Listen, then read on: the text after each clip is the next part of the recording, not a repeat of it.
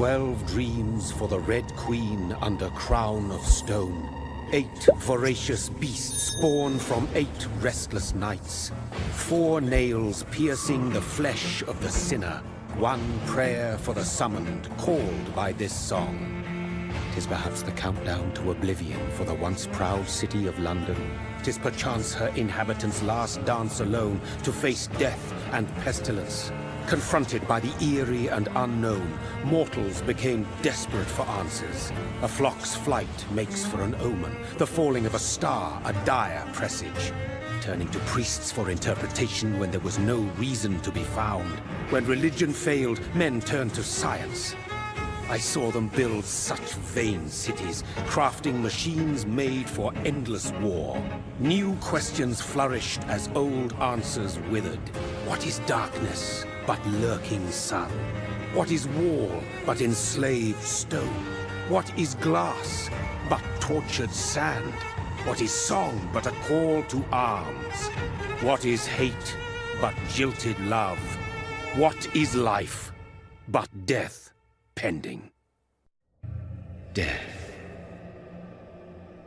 Since the apple was plucked from the sacred tree, mortality was believed to be God's punishment.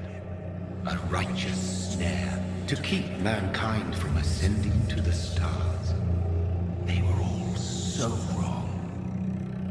Death is not a wicked thing, nor some holy retribution. A true punishment would be to never know its sweet kiss. Awaken from the harshness and be born once more.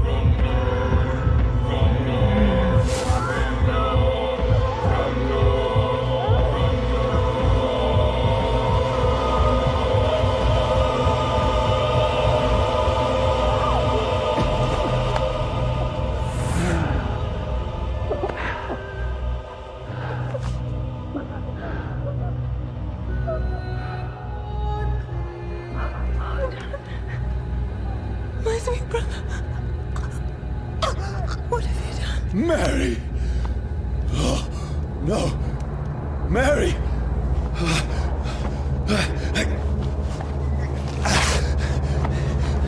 Hold on! Please, hold on! Oh, God.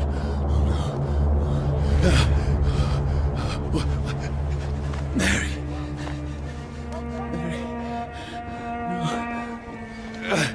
Mary!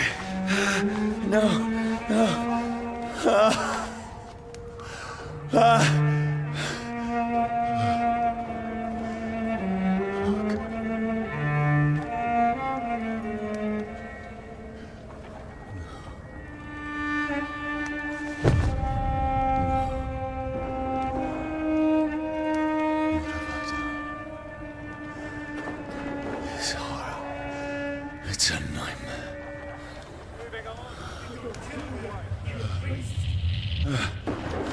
No!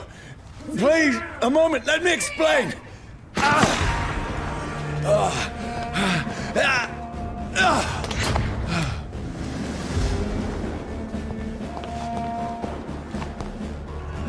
These patrols are after me. No! No! Don't shoot! This is a nightmare. I need to get out of here.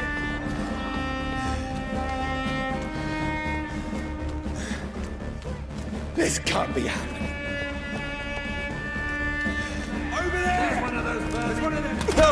Please, stop! I mean you no harm.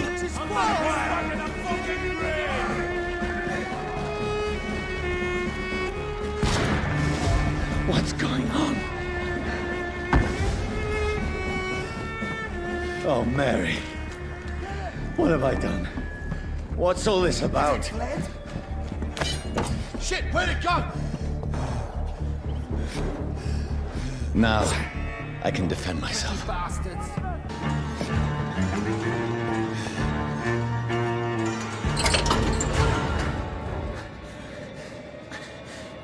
I mean you no harm. I need help. Die, you fucking leech! Please, listen to me. I can't make any sense of this. Shut up, beast! Who are you? What is this all about? What in God's name? I'll do the rest of the job. Just leave me.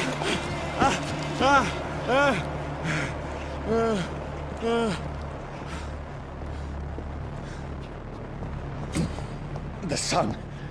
It feels like it's burning me to the bone. I need to find somewhere to hide.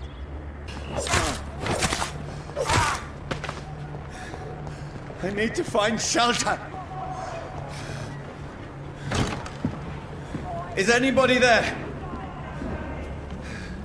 What is this place?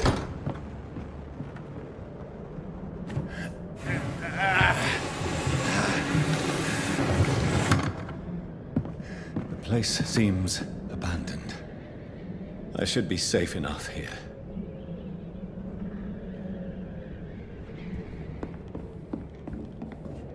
I can almost feel the sun's rays like a physical weight pressing against the wood.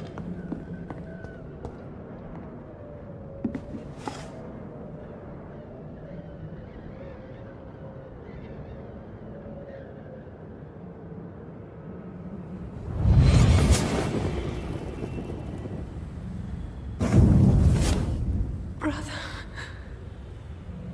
what have you done? Mary! Mary! Mary, I'm sorry. Whoever did this to us, I will find them.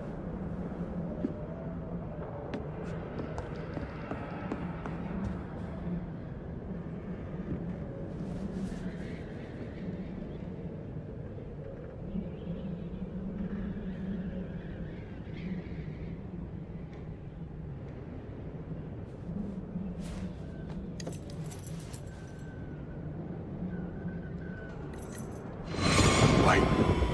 This one's dressed up fancy. Let's run through his pockets. Picking the dead's pockets? Are you serious? I've still a rent to pay. He's got no more responsibilities. What's this? Gold watch. Beautiful it is. We fancy it and share the takings. I suppose we are undertakers.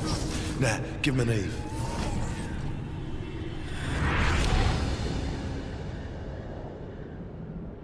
That's impossible.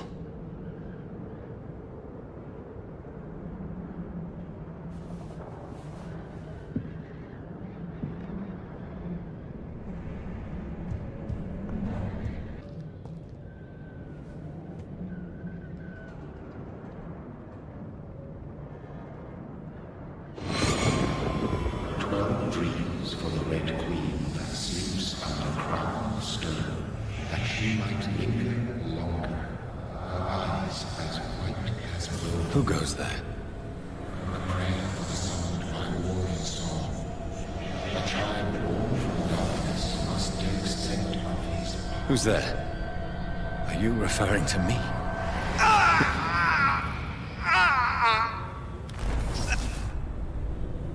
No!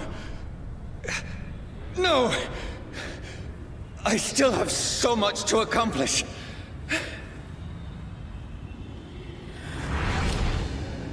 I still have so much left that needs doing.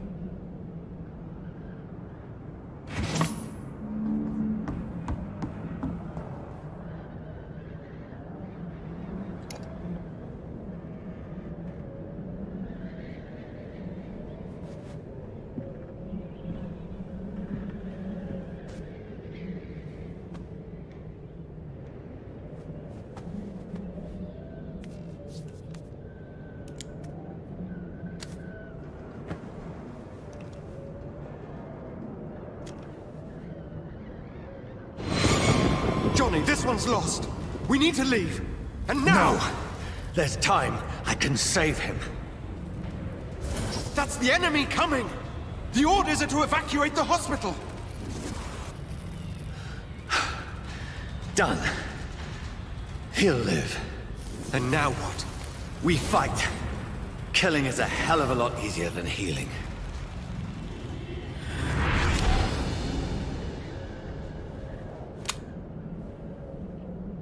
No, it never got easy.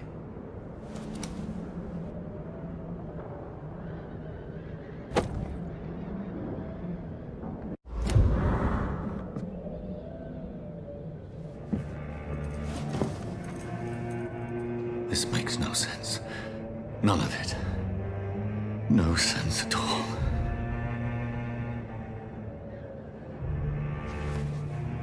It's a nightmare. That's it.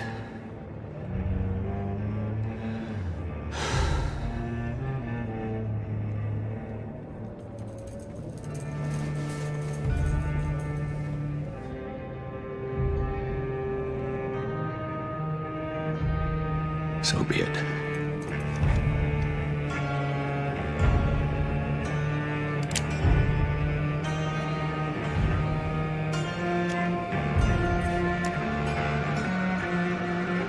Rational thinking only.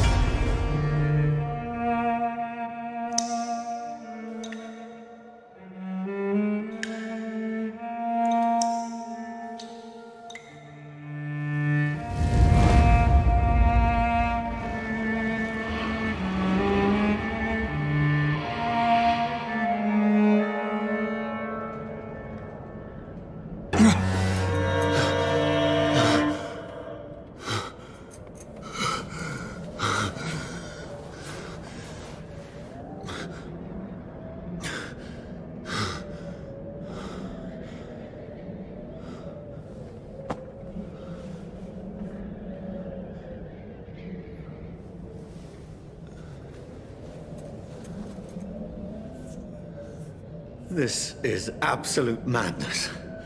I've lost touch with the real.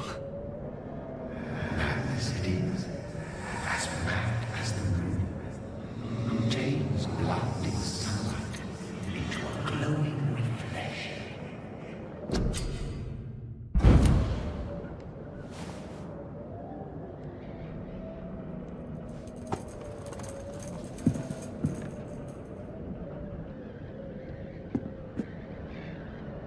Voice in my head. If I'm not mad, then it must belong to the one who made me what I am. I must find him to understand what I have become.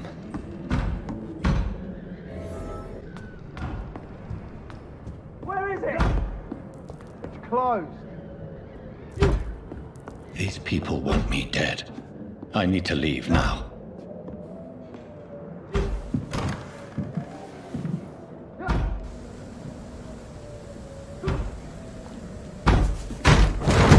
Here's the leech. Here!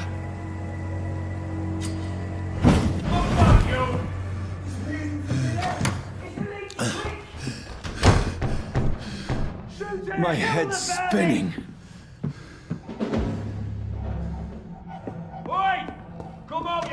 cannot enter. Clever fucking beasts. I'm still in Southwark. Over there! I must reach the West One End. of them vermin! Go back home. There's a strength. A strength I never knew I had.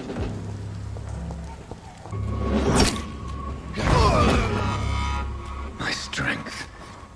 My reflexes. I'm not human anymore. My poor sister. If only I had controlled my need for blood. Mary, someone will pay for what happened to you. For what happened to us. The dizziness from the jump. I can now control it.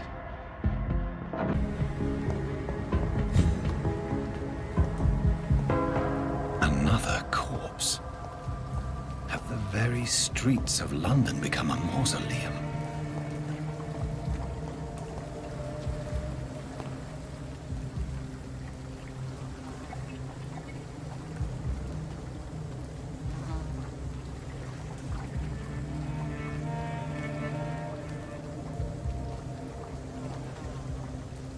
The man has been drained of all blood, but I can still smell the scent of it. I follow the scent's trail. Perhaps it will lead me to my assailant.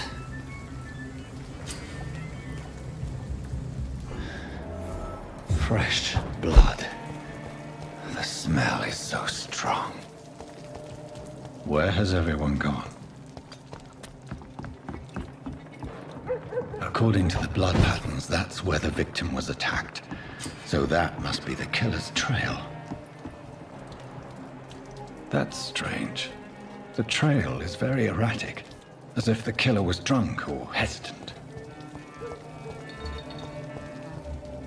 At last, a little life. To the turquoise turtle. Damn it. I think drink no longer stirs me. My God, sir, you look like Jonah's whale just spat you out of hell. Can I get you a drink? No, thank you. I'm not thirsty. Well, grab a chair and get some rest. This is going to be another long night. Why is it going to be a long night? You must be new around here. Don't you know about the murders? Tell me more about these murders. Every morning for the last few weeks, bodies have been found. And those poor sods didn't die of flu. Do the police have any leads on a suspect? Even before the outbreak, coppers never came round here. We're on our own. People die in these parts all the time, and no one cares. Where am I? Where is this place? You're at my bar, sir, the Turquoise Turtle. The last ray of light in this dangerous part of town. Aren't you scared? Scared of what? All the bad shit happens out on the foggy streets. And I never go outside. So you're open all night? Yep. Figured people might need a place to rest in these dark times. I'm looking for someone who might have passed through here recently. Wondered if you might help. It's been quiet tonight. The only other person I've seen went straight up to his room. Thought it was kind of rude, actually. You mean he's still here? Well, yeah. He paid for the entire week. How long has he been here? He rented the room a few days ago and didn't say when he'd leave. Who is this man? What does he look like? Well, like a gentleman, I guess. Well-dressed, quite polite. A professor or something fancy like that. Always writing, reading notes. I need to meet this man. I have questions. Just climb the stairs and knock on the first door. I heard him open his window, so I guess he's still awake. And, sir... Yes? No funny business, you hear me? This is a respectable establishment.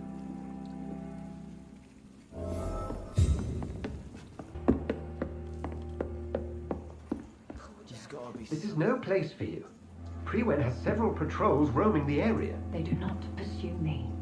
But they're looking for vampires, and they're most efficient. They'll not relent until the killer has been identified. I have a common objective, but I require... I think someone is eavesdropping. Are you certain? You might as well come in, whoever you are. Slowly, vampire! Who are you? I mean you no harm. Saith the vampire.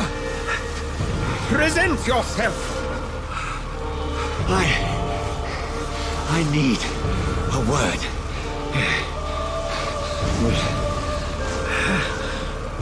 Anyone?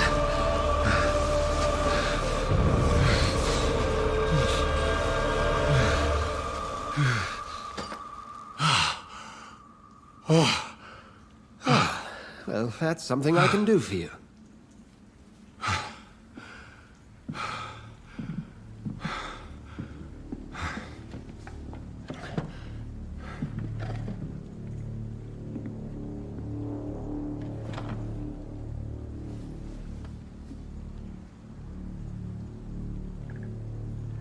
And who might you be? I'm not sure that I know anymore. Might I at least learn the reason of your presence? That's none of your concern. Sir, you have entered my room in the middle of the night, pale as a corpse and shaking like a tree. So please, indulge me. Someone is molesting people. In fact, killing them. Biting them. The calling card of a vampire. Like you. I've been hunted down in the streets and attacked.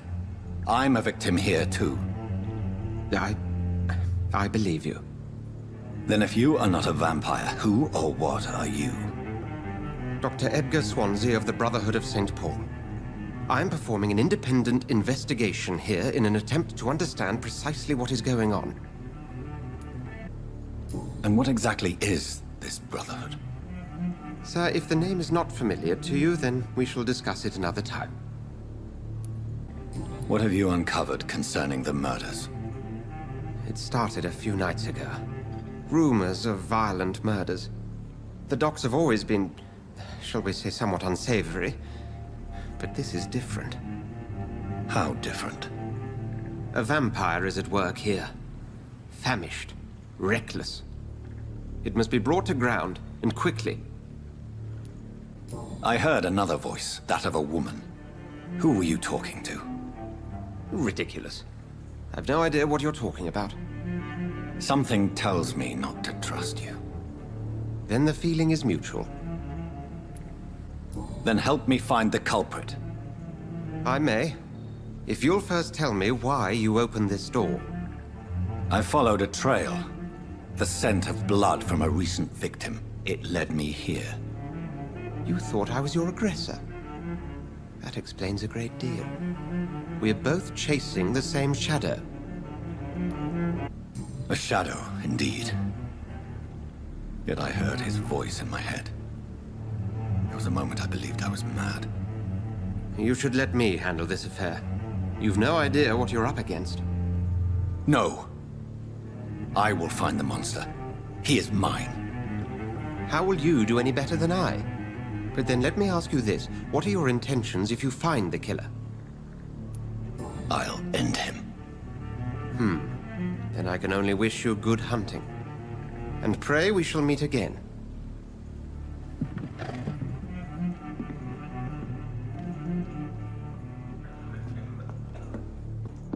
If Swansea is not my attacker, it means somebody else came here tonight. Someone must know something. I cannot enter. Evening, sir. Can I help you? I have a few questions for you. Well, if you must. I spoke to Dr. Swansea. He's not the man I'm looking for. Now, I want the truth. The truth? What do you mean? I suspect that someone else was here tonight. And I don't think Tom wants to tell me about it. I'm just the barmaid here, okay? If Tom says you're the only visitor we had, then you're the only visitor we had. I can feel your fear, madam. Please, tell me what's going on. It's Will. William Bishop. He came in here earlier tonight and he... Well, I thought he was going to clock someone. What happened tonight? He was dead drunk, as usual. my God, his eyes. His face. He must have caught something awful. He shouted and cried. It was terrible. Why are you so afraid? I mean, his skin. His hands. I scrubbed every glass and every chair that he touched. God, I hope it's not contagious. Tell me about this William Bishop. Will was a sailor who worked at the cannon factory before he lost that job. A nice bloke, really. He's never been violent. Until tonight. Why keep it a secret? Why not tell me about it? Tom's nothing if not loyal. After Will lost his job, he offered him one ear. They used to be good mates. But recently, well, Will started to get very aggressive. I see. Thank you for your candor. I'll be sure to talk to Tom. Shit mess. No. You again. What can I do for you? Tom, talk to me about the visit from your old friend, William. Yes, Will came by tonight, but he's not my friend anymore. Why lie to me if he is not your friend? I didn't lie. I said you were my only unannounced customer, and that's the truth. Who is he? William. Just an old sailor who loves his gin too much. He worked for years at the cannon factory before it closed. Is he dangerous? Yeah. Like many drunks, he's all bark and no bite. He can barely stand up most of the time. How was he tonight? Was he different? Sicker than usual, perhaps. He whined and mumbled about how mean people were to him and how he'd like to talk to me outside, and then he left when I refused. I need to find him. It's a matter of urgency. Do you know where he is? You could try his boat. It's up by the North Pier. He sleeps there when he's too drunk to get home. Please describe him to me. What do you expect? He's a tall, sick bastard with a bad rash and torn old clothes. William used to be strong. Now he's a mess. Thank you, Tom. If you see him, tell him I don't want him back here unless he cleans up his act, okay? I will get to the bottom of this intrigue. What's been done to me, to this city.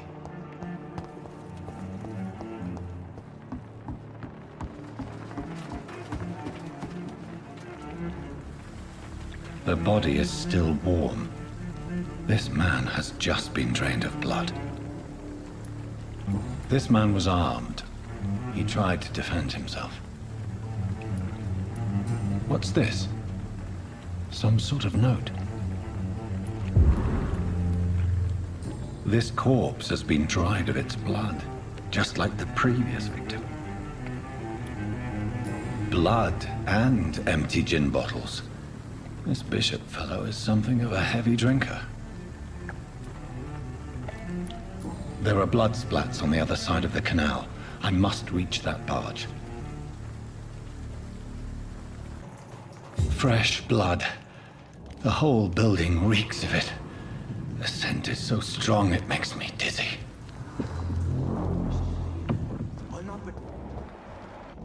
First, you see, I need a drink. I'm so thirsty. Haven't we shall overcome this? We've done. I had a drink outside tonight already, and it did not quench my thirst. This place reeks of bloodshed. Please stop. Just a sip. This creature is bedeviled. I must put it down.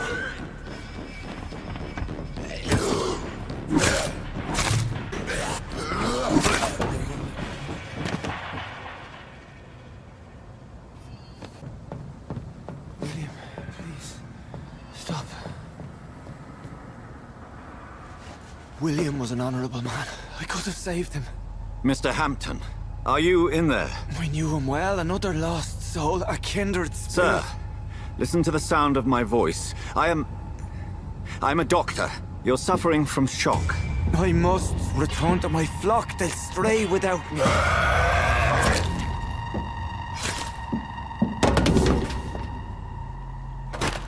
Remember, certain skulls are every bit as resistant as we are.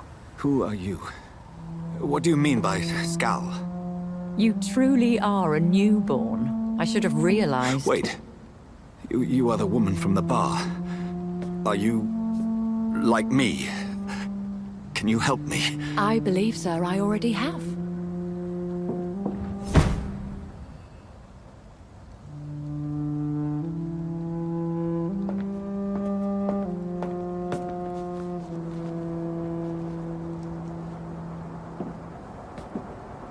By George and the Saints, you've solved the mystery of these terrible murders. Patience, good fellows, I've come to offer help. Just give me a moment to secure my boat. We can leave this awful place. William was not the evil man they claimed. He was just taken by the thirst. He needed his drink. This man requires medical attention. We'll see he gets to the nearest hospital. No, please, I must tend to my fold. My flock needs me. There, sir. Go with the good Dr. Swansea. He's resourceful, and I'm sure he'll take good care of you. You'd best come as well. The sun is soon to rise, and you'll need a place to rest. I just need a moment. If I can learn something about what has happened to William, I'll be a step closer to understanding what happened to me.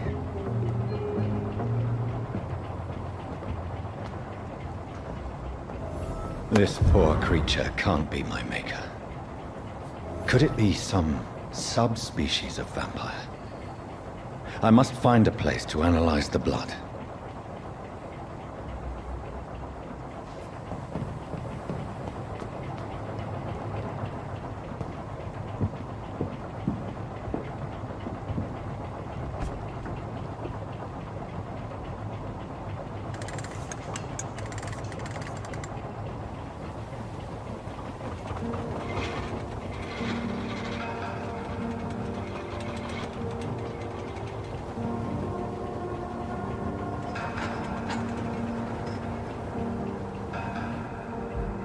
Where are we headed?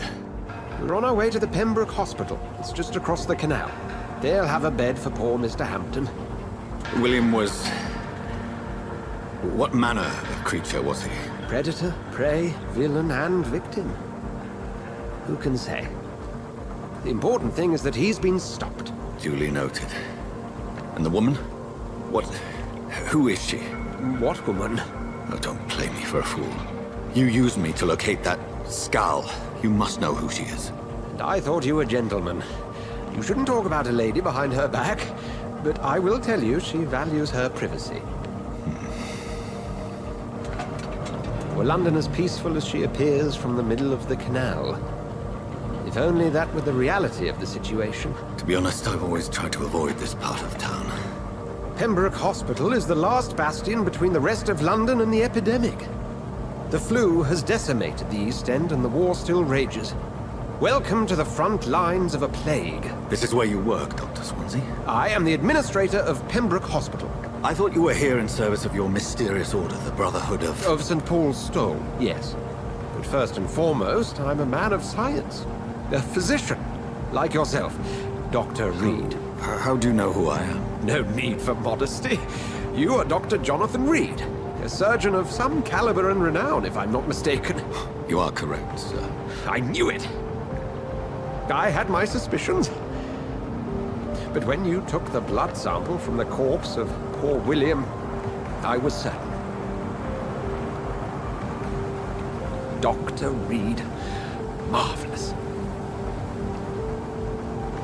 Have we met? I attended 3 of your seminars before the war. I have the utmost admiration for your research. And what a turn of fate. England's most esteemed blood specialist returns to London a vampire. That word, again, from a so-called man of science. I understand. Traditionally, the role of science is to refute myth, but when myth walks among us, the Brotherhood of St. Paul has dedicated its purpose to their study. There's so much for you to learn. Of that, you are right. Well, then let me be blunt. Join my staff at Pembroke Hospital. As a physician. I suspect you'll not find a better post of employment to contemplate your predicament. This is sudden. I was returning home to see my sickly mother. But alas, that was before contracting this affliction. Dr. Reed, take a moment to consider. The post would be for the night shift, providing a good explanation for your absence during daylight hours. You'll be adequately reimbursed, and have a place to hide. I even had the forethought to bring some clean clothes. So, what do you say? It seems I have little choice, but yours is a generous offer, so I thank you. Brilliant! Oh, Jonathan, this is one for the book, and the beginning of a beautiful friendship.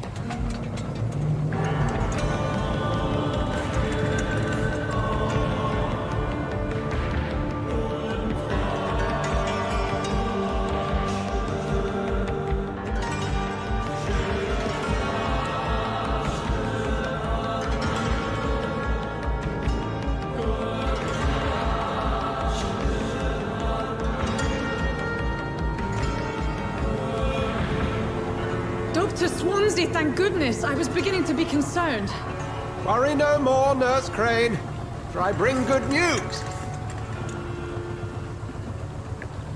Oh, Doctor, what a night. We lost 2 more patients. Nurse Scow said she couldn't take it anymore and resigned. Yes, well, I'll make a new rota in the morning. In the meantime, find a good bed for Mr. Hampton. Be sure to pay attention to his needs. Of course, Doctor. Oh, and Dorothy? Yes, Doctor? Dr. Reed here has just returned from the front. He served King and Country and will be joining us here at Pembroke. We're very lucky to have gained a surgeon of his talent, and one so experienced in blood transfusions. That is good news indeed, Doctor. Oh, yes.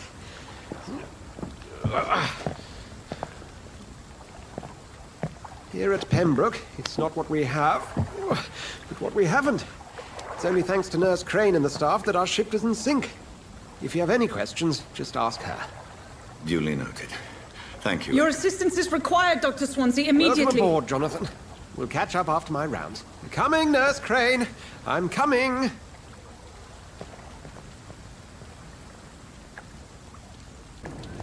Come on, you bastard! You can do better than that! Nah! It's my turn!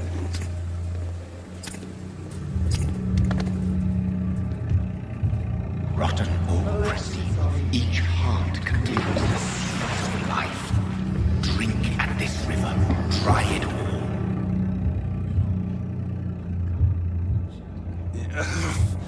Oh, come on, you bastard!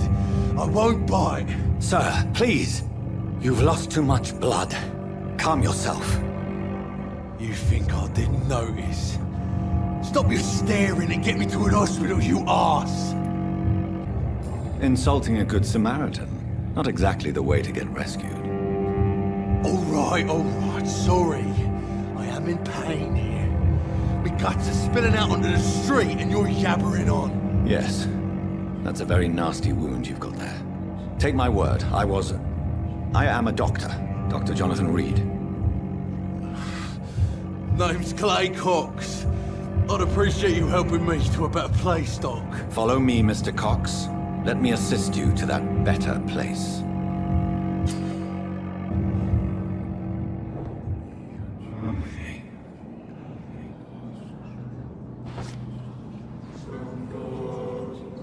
Bring this fading light into the shadows. Dance with him the dance of life and death.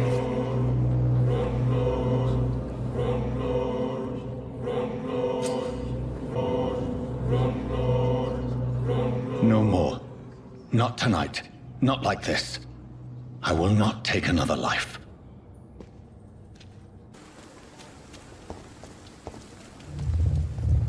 It is wise for the huntsman to sometimes let his prey go.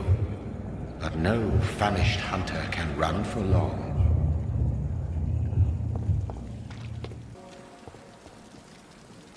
Doctor, where have you been? I've little time to play hide and seek with new staff members, no matter how illustrious they may be. I found a wounded man by the docks. He answers to the name of Clay Cox. He requires urgent medical attention. Already making the rounds? That's the Pembroke spirit. I'll ask our porter, Milton, to bring him back immediately. Thank you, nurse. What can I do for you? Dr. Swansea insisted we provide you a quiet office. You'll find it on the second floor with your name on the door. Thank you. Nurse Crane, isn't it? Yes, Dorothy Crane. Welcome to Pembroke Hospital, Dr. Reed. Your office has been prepared. And Mr. Hampton, the patient we brought in. How does he fare? I gave him a sedative to help him sleep. Poor thing was in quite a state of shock. What kind of man is Dr. Swansea? Well, you accepted the job from him. I thought you would have known about your employer. Apologies, I've only just met him the once. This is sudden. I've only just returned to England. Dr. Swansea is a brilliant surgeon and the most compassionate physician. It's right to assume Dr. Swansea knows far more about me than I do about him. You'll get to know him soon enough, and better than me. The administrator has better things to do than mix with us. Thank you, Nurse Crane.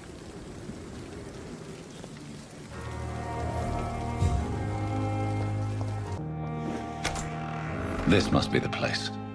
It's definitely away from prying eyes. Relegated to the shadows. A kingdom of my own. At least I won't be sleeping in a coffin.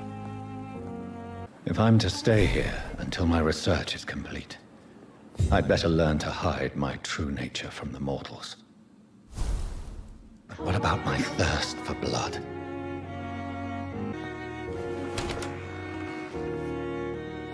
Dr. Swansea asked me to collect you, Dr. Reed. Hurry up! Yes, Nurse Crane? How can I help you? I'm so sorry. I know Dr. Swansea wanted you to rest, but we have somewhat of a crisis. A crisis, you say? Our supply of antiseptics is nearly depleted. I was hoping there was another box up here, but... What type of hospital are you running? No antiseptics? You have been away too long, Doctor. With the war and now this epidemic, supplies have been running scarce for months now. I may have a solution. In France, during the war, drugs shortage was a daily problem, and we had to use our wits to overcome the shortages. However do you mean? If combined correctly, certain household chemical products can be used in a pinch instead. Now, where's the hospital storeroom? The storeroom? Fat chance. This is the Pembroke, and space is luxury we don't have. Everything used to be stored in the old morgue. Perhaps I should look there first. Where is this morgue? It's the large building behind the hospital. You'll need to go in the back door because it's been sealed off for sanitary reasons. Take this key. It opens a small back entrance at the end of a narrow street. The abandoned morgue behind the hospital. A small door at the end of a narrow street. On my way then. Thank you, nurse.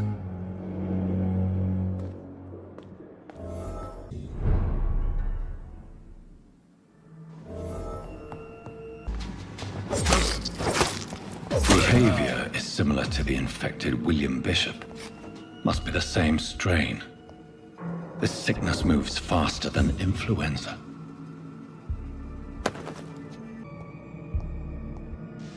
These scowls feed from corpses and the husks of animals. They're not after blood.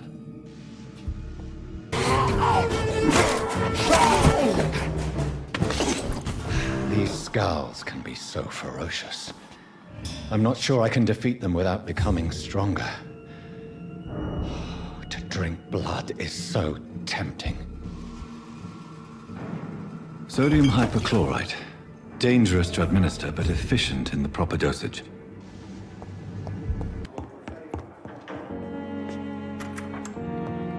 Please, Jonathan, come in. Fascinating, is it not? In the last decade, so many mysteries have been brought to light with our microscopes. The human body, biology's penultimate frontier.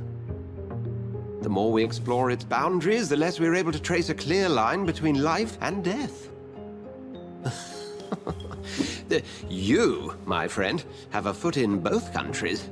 The view must be vertiginous. It's at least as vertiginous as chatting about vampires with you, I would say. This must be all so new to you. This area of town, the hospital, a brand new life. How stimulating it must be. I wish I could share your enthusiasm, Dr. Swansea, but my condition defies scientific categorization. Undead? Unalive? Immortality defies logic. I cannot express my thrill at this serendipitous turn of events. The world's most eminent specialist in blood transfusions, a vampire. One might say a gift from heaven. There is an absurd poetry to my situation. Physician, heal thyself. Forgive me. I've been an admirer of your work for a long time, and now you are so much more than a brilliant physician. And please, call me Edgar. There is no need to apologize, Edgar. You offered me sanctuary when I had none. Very well. I have a task for you, Jonathan. Something that will require all your newfound skills. Please, go on. The Pembroke only survives through the generosity of our benefactors. Unfortunately, our main donor has found herself in a bit of a bind. Now, if you could help her out... A spokesman or politician is what you need. That's not my calling. And until I come to understand what has happened to me, I require discretion. Discretion is in order, Jonathan. Lady Ashbury has recently received rather indelicate correspondence that, if revealed, would jeopardize her position. And you would like me to eradicate this threat? By the stole, of course not. I would just like you to pay her a visit. Her ladyship is certainly near the tents outside, tending the sick. You can't miss her. Look for someone impossibly delicate. Accepted. I'll see what kind of trouble Lady Ashbury is in.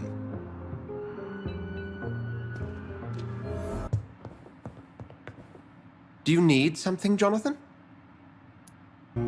Since you seem quite the expert on vampires, what could you tell me about my condition and how it came about? As men of science, our first step is always to start with what we know. Forget the myths, the hackneyed scrawlings, and the penny dreadfuls. They do not scratch the surface of the truth you now find yourself in. Must I take a life to live? You are a vampire. You feed, and blood is the sole sustenance that can sustain your immortal frame. And only a living creature contains the nourishment you require. The sun. The morning following my transformation. Its rays burned me. There was pain, smoke, and my skin blackened. You will find there is very little that can kill a vampire, my friend. You have been offered relative immortality. The sun will most certainly hurt you, leaving you weakened and damaged, but it will not destroy you. The man we pursued and slew in the canning factory, William Bishop, I believe, was he a vampire? He was a Skald, technically speaking. The debate rages as to their classification. Some think them a subspecies of vampire, others something else. Just for clarity, what differences are there between myself and a Skald? A Skald is easier to eliminate, Jonathan, even if they remain formidable foes for the unprepared. Vampires... Now, vampires exist beyond the mortal realm. How do Skalds come into existence? The name means slave. The etymology may indicate that they are a lesser species of vampire. From what I know, vampires tend to despise them. You mentioned something about a secret society. A brotherhood, if I recall. Could you elaborate? Certainly. I've been a member of the Brotherhood of St. Paul's Stole for several years. We are pledged to monitor and report vampire activity in England as impartial scientific observers. Yet you don't fear me. And still, you know the monster that lurks beneath the civilized surface.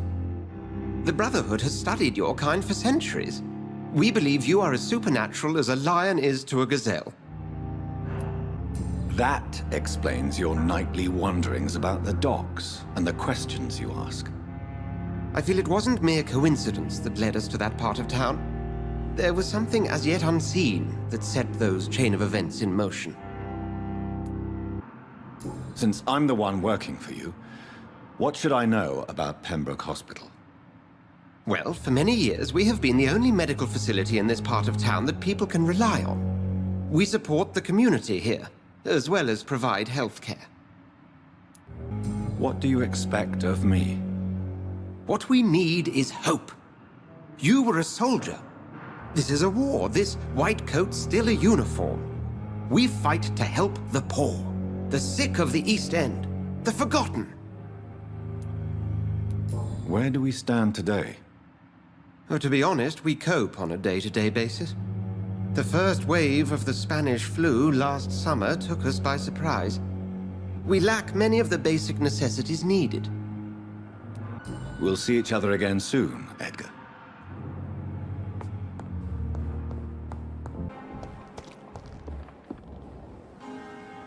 The flu took my dear wife, Emily. I take comfort knowing we'll soon be together again. Mr. Rainfield, that's no way to talk. You're in good hands here, and we'll be up again soon enough.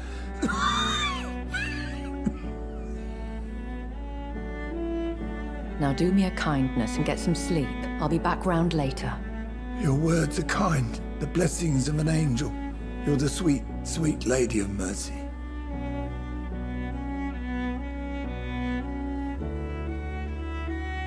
Good evening, Dr. Reed.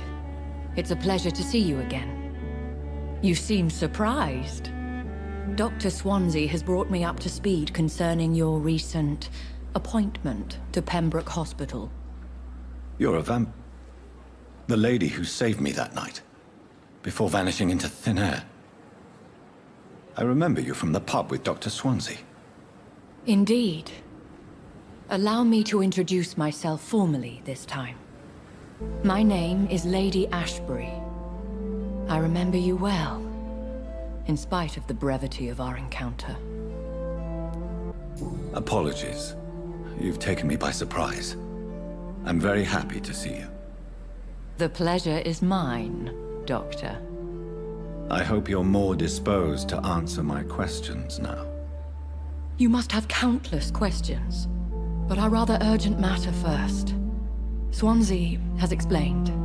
My cover, if you prefer, has been compromised. Have any of the patients given you trouble?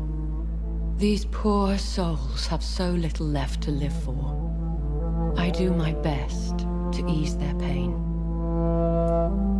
The world would be a better place if it were cared for by women like you. You make me blush. I am simply a necessary evil. Dr. Swansea has commissioned me to be your agent in this matter. You could start by explaining what's amiss.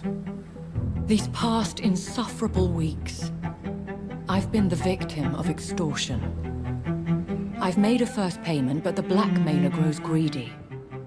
I must refuse his most recent demands. Who would be so foolish as to threaten you? A kindred spirit. Even if it were the case, and I highly doubt it, a vampire would have asked for something more valuable than money. My suspicions lean toward a patient, or their family. Please continue. Every detail is essential. I'm your man. My embarrassment in this matter is eclipsed only by my shame at having put the hospital at risk. The threat from our anonymous scoundrel is clear. A list of dates. My visits coinciding with the dates of suspicious patient deaths due to massive blood loss. Is it true? Now aren't you the blunt one? You are aware that I too know the thirst for the scarlet nectar. In all honesty, I'm not simply a patron to the hospital. My visits serve a dual purpose.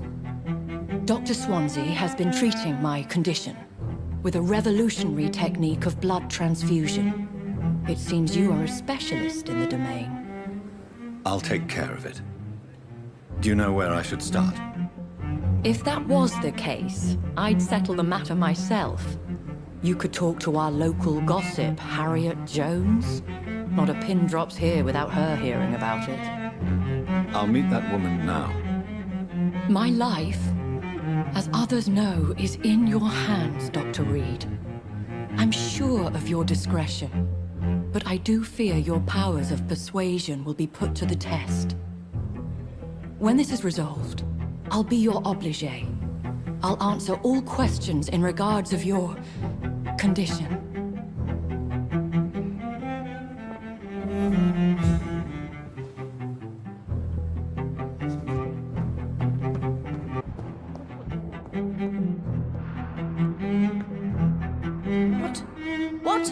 What is this? Who are you?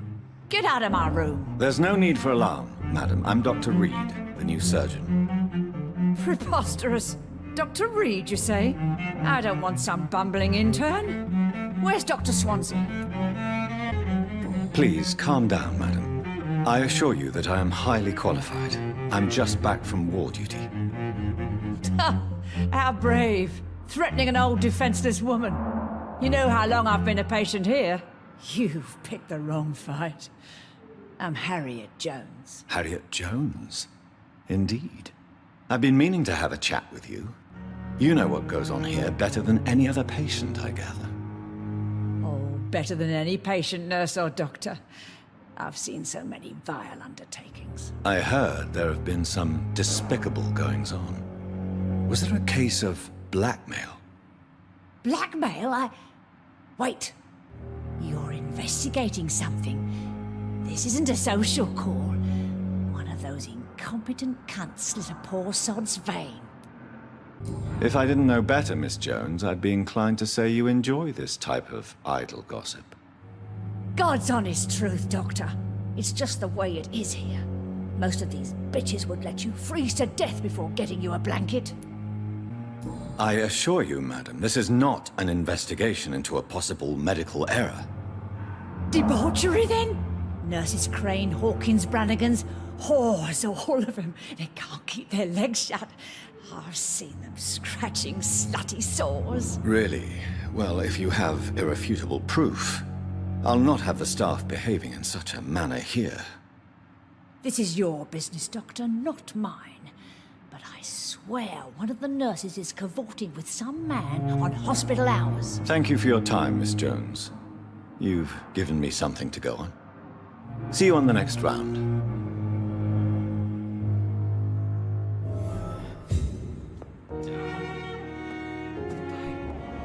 The patients and staff might know something.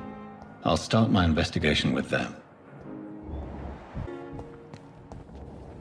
Good evening, Nurse Brannigan. Good evening, Doctor. Have you seen a strange man visiting any of the nurses here? I've never heard of such a thing, Doctor. Do you know if any of the hospital staff have criminal backgrounds? The people who work here all come from very different backgrounds, Doctor. Just like the patients. There again. Good evening, Nurse Hawkins. Good evening, Dr. Reed. What can you tell me about the strange man visiting one of the nurses during her shift? Let me guess. You spoke with that old shrew, Harriet Jones. Do not pay attention to her, Doctor. She's full of fanciful tales. She could have been telling the truth about the mysterious man. That old witch will end up in hell soon enough. Who cares if a nurse finds some happiness where she can? No matter how you feel about her, Miss Jones deserves our help. Who says I don't care for her? Hate is what keeps that old crone alive.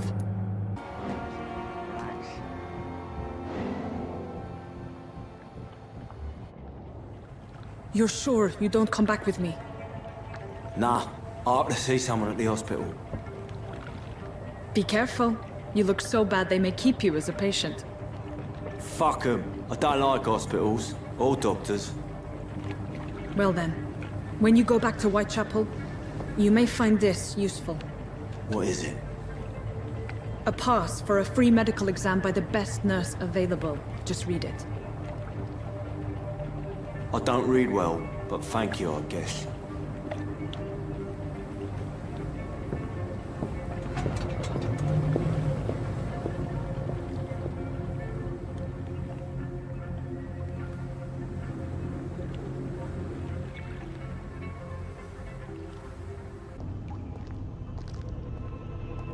This man has been savagely attacked and dragged to the floor.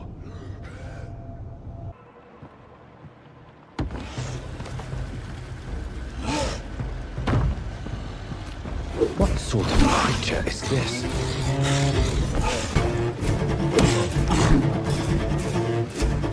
Here's what's left of him. Not a lot to check, but I should anyway.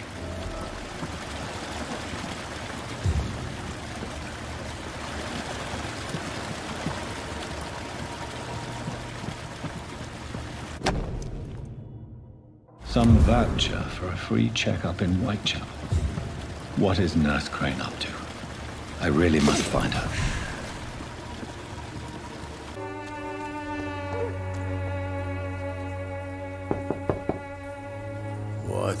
What do you want? Leave me alone. Good evening, sir. I'm Dr. Reed. I'm looking for Nurse Dorothy Crane. There is no Dorothy Crane here. Now goodbye. I'm afraid this medical leaflet says the opposite, sir. Really?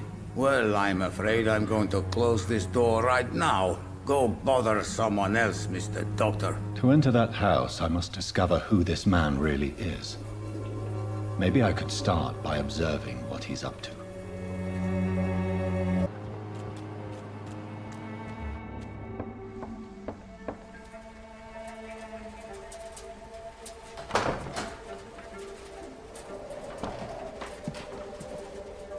A strange man was at the door with a pass for our medical facility. I refused him entry.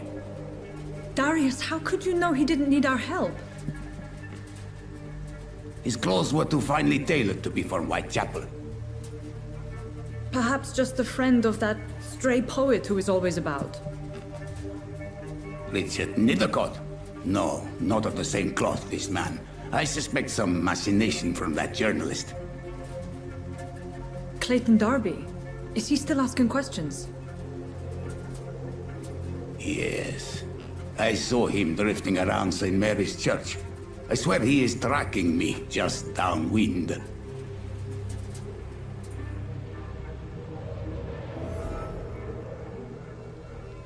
I must talk to that journalist or the poet. They must know about Darius. Nearby the church they just mentioned. Excuse me, sir. Are you familiar with this part of town? Name's Clayton Darby, reporter. Sorry, I'm new to Whitechapel. But perhaps you could help me since you're a journalist. My name is Jonathan Reed. Dr. Reed, the famous surgeon. I'll gladly help if I'm able, sir. Have you any idea of the danger you face in these streets at night? I've had to run and hide more than once from frenzied mobs incensed by the fever. Do you think the flu is really responsible for this, Doctor? I'm convinced there is more at work here than a simple epidemic. Really? To be honest, I could say the same. Some of the sick I saw or heard of. My God, what happened to them? What is a journalist doing in this borough after sunset? He goes where none of his colleagues would dare to go, to inform the country. So you risk your life to reveal the truth? I saw many reporters do the same during the war. Whitechapel is the crucible of so many untold stories and tragedies. I want people to know them. That's quite honorable of you. But is the public interested? Not at all, sir. And that's why I'm an independent journalist, hoping to sell some stories. Why are the newspapers keeping silent about the Spanish influenza? It's as though none of you care. There's a war going on. People shouldn't be demoralized by news of deadly diseases. If no one stops it, this epidemic could turn into a scourge. It may kill more people than the war itself. Yes, this is another kind of war, but just as deadly. History will judge us all for what we did and what we did not. I heard you're investigating an underground medical dispensary in Whitechapel. What do you know about it? Not much, I'm afraid. They are wary of strangers, and I'm not really an acquaintance of theirs. Why do you care? I'm afraid one of the nurses from the Pembroke Hospital may be involved with unsavory activities. Ah, could it be Dorothy Crane? Without a doubt, you are a damn fine journalist, Mr. Darby. What do you know of her accomplice, a man named Darius? I don't know much about the man. He's very cautious. Never goes out. Doesn't seem to have any friends or family. He has no relatives at all? No. Except for that strange man, a poet named Richard Nithercott, who sometimes comes by. Darius would never let him in. Where can I find this Mr. Nithercott? He spends most of his time lurking around Whitechapel, talking to himself or declaring verses.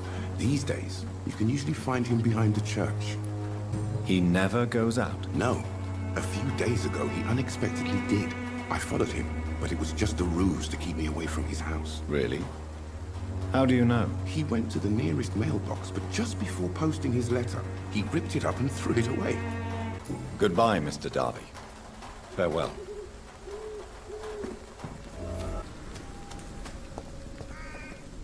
Good evening, sir. I'm Dr. Reed. I would like to ask you a few questions. Please be my guest.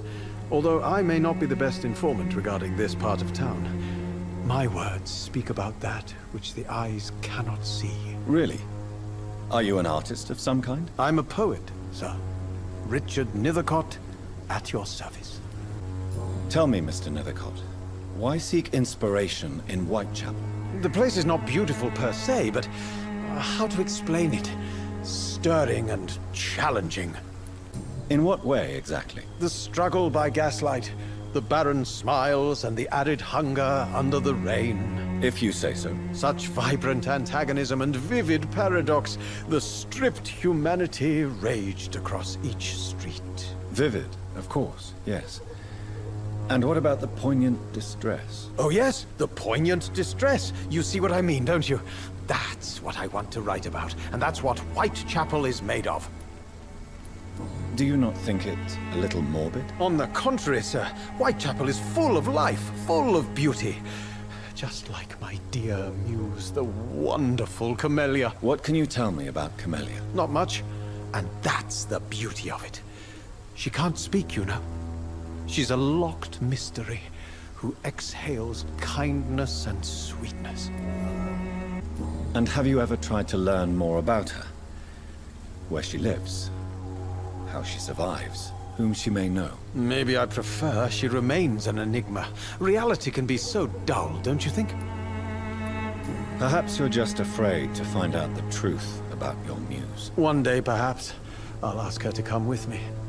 But will she still be my wild flower of Whitechapel if she moves uptown? Did you know the mute florist is a member of a secret society? No, I didn't. But I thank you for this information, sir. For it only enriches the mystery surrounding the precious Camellia. Are you not curious? Is there not more you wish to know? That girl has not an ounce of malice in her. Whatever she may be hiding, it's certain to be for the benefit of most, if not all. I fear you are a hopeless romantic, Mr. Nithercott. Guilty as charged, Dr. Reed. May I ask what you're doing at this hour of night, sir? Do you live here? Not at all. I'm just enjoying the pleasure of a quiet walk. Though night talks are always preferable, if you ask me. Especially with strangers. But are you not afraid of the epidemic? Oh, why should I? I see some equity in the Spanish flu. No flesh should be saved, say the scriptures. Good or evil, rich or poor, all are equal in the eyes of the flu. If you say so. But as a physician in a time of epidemic, I must caution you to avoid unnecessary exposure, sir. Thank you, Doctor. But we both know the seeker of truth has to go boldly where the weak dare not. Are you aware that your life could be in danger in this part of town? But this is where I must be to feel the real beat of the city. I had to come, see it for myself, alone. If some misfortune came upon you, who would be here to help you? Well, you, for a start, my dear Doctor. I understand your need for solitude, but it's not safe around here. I don't care. I don't have many friends, Doctor, and my family despises me.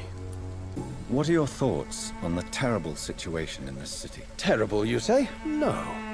Of course, the death of so many innocents is a tragedy, but the scourge has not been all bad for the city. Oh, no, sir. What are you talking about? Do you remember London before the flu?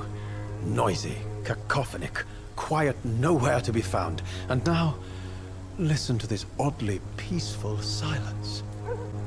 Yes. The enjoyable silence of the grave. You have a unique perspective on the situation, I must admit. Most people fail to understand my perspective. I don't blame them. But how could I call myself a poet if I veiled my feelings? May I ask you a few questions about the district? Extraordinary part of town, is it not? I'll be glad to help you, if I can. What can you tell me about an old man called Darius? Darius Petrescu? Yes, I know him. At first, I thought he was only a small publisher. I invited him to publish my work, but his reaction was pretty clear. Not interested in your talent? Darius is an old political activist who takes delight in printing tracts and lampoons. Those communist activities only require mediocre writing skills. I'm looking for Dorothy Crane, a nurse who lives in this vicinity. Dorothy Crane. Oh, I love the name. The Crane of Whitechapel. Sounds very mysterious. But, sorry, no, never heard of her. I'll leave you alone, sir.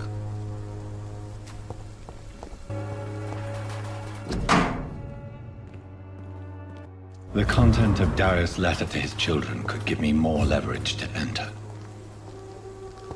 Darius is a bit less of a mystery now. It should not be that difficult to incite him to let me in.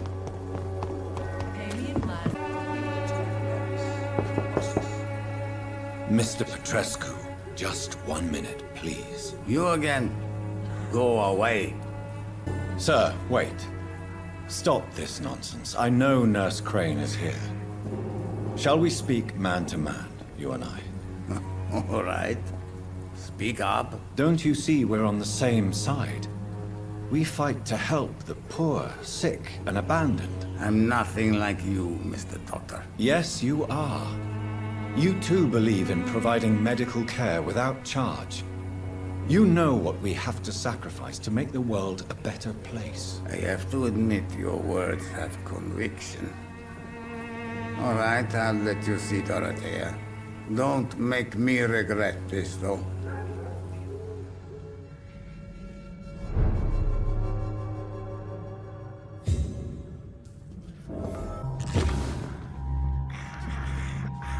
What do we have here, nurse? Patient Raz Van Vasily. High fever running on 3 days. Complaints of dizziness, muscle aches, and head pain. Diagnosed with influenza. Treatment? Aspirin and salicin for the fever and discomfort. Liquids for dehydration, but he's having trouble keeping even water down. Thank you, nurse. Anything else I should know? He did lose consciousness this morning, but he's never had convulsions like these. He's not convulsing, he's choking. He's not getting any air. Scalpel! Hand me that scalpel! What can I do, Doctor?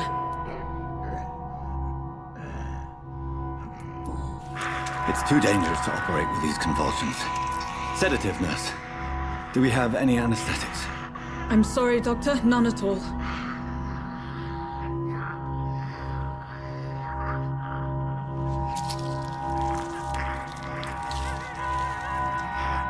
I need to perform a tracheostomy. Short pipe. That rubber tube will do. We're going to cut a passage for air through the neck. Yes, Doctor. He's breathing again, but he's coughing up blood. Internal hemorrhaging. I need to make another incision into the chest cavity to drain the fluids from the lung. Prepare another tube. A thoracostomy? Doctor, we've nothing to fight the infection. We need an aseptic environment. Right then, Nurse Crane. What do you suggest we do? I've no idea. I'm not the doctor. Time is of the essence. We need to perform a thoracic drain. Yes, Doctor.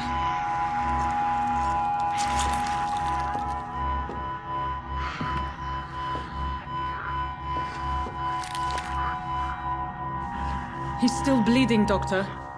I'm losing his pulse. The drain must have punctured the intercostal artery. There's too much blood. Are you all right, Doctor? I can't see.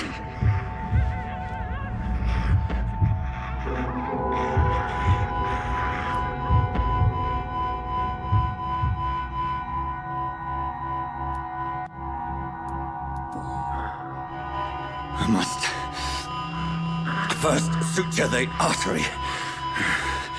Find the wound. The source of the blood. Needle and thread, Doctor. Good. The stitches are holding. How's he doing? We're losing him. We've lost his pulse. He's dying, Doctor!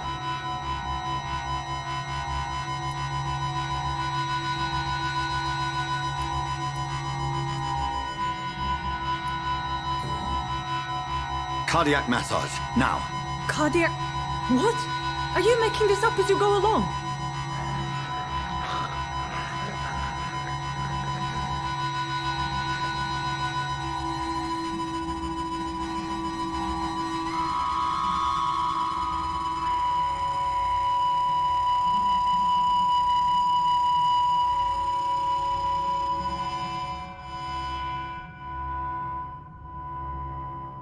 We've lost the pulse. He's gone, Doctor. Nurse, we did everything we could. Truly? Everything you could. Is that how you'll report this in your log? Is this how the war went? Piling up one poor corpse beside the next? This was not an influenza-induced seizure. I've never seen symptoms like these on the continent. Neither have I. But the previous symptoms leading up to this attack were the same, indistinguishable from the epidemic. No. There was something more vile in these reactions. Something primitive. There have been numerous reports of mental breakdowns caused by the fever that accompanies the flu itself, Doctor. Yes, but... I'd best take some samples of the blood for analysis.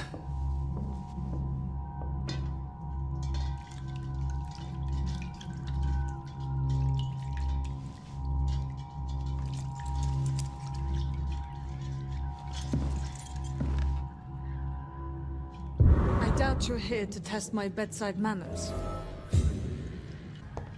This is an I suspect it was more than intuition alone that led you to us. So, how might I be of service, Dr. Reed? I've come to put an end to this insufferable blackmailing, Dorothy. Doctor, you think your warnings scare me? I've stolen and plied, blackmailed and lied, but what else am I to do? I'm all these people have. Dr. Swansea is a sensible and honest man. He wouldn't have refused your friend's care at Pembroke. It's easy for you to say, Doctor. These people cannot go to the police, nor to the hospital. They don't even speak English. They depend on me for everything. But why Lady Ashbury? Why her, of all people? She's pristine and proper, all right. But that she-wolf in sheep's clothing murders the poor for sport. I have her where she belongs, and I'll milk her for all she's got. So, the end justifies the means. Is that your defense? I know you're kind, Doctor. Just another fine-heeled, silver-spooned gentleman who was given the world on a platter. You know nothing of poverty. Nothing of the shame, the hunger, the loneliness. You've convinced me of the sincerity of your actions and their noble justifications. But all the same, blackmail is a crime, and it will stop, Nurse Crane. So, are you going to turn me over to the authorities? Listen very carefully, Dorothy. You will erase from your memory everything you pretend to know about Lady Ashbury and Pembroke Hospital. Let that rich bitch off the hook over my dead Nurse body. Crane, enough. Listen as if your life depended on every word. I know you've a generous heart who gives freely to those in need, but you shall walk away from the shadier streets of your business. I will never abandon... Dorothy, the discussion has come to a close. Your clandestine activities in the Resistance are over. Let it go. I'll let it go. Yes. All gone.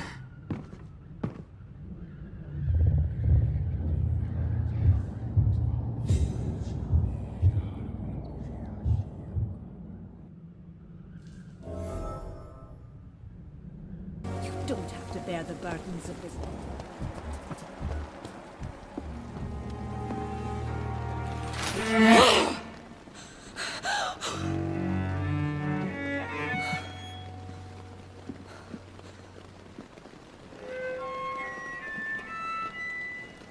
I would ask you to avert your eyes, sir.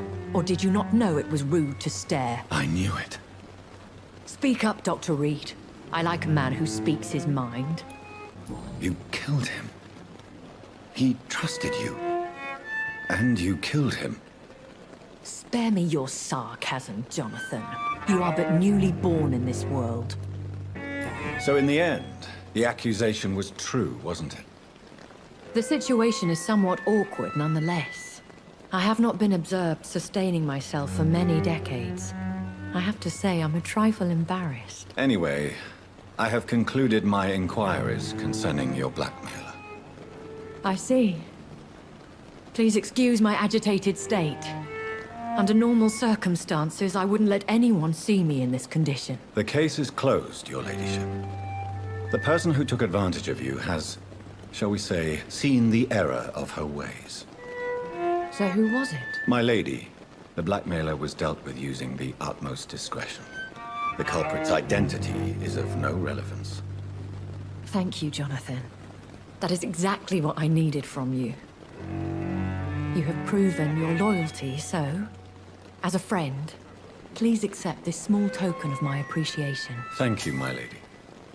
If you have an inclination to learn more about vampires or your current situation, I will be glad to aid you in your quest for knowledge.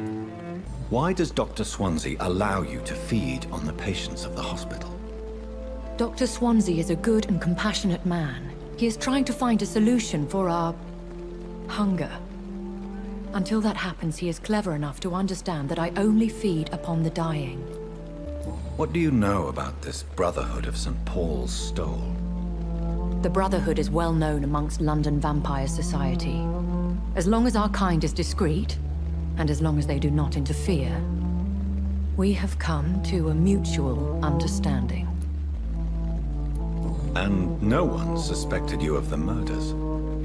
As you well know, suspicion has recently fallen on me of killing for pleasure. But you have my word, Jonathan. I take no pleasure in taking a life. I know this is beyond the pale, but may I inquire your age? Really? And I thought you were gentlemen. If you must know, I'm 27. I've been 27 for a long time now, and 27 I shall remain. Very well. But I believe there is more to this than you are saying. A lady has to have some secrets. And who bestowed upon you this eternal youth? My maker. He left this isle a long time ago. Why did you save me in the canning factory? I could hardly stand by and watch such a promising young blood as yourself be torn to shreds by some gutter scowl. William Bishop wasn't the vampire that created me then? No, Jonathan. Whatever their strength and demeanor, Scowls are the progeny of careless vampires. It cannot be the other way round. What type of vampire is a Scowl? Not a true vampire. The deformed offspring of lesser vampires. It is a shame these creatures run wild, slaves to their baser instincts. I don't understand. Why was I created and then left for dead? That is a question only the one who made you can answer. It's not normal practice. I doubt even if you find him, he will answer you, considering how cruelly he treated you. So me being a vampire could have been a mistake. I very much doubt it, Jonathan. Contrary to the legends, it is not as simple to make another vampire by just biting someone. I'd like to avoid creating another vampire by mistake anyway. Tell me, how is it done? The process is dangerous. It could even kill your potential progeny. If you did decide to sire an offspring, they must drink of your blood, Jonathan. I've been hearing a voice talking in my head. Is this some kind of insanity? It feels like the voice of the vampire that created me. Hush. Tell no one this. It would be unwise to talk of such things amongst British immortals. Speak no more of your maker. How could this cause offense? Only the powerful immortals can mentally call to their progeny. No vampire or hunter will sleep easy, knowing that an unidentified elder is stalking the streets of London. Excuse my forwardness, but... are you my maker? Me? Goodness, no. Only a foolish immortal would create a progeny without taking precaution, and I'm no fool. A vampire? Is that what I am? What we are? Such a crude word, defined by penny dreadfuls and drunken hacks. No. You are now an Ekon, and that you shall remain. So we are Ekons. How can I identify us amongst other vampires? How to put it? All Ekon are vampires. But all vampires are not Ekon.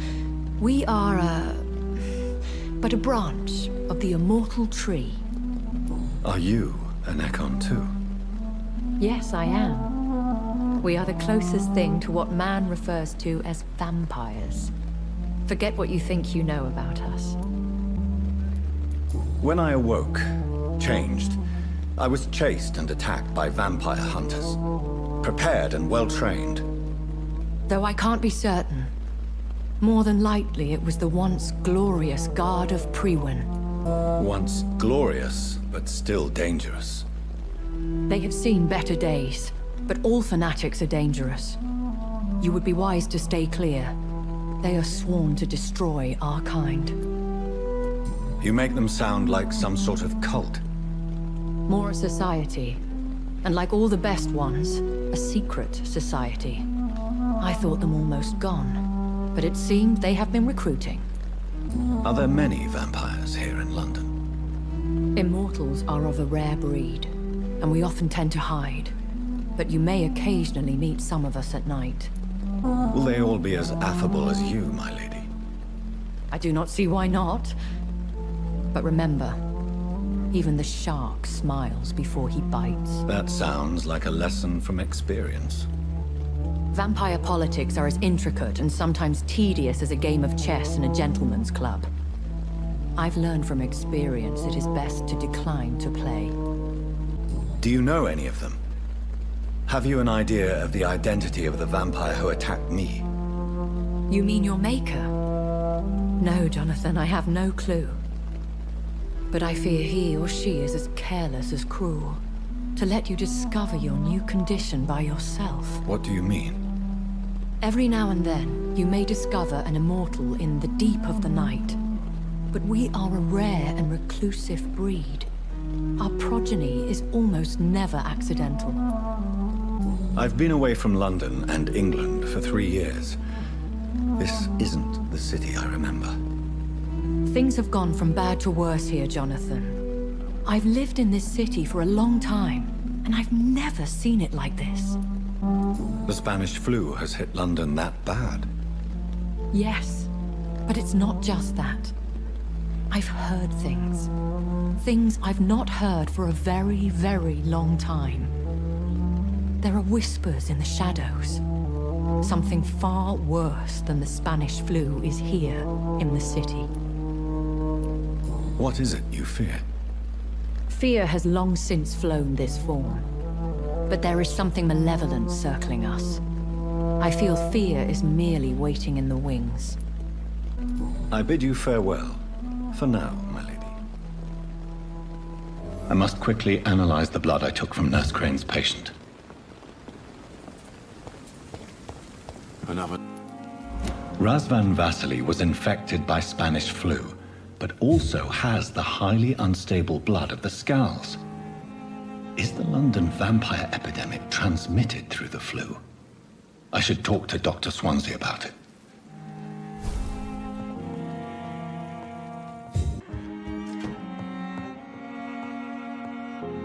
Evening, Edgar. Could I get your professional opinion? Please speak, but I have something important to tell you. This strain of flu, it's very different from the one I saw in Europe. It's downright peculiar. Really? What makes you say that?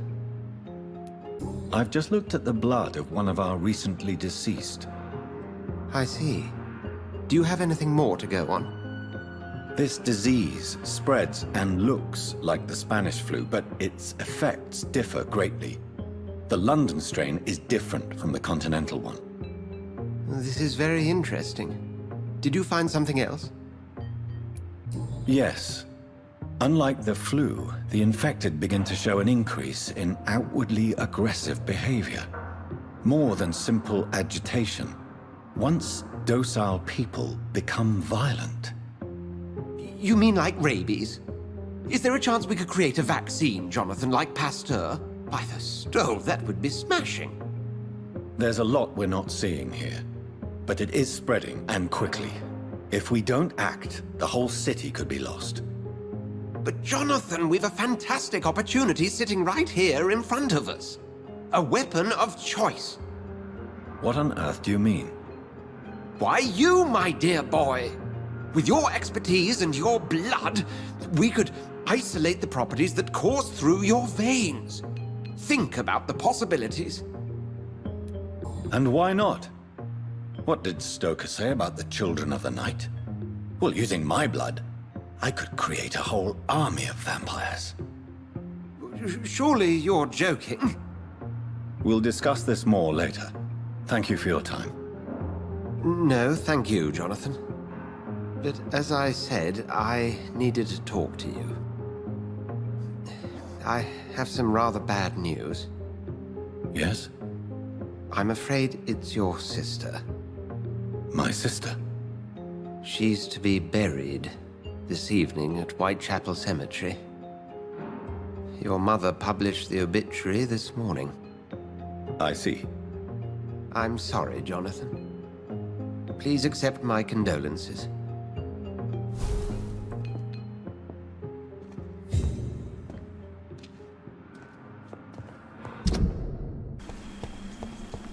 Since I can't reveal myself to my mother now, I must find a discreet spot to attend the ceremony.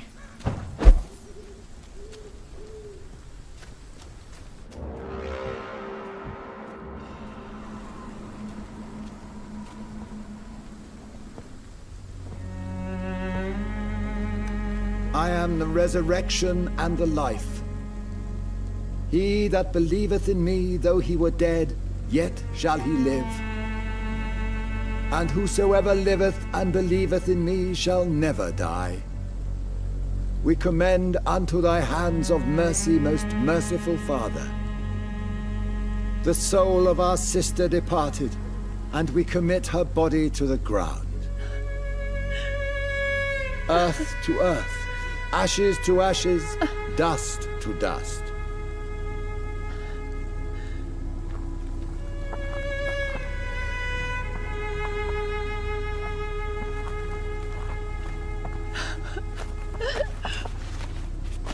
Why kill my Mary and stick her here in this cold, god-awful place?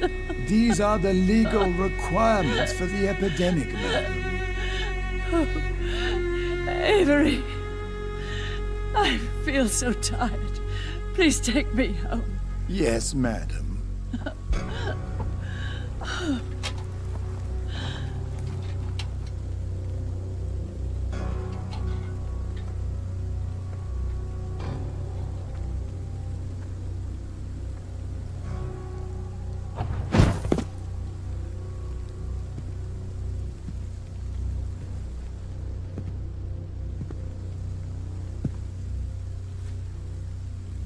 Oh, Mary.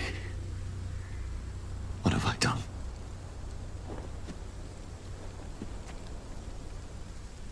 If I could only change one thing. One thing. This is a nightmare. Jonathan, there is nothing you can do but accept it.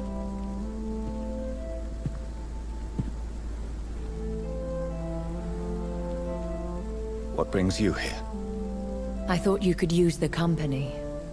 I am so sorry for your loss, Jonathan. She was a good person. Vibrant, full of life. She was kindness incarnate, my Mary. You're a good person, Jonathan. And a young Ekon. A newborn cast into the night without so much as a candle to guide your way. She had been scouring the most dangerous parts of London in search of me. And it led to her death. Jonathan, don't. I still hear her last thoughts. They echo in my head. Her mind shattered, and it haunts me. Jonathan, stop. Listen carefully. You must come to terms with this. You must learn to live with what happened. I'm learning. Every night is a new lesson. What I am, what I must do to survive. But my sister, she shouldn't have suffered because of my weakness. Don't you see? You're doing the work of our enemies, feeding your remorse. We are weakest when we grieve, and the guilt blurs our senses. And so this is why you're here. To warn me. You felt this pain yourself. You too have endured this. I don't want to lose you, Jonathan. I've lost so many friends. Loved ones I cherished. Pray for Mary's forgiveness, if you must. Thank you, my lady. I will. Good. But be careful. If I found you here, others may too. What should I do then? St. Mary's Church is not far from here. Go there and make your peace. Find the solace you need. My lady wants me to confess. No, Jonathan. It's you who wants to confess, I think.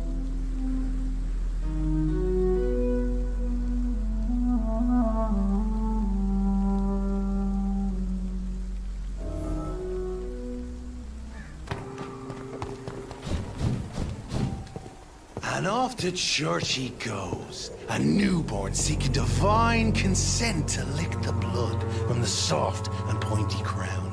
Who are you? Make yourself known. Newborn, you reek of guilt and pointless compassion. Shed your skin, forget your old weaker self. What do you want from me?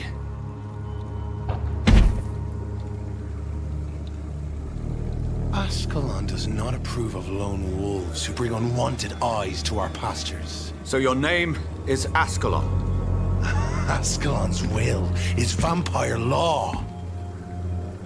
Learn them, abide by them, or I shall return as your judge and jury.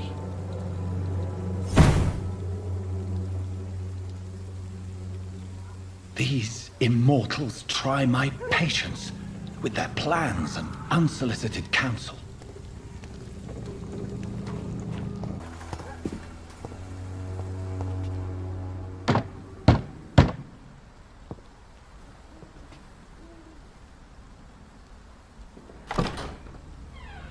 Yes? What is it that you want? I'm sorry to disturb you at such a late hour. No worries, my son. I'm still quite awake, having just returned from a funeral. Yes, I know. I've forgotten what I wanted. I don't know.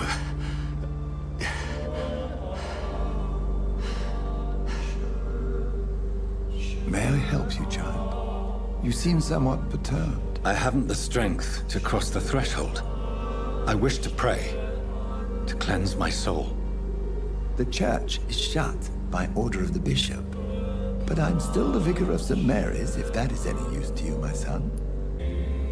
You seem to me a good soul, vicar. But this is a personal matter. There are no secrets from God, my son.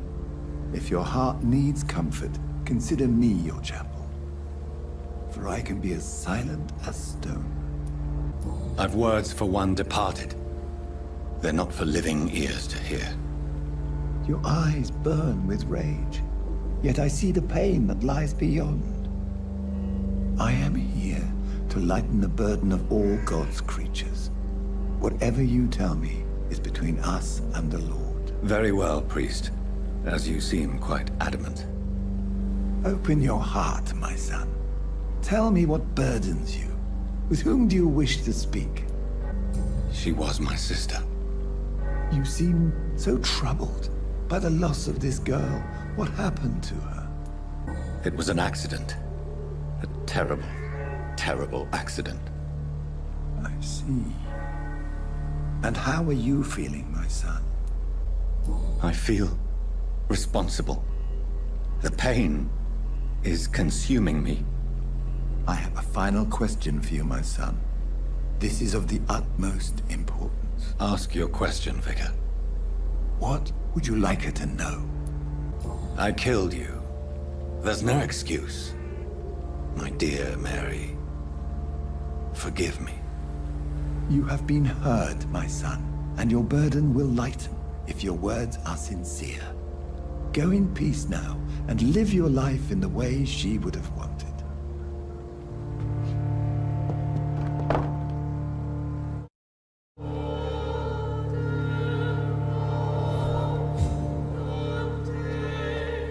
Whatever happened on this dock is between my sister and I. It does not concern God at all.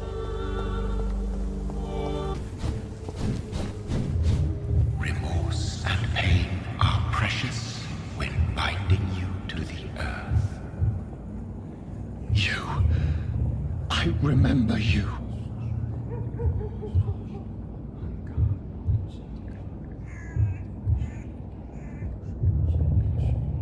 Fear be gone. I would harm no child of my making. This is your doing. You made me this creature. What are you? I am the land. You are our champion. Tell me what you are. I am the whitened bones and blackened soil. The land made blood coursing through thy veins. What is it you seek? This age is sickly. An ancient poison, an older rage, brewed in a cauldron newly forged. This has something to do with the epidemic. Seek truth, my champion. Defeat the serpent of knowing with iron spur.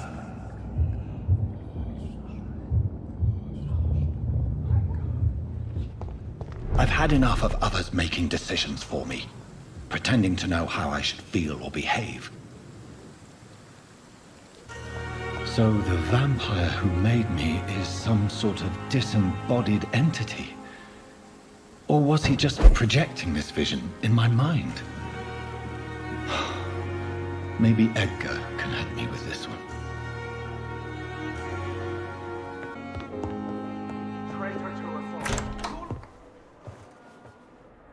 God protect us. You've got a leech in the hospital. Yes, my hospital. My mission is to heal while you go about warring. You've set the table for a snake. I wonder why there's venom in your food. I'm growing tired of your song. You're a woodsman, McCallum, not a doctor. Return to your hunt. Remember, I've a good nose for machinations. I can flare the scent at a mile. You can't hide from the guard. Leave him, Jonathan. This is sacred ground. Neutral territory. And I just had the carpet cleaned.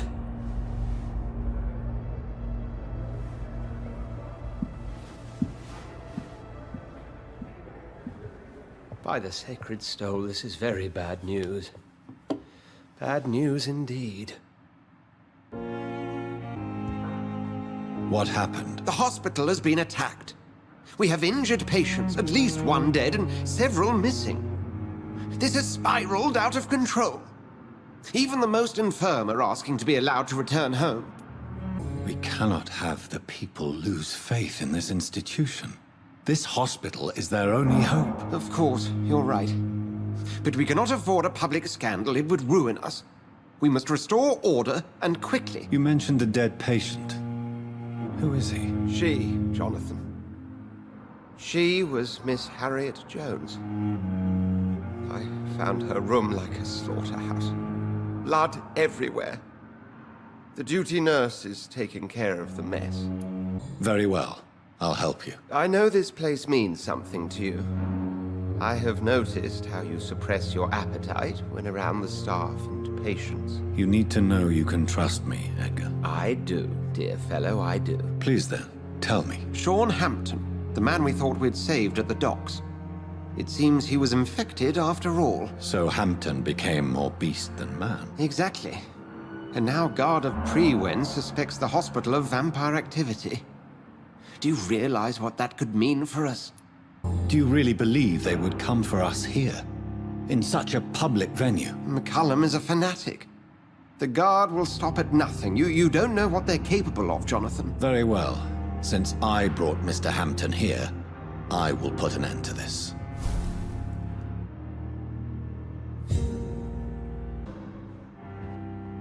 If you don't mind, I have a few questions. I'd be delighted to help you if I'm able. I just recently met the strangest creature in Whitechapel. He was immense. He mocked me and accused me of hypocrisy. Perhaps it was a skull. London's streets are overflowing with them these days. It was a vampire, all right. But what kind, I'm not sure. He was large and very fast. If you find anything more about this creature, the Brotherhood would greatly appreciate any information you could spare. He was observing me with the obvious intent to do me harm. His very presence evoked a palpable sense of menace. You need to be careful, Jonathan. You've no idea what this creature really is. What exactly happened here while I was absent? Hampton turned, quite violently as it happened. Lurking about, attacked Miss Jones. To say he created quite a commotion would be an understatement. Are you sure it was Hampton that killed Miss Jones? There was blood everywhere, but no body. And you know the state she was in. I fear for what he did with her. Hopefully he just hid the corpse. How did the Guard of Prewen come to hear of this? McCullum has spies everywhere. He will jump at any opportunity to disparage the Brotherhood and show his contempt. I recently tried to enter a church.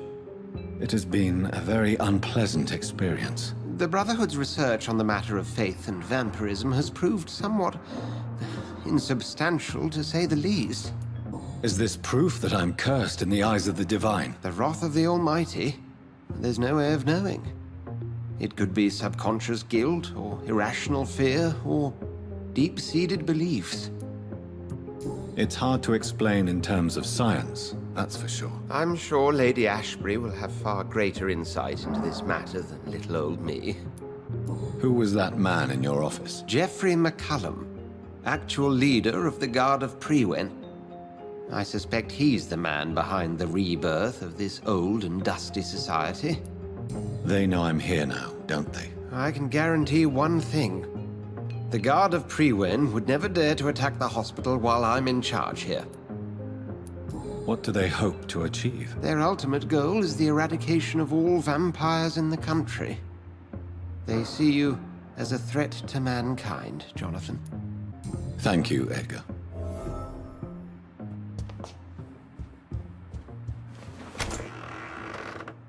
Sean Hampton lives and breathes for the well-being of his flock. There's no other place he would go but the docks.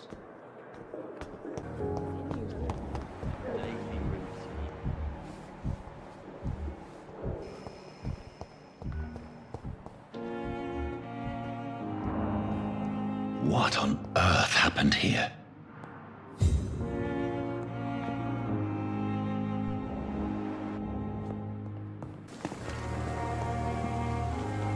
Oh, Jonathan.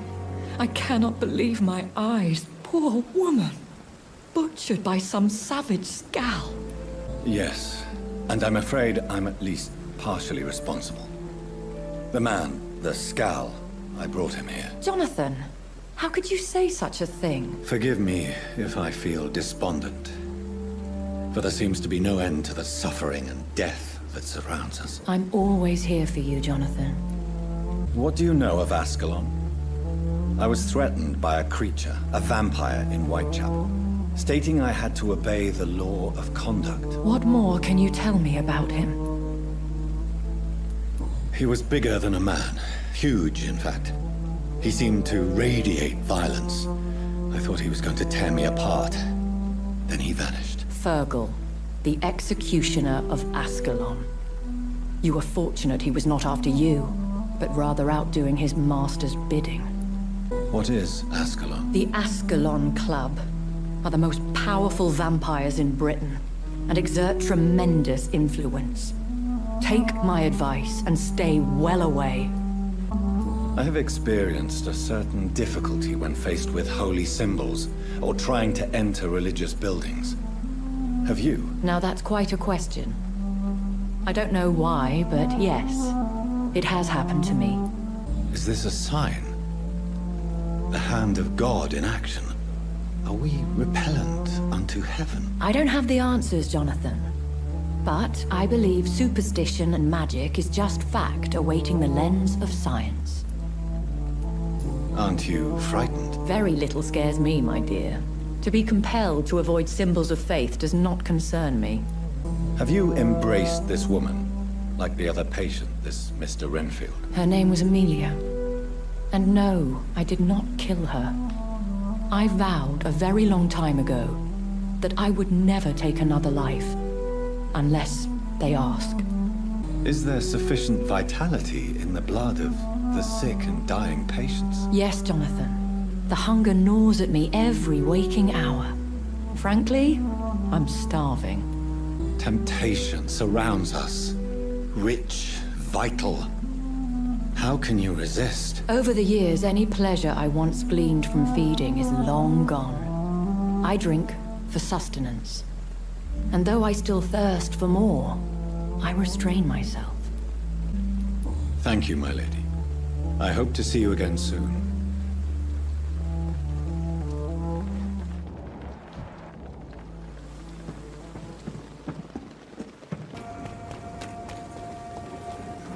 Mark my words, miss. These murders are the work of a vampire. A vampire? Whatever do you mean? I'm a tracker of these creatures. A vampire hunter. You'd best be off to your hunting then. For if the sewer dog is back, and hunting all these poor folk, he needs a catching. A sewer dog? What's it look like? It's an old story. A monster with daggers for teeth and icy claws. He comes of a sudden, nighttime, claiming innocence, then vanishes. Teeth? Claws? Murders by night? Your sewer dog is my business. He's the kind of prey I hunt, milady. Not a drop of blood left in his body. This is the work of a vampire. Good evening, sir. Have you witnessed any suspicious activity or strange events recently? And what do you define as a strange event? More to the point, who are you? My name is Ichabod Throgmorton, vampire hunter extraordinaire and warden of the East End. A vampire hunter? Really? I know what you're thinking. I'm just another lunatic howling at the moon, but I'm not. The bloodsuckers exist, and they're close. Mr. Throgmorton, I'm Dr. Jonathan Reed. I'd like to hear more about these vampires you're hunting. A man of science? Well, I'll be glad to enlighten you. What can you tell me about this neighborhood? Did you hear about what happened to Jack Gillingham? Oh boy.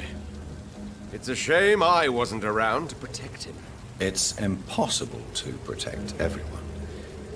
The violence seems endemic in this part of town. But it's my duty. I am convinced Jack Gillingham was killed by a vampire. These evil rodents are spreading like a plague. So, how exactly are you protecting these people? I'm curious. I patrol late at night, investigating anything unusual. I try and encourage people to stay indoors, but people are careless.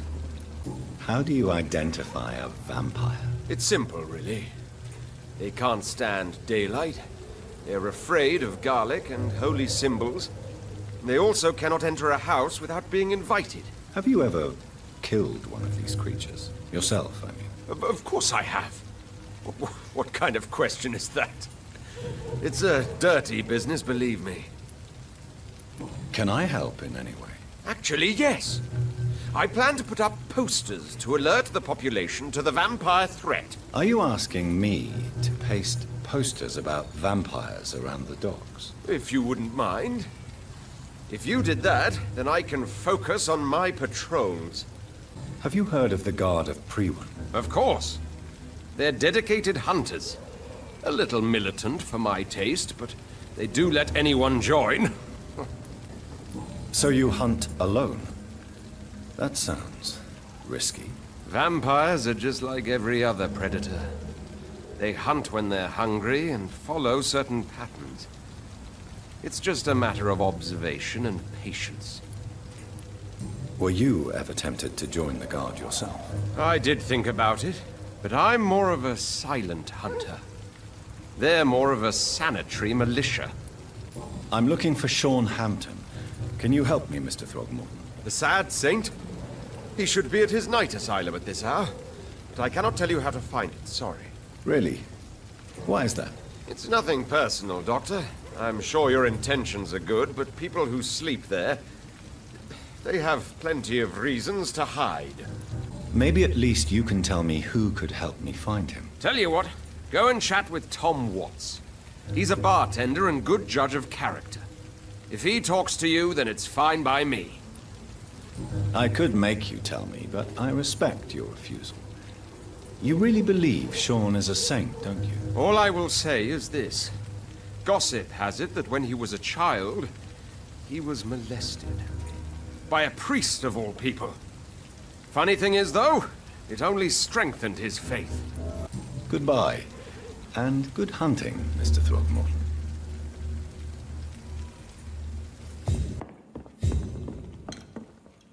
Good evening, Tom. Good evening, sir. How are you tonight? Back to the docks, are we? You remember me, then? Of course I do. You're that man who seemed so lost when he entered my bar a few nights ago. Thank you for your hospitality. I'm Jonathan Reed, by the way. I'm still Tom Watts. Welcome back, Doctor. Tom, I need to find Sean Hampton as quickly as possible. I've been told you could help me. I heard the sad saint was recovering at Pembroke Hospital. Did he leave or something? I believe he returned to his flock. Can you confirm that? Oh, I bet you're right. Sean can't help but worry about the poor and sick. Oh, I guess it has something to do with what happened to him as a baby. Please, tell me. Well, I don't like to gossip, but I heard that the sad saint was abandoned as a baby in front of a Catholic orphanage in Dublin. That would explain his faith and need to help everyone. The important thing is I find him, quickly. Why not try his night asylum?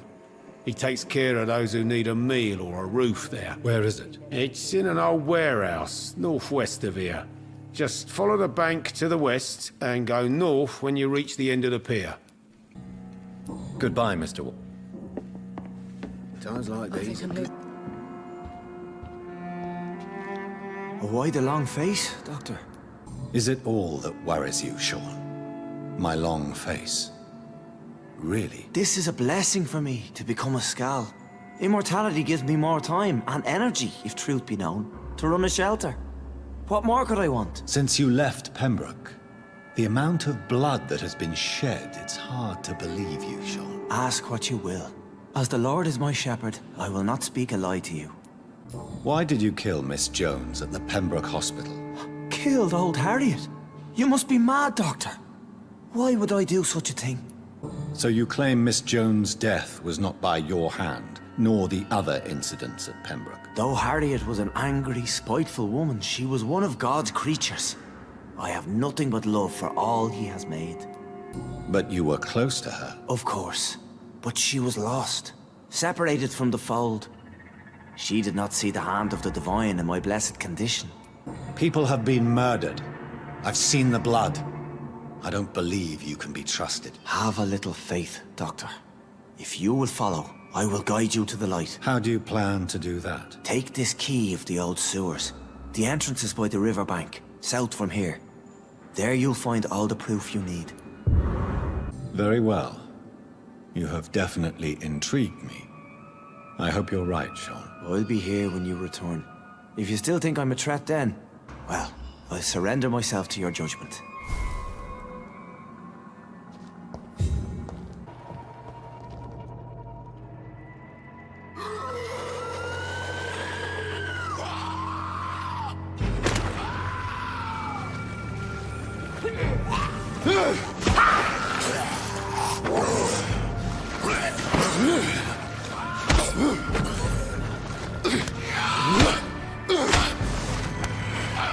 These maggots have escaped the wrath of Ascalon for too long.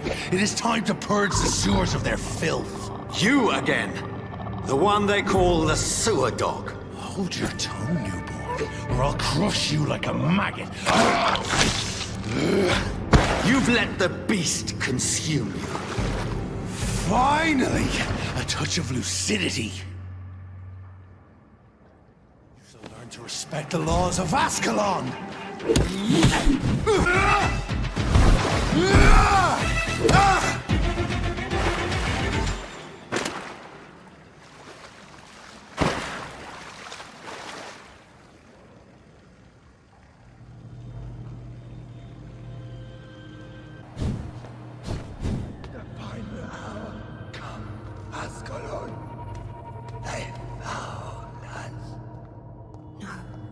Safe we are, still.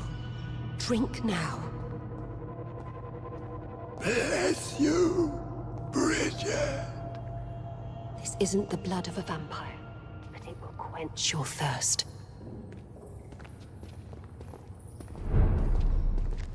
This is our domain, not yours. You've been warned. Wait, I saved you from this creature. That must count for something. Thank you. Now go. Go back to the streets and houses. There is no love lost between us, Vampire. But thank you.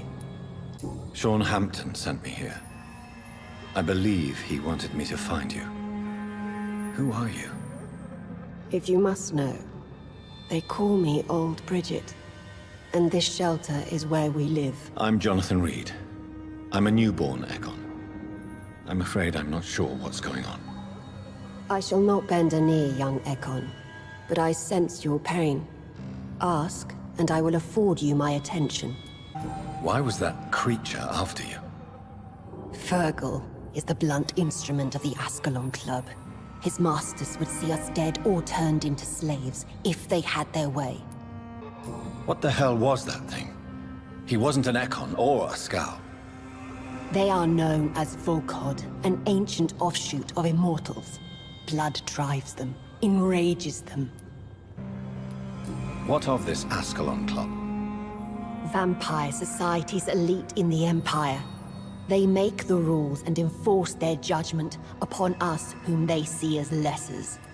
So is it you that Sean Hampton sent me to find? Perhaps. The sad saint was always kind to us.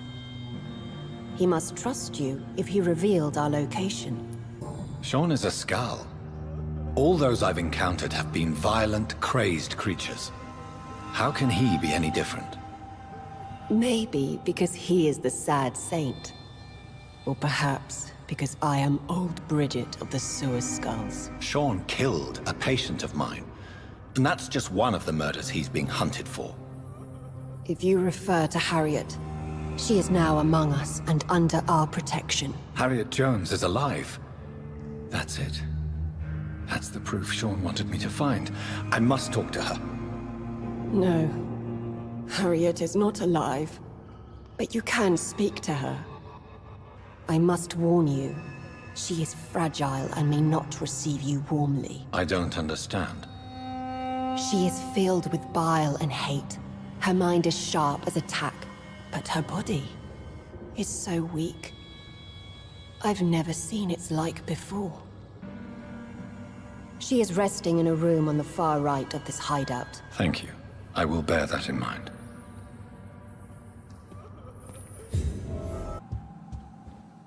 Hello, Harriet. Do you recognize me? Yes, you were from the Pembroke Hospital. The young doctor. So full of secrets. I've so many questions I need to ask you, Harriet. If you would. I love questions. As for the answers, you may not like them. I have a question of the utmost importance to ask. Will you answer? Questions, questions, questions. The good doctor, always searching for answers. Do you remember what you did after leaving the hospital? Did you kill anyone? First, a question from me. You answer first. Very well then. What do you want to know? Are you like me? Are you also dead? We are not dead, Harriet. Death no longer pertains to us. We are different. I like what I am. I truly do. I relish the pain that courses through me. I know you fled the hospital with Sean Hampton. Did you or Sean kill anyone in your flight? Anyone? Try and remember. I will not lie.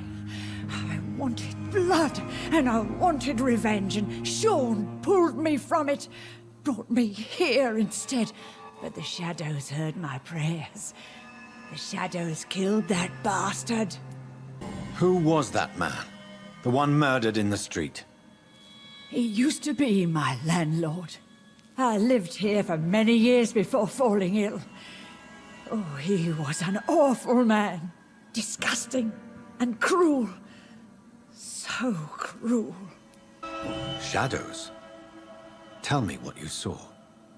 The shadows, they heard me and answered. Something in the deep darkness. Quick, deadly. It asked me if I wanted revenge. I answered, yes. And these shadows, this presence, do you still hear it? Was it a vampire? Did Sean see it? It spoke only to me, and now it is silent, but it is born of hatred. And it will kill again. And it hates you, Doctor. Oh, it hates you. What makes you say that? It whispered your name, Dr. Reed. It wanted to know who you were and where you went. Questions about me? What did you say? Nothing, Doctor. I said nothing. There was nothing it didn't already know. Oh, I'm tired now. Let me rest.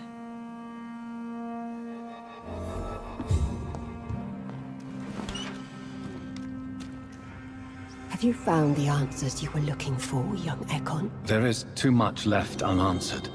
So many questions. Get to know us. Spend time with us, and I may be willing to answer more questions. Your diction, your words. You do not carry yourself like most Skulls I've encountered. True. I'm not like most Skulls. You were once someone else. What happened to you? It is as sad as it is long, young Ekon, but it will remain mine. Can I be of service to you? We ask but one thing. Reveal to no one our secrets. Do not betray us. Why do you live here, amongst the filth and vermin? Live. Here we hide. What are you hiding from? From the guilt, the shame, from the hunters and the light. And of course, our past. Why don't you leave the city? Hide somewhere far from the Guard of Priwen, the Ascalon Club. We are the Sewer Skulls. This is our domain. We have run as far as we can, and now we hide. For how long have you been in hiding here? Skulls have been hiding under London since vampires first entered the city. Where did you hide before the sewers? We claimed ancient tunnels, forgotten caverns, catacombs. We are Skulls, groveling beneath the feet of our makers. What manner of creature is Harriet? She is different from everyone else. I really don't know. I'm not even certain she is a skull. I've no idea as to what blood made her. What is a skull, in fact, in your honest opinion? The progeny of a vampire, disavowed by her maker. Perhaps a fruitless branch of a noble tree. A word used to enslave us. I cannot say. You mentioned that vampire blood has tremendous potency. You believe it to be stronger than your own? The vampire's sweet blood. That rich, dark wine that we crave. For it made us, and it can sustain us. I thank you for your time, madam. I must go back to Hampton now. Your kindness has been ample payment, Egon. To protect us, I'll close the access to our hideout, but you can use our shortcut to reach Mr. Hampton's shelter. Just follow the arrows. Thank you, old Bridget. I hope we'll meet again.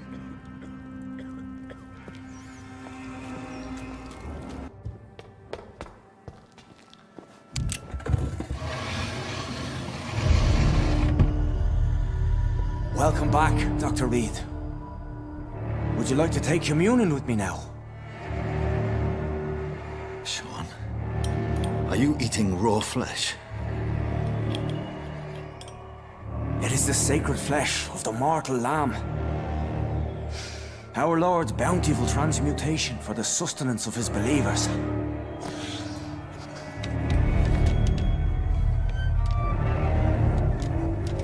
Thank you, Lord. I am your most humble servant. So, true to your word, you waited for my return. I told you, Dr. Reed, I was a man to be trusted. Did you have words with the poor Harriet? You make no distinction between the living and the skulls, do you? We are God's children, Dr. Reed, one and all, and he's determined to save us. What will be the result if you continue to assist both skulls and the living? For the last decade, that's what's been happening. And they found a better life. What's to change? You're forgetting the epidemic. Things can go south very quickly. I've seen it. These are terrible times. Only those pure of heart shall prevail. You've turned Skal now. Don't you see the danger to anyone giving you their trust? We are all sinners, awaiting salvation. This is a simple truth, ordained by the Lord Almighty. I am a seeker of his glorious light. Does this place belong to you? How can you be so certain you can keep it open? This warehouse was once property of the Dawson family, but has been bequeathed me through donation. The Dawsons? The wealthiest family in London? Have they a clue as to what goes on here? Not at all. The donation was made before the war. The building was run down. I never met Aloysius Dawson myself. So you have the run of the place and no one's taken notice? As long as we keep to ourselves, we interest no one. This is a haven, and I pray it remains so for eons to come. Harriet, Miss Jones, has been behaving in a most violent manner. She's going to need special attention. That's precisely the reason I brought her here. To meet old Bridget. She's the guide Harriet requires.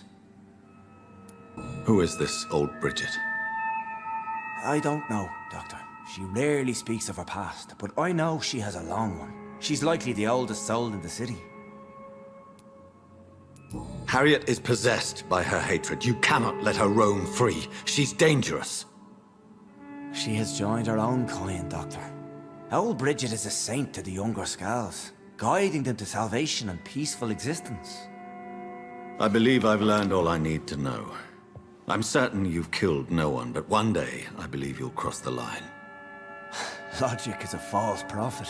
Faith is the only path to salvation. What do you mean? We have been blessed with God's eternity. We are the instruments of his divine will. We shall feed the hungry forever and ever. Amen. I will strive to emulate your merciful nature, Sean, but it's a difficult pledge to make. Give yourself over to God, Doctor. Expel your urges and kneel before the Lord in praise. These urges. You know the hunger will never be satisfied. I've come to embrace the everlasting craving. I have sworn to feed only upon the flesh of the dead. It is now my sacrament. Take, eat. This is my body. So saith the Lord.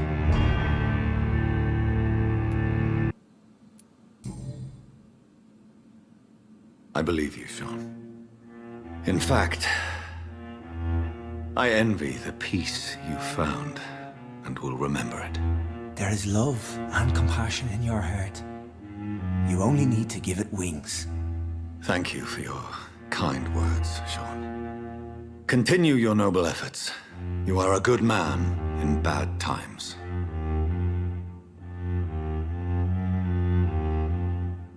Keep to the light, my friend. Like all my flock, you have a home here. Anytime you're in the neighborhood.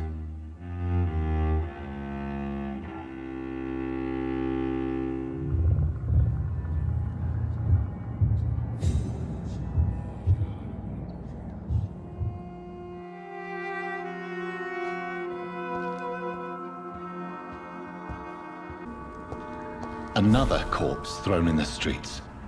Someone's playing a very sick game.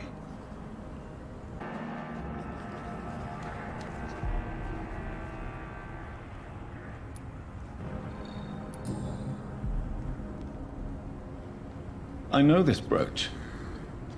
This is my mother's. A birthday gift from father.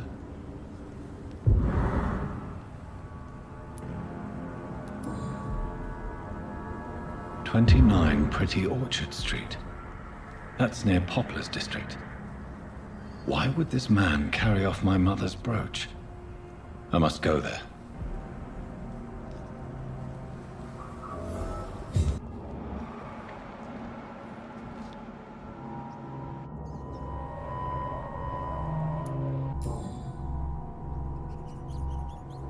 The marks on this woman's neck were made by the fangs of a vampire.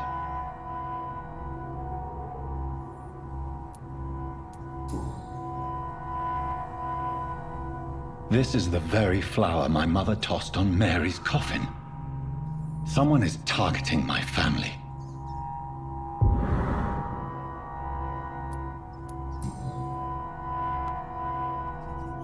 Only a golden watch in her pockets.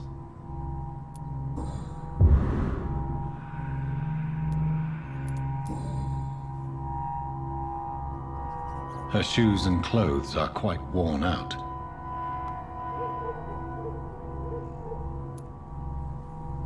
I see you.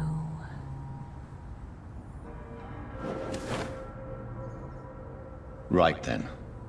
It's a sick game. But given no choice in the matter, I might as well win it. Jonathan! What was that?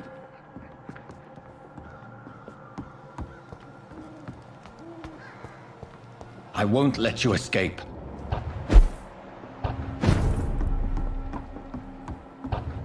You're very fast, but I'll catch you.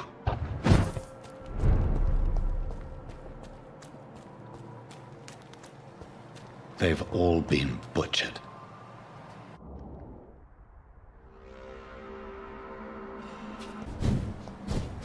Come to me.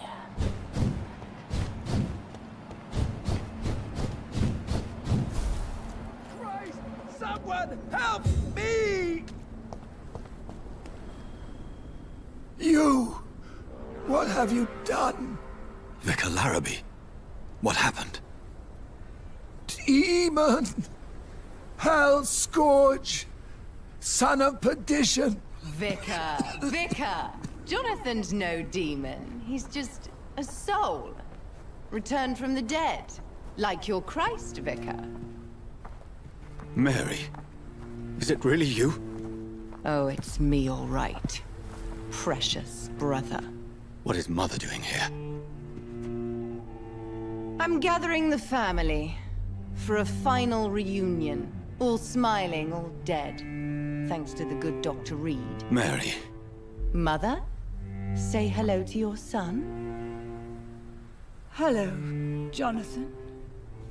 Mother, What do we have here, Mother? The prodigal son has lost his tongue.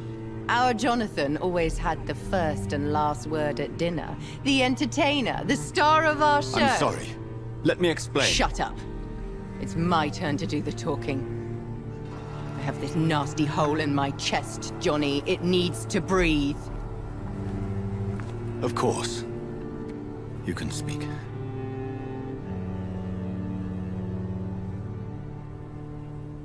My prayers went so long without an answer. My husband, killed in France. My child, carried away by the flu. My brother promising to return in his letters, then disappearing in thin air.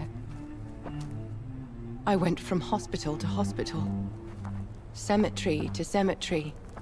Grave to grave. I've lifted every stone in London, searching for an end to the nightmare. And there you were. In front of me. On a dark pier. The hunger had taken me. The joy to have finally found you. I longed for your arms, a final happy ending to so much tragedy, to tell me all would be well again, as you did when we were children. It was this filthy dock where you greeted your sister. I dug a tunnel from my grave with my fingers and teeth.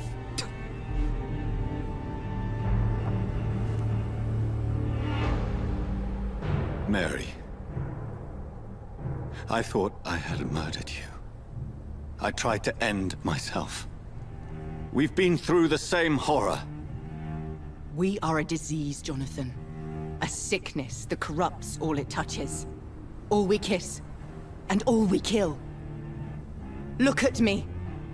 Admire your ilk. I'm so sorry.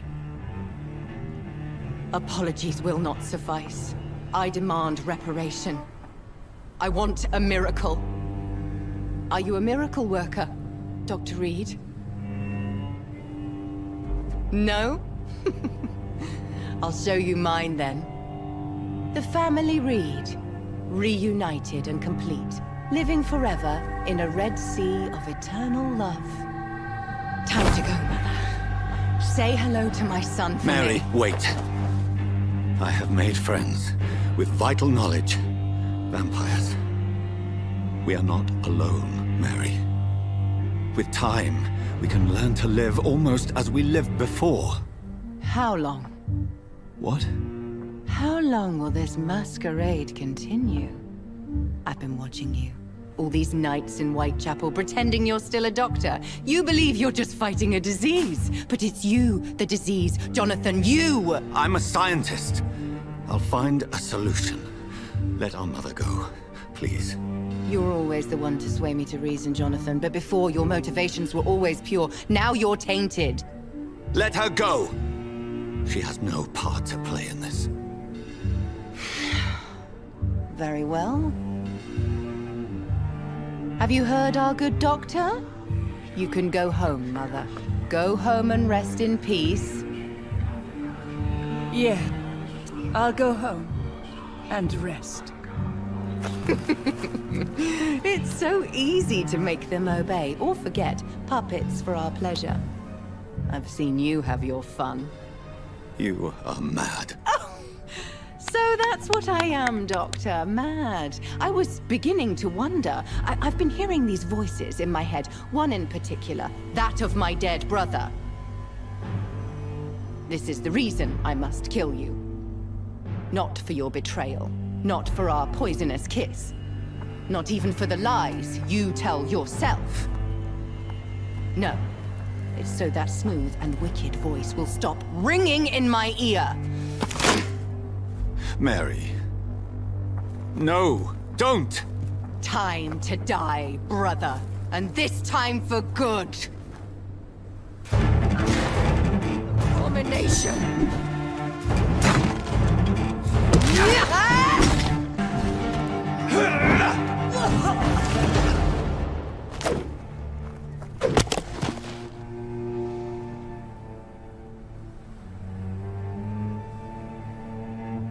Well, brother, it's time to bring this conversation to an end. Forever. You know I will not play this game. Calm now, Doctor. Like a rabid dog. Or think you're performing an autopsy. Don't be ridiculous. I'll kill them all. The kind Dr. Swansea. The sweet little lass with hair of red. I am the Harbinger, bringing your punishment. Mary. Don't you see? This is not me. Flesh that never ages. All nightmare, no dream. Bring it to a close. Let me sleep.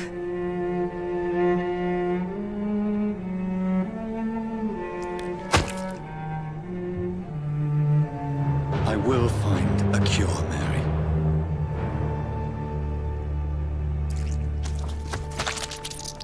I swear it. Then, at last, I can forgive you.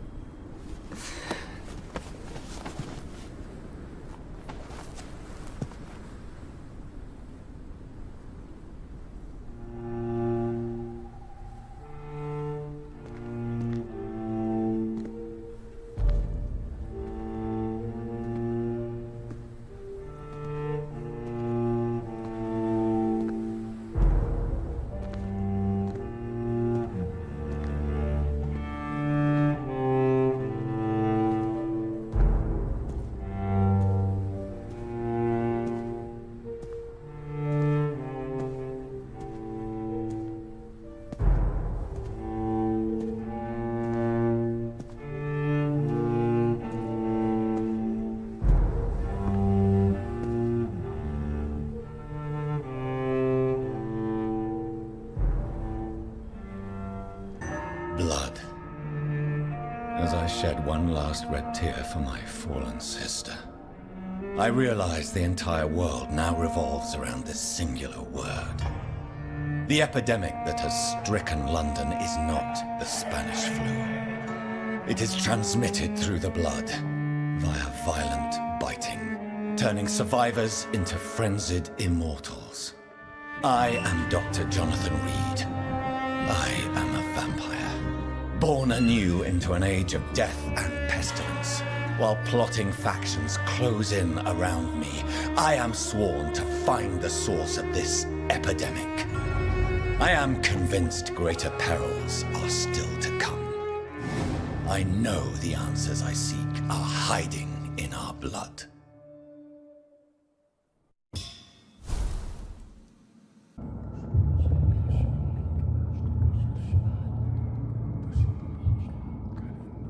You must prepare, child, for the earth is bleeding and the harvest is upon us. Stay away! Whoever you are! This is no time for petty quarrels, my champion. Can you not hear? The famished queen has awoken. Leave me! Return to the shadows and never come back! But the shadows are our home. And wherever you stand, my son, I stand beside you. I had to kill Mary! I have known your pain, child. Do not succumb to... Silence! I dismiss you, now! The land calls for a champion. All and everyone needs you. Silence! I'm tired of all these puppet shows. So this is where she lives. What a splendid house.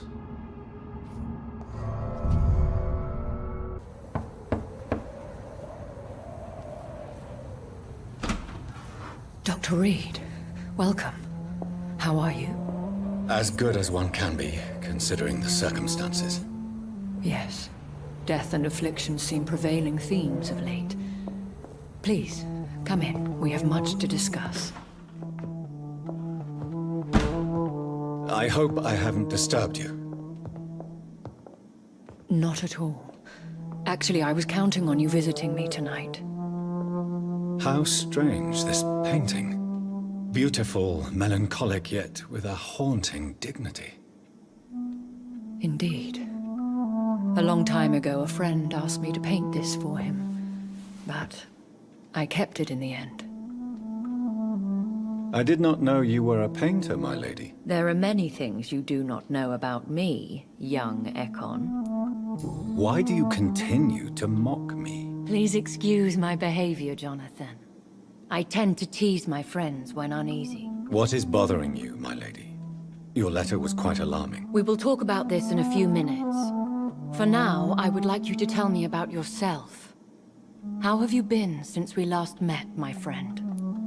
My sister Mary. She was made a vampire in the same way I was. She was the one killing all those people everywhere I went. Vengeance is a powerful force for those betrayed. Made vampire through careless error. Victims by surprise. In the end, she implored me to put an end to her misery. But still, I felt I had taken her life twice. I am so sorry for my accidental cruelty. Had I known your dear Mary was still alive, I would never have sent you to pray for her soul in that church. There is no need to apologize, my lady. Your words have been most helpful in these difficult times. Thank you, my friend. If only we could have guided your poor sister through her terrible nightmare. I swear I did not intend that. If only I had known then how vampires are created. That is the scientist speaking. In truth, most of us do not know how it really works. Personally, I make sure my prey will not return to haunt me. What do you mean? I am merciless, Jonathan. I only feed on the dying, and I make sure they are dead before leaving their remains. I came to the conclusion that my maker, whoever he might be, must be a powerful vampire. Certainly extremely old. How have you reached this conclusion? He is the only immortal I've seen appear in an ethereal form. His voice, his words seemed ancient. It was disturbing. I am afraid you are right. The simple fact that your blood made Mary such a strong Ekon proves that you must be of ancient lineage. I felt this power, radiating like an aura every time he appeared. Most ancestral vampires of England were killed by the Guard of Priwen half a century ago. I wonder who your maker could be. You have no idea who he could be? Some of the ancient ones fled England. Some may still be in hiding. All I know is you, my friend, are a pawn in some secret and obscure game of chess. I think I should ask the questions, your ladyship. After all, it was you who invited me to settle this most urgent of matters. Fair enough, Jonathan. The situation is critical. We do not have the luxury for etiquette. Please do not misunderstand me. I would be delighted to discuss mundane matters and idle trivialities. If we survive the dark nights to come, we shall have all the time in the world to speak, you and I. For now, please follow me, Jonathan. I must say, your house is exquisite. One of the advantages of living forever is having the time to be selective with one's furnishings. I took the liberty of having tea served. You can still drink tea. Can't keep it down, but I do so enjoy the aroma. Let us toast to make-believe. And of course, to your health, Jonathan. And to yours, my lady.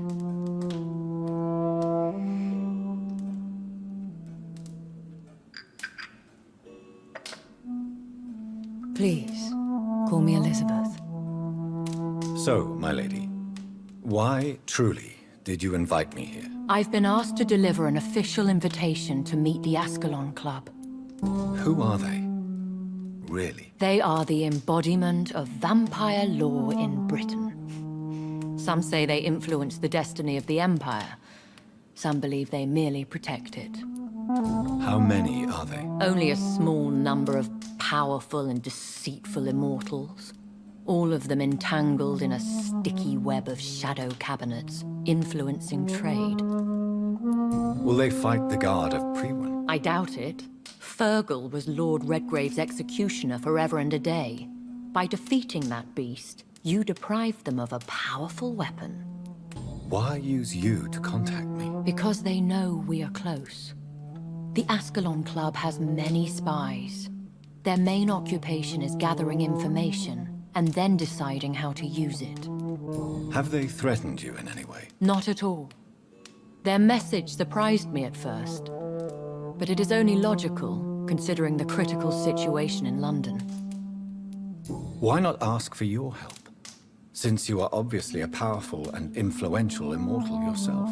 You have to understand that I am invisible to the eyes of Ascalon, for I am a woman. That suits me well, as long as they leave me alone. Should I trust them? Of course not. Do not misunderstand me. They can be very useful, but I believe their long-term goals differ from yours. Why meet them then? Because nothing truly important can be achieved in this city without their consent. They could be powerful allies in this current situation. Should I lie to them? We all lie, Jonathan. It falls to you to choose your behavior. The most important rule is to show them due respect. They have done nothing but impede my investigations since I became known to them.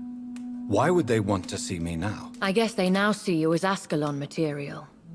They must have found out what happened to your sister. Proof of the potent blood flowing through your veins. I'm not sure I can accept their invitation. I have seen their handiwork.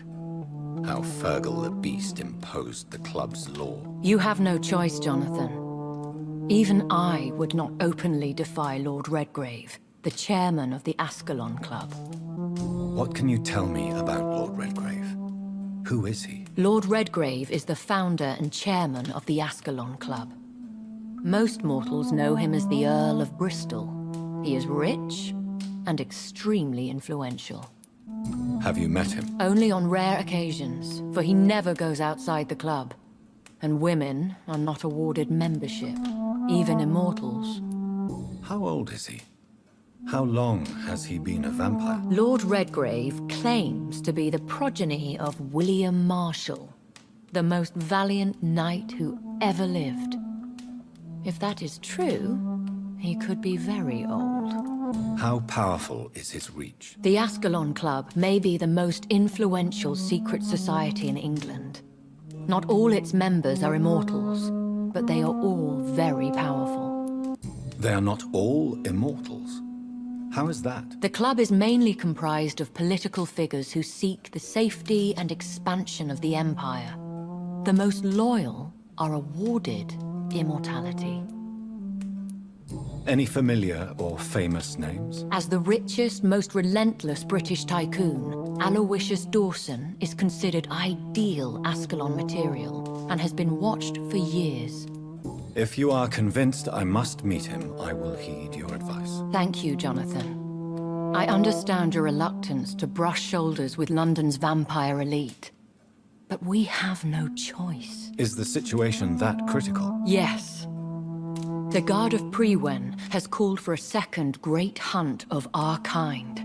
And they will stop at nothing to eliminate us. Will the Guard of Priwen and the Ascalon Club fight each other? I doubt it. If Priwen really launched a great hunt, I think most of the Ekons I know would flee the country to escape the bloodbath. I think I saw them kill an Ekon on the way to your house. They seem to have a list with names. To launch another great hunt, they must have collected intelligence on vampire identities and whereabouts. They are a resourceful lot. Should we fight back? I will not be hunted down like an animal again. I admire your courage, Jonathan. But the best way to fight them is to put an end to the epidemic. This is the only way to clear the air. What is a great hunt? The first great hunt was launched about 75 years ago. In just a few nights, the Guard of Priwen located and destroyed most of the old British vampires. Why start a second one? Priwen has always seen us immortals as a threat to mankind. My guess is they suspect one or more of us is the cause of the epidemic. How did you survive the first hunt? I fled, Jonathan. Like most vampires who survived that slaughter. And I secretly came back when I was sure they had lost my trail. You should flee then. Leave London, the country even. I have seen the Guard in action. They are merciless. Your concern warms my heart, Jonathan. But fear not. If the situation gets too dangerous, I shall retreat to my secret Scottish manor. I could hide you in my luggage, if you wish. Thank you for the offer. I shall keep it in mind, but I have much to do here. There is a question I must ask you. Could Lord Redgrave be my maker? I doubt it. If Lord Redgrave had made you his progeny, he would not have seemed so surprised when you demonstrated the strength of your lineage. What is the plan? The plan is we both try to save this city, you and I. Go to Ascalon, accept their proposition, and use their influence to promote your agenda. How can I save London? The epidemic is the priority. You must find its origin and put an end to it. This is the best way to solve the crisis. What will you do? I still have contacts and old friends in this town. I shall make some inquiries and attempt to learn more of the situation. We need clarity. Will I ever discover the identity of my maker? Maybe not, Jonathan. We know for sure you were made by a powerful vampire, but most of those fled England long ago. Please forgive my bluntness, but I have to ask. Was it you? Did you make me? Oh, Jonathan. I know you shall always have a gnawing doubt about who made you an immortal, but I swear, I had nothing to do with it. You have no idea at all? You seem to know so many things about the secrets of the vampire underworld. Even if I had my suspicions, I would not dare give you a name so soon. All I can say is this. I will make inquiries and keep you informed. One day soon, I will have to find the answer to this mystery. And I shall help you in your research, I promise. For now, you must go to the Ascalon Club and play their game. Will I see you again at the Pembroke Hospital? No, you will find me here if you need me. I shall conduct inquiries alone, and we can then share our discoveries. When will we meet again? As soon as you meet Lord Redgrave, I suppose. Fear not, my dear. I shall only be a heart's beat away. I want to thank you for all your support and your help, my lady. Could you do me a last great favor and call me Elizabeth? I should be honored, my lady. Then it is settled. Finally, some good news in these dark hours. Thank you. I appreciate the advice. I had best prepare myself to meet this Lord Redgrave now. How thrilling to meet the Earl of Bristol in the flesh, so to speak. Something tells me you're not very keen on the man. Don't get me wrong. The gentlemen of the Ascalon Club are honorable, but their attitude and opinions are somewhat antiquated. I see. As long as they deny access to female applicants, I will leave them to their antediluvian considerations as to the natural order of things. Jonathan, promise me you'll be careful. Of course. But why the fear in your voice? Look at me, Jonathan. I am. I mean, really look at me, young Ekon.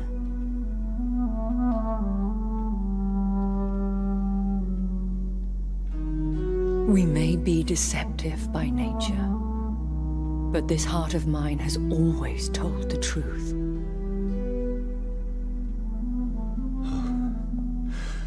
Elizabeth. Go, my friend. But come back to me soon.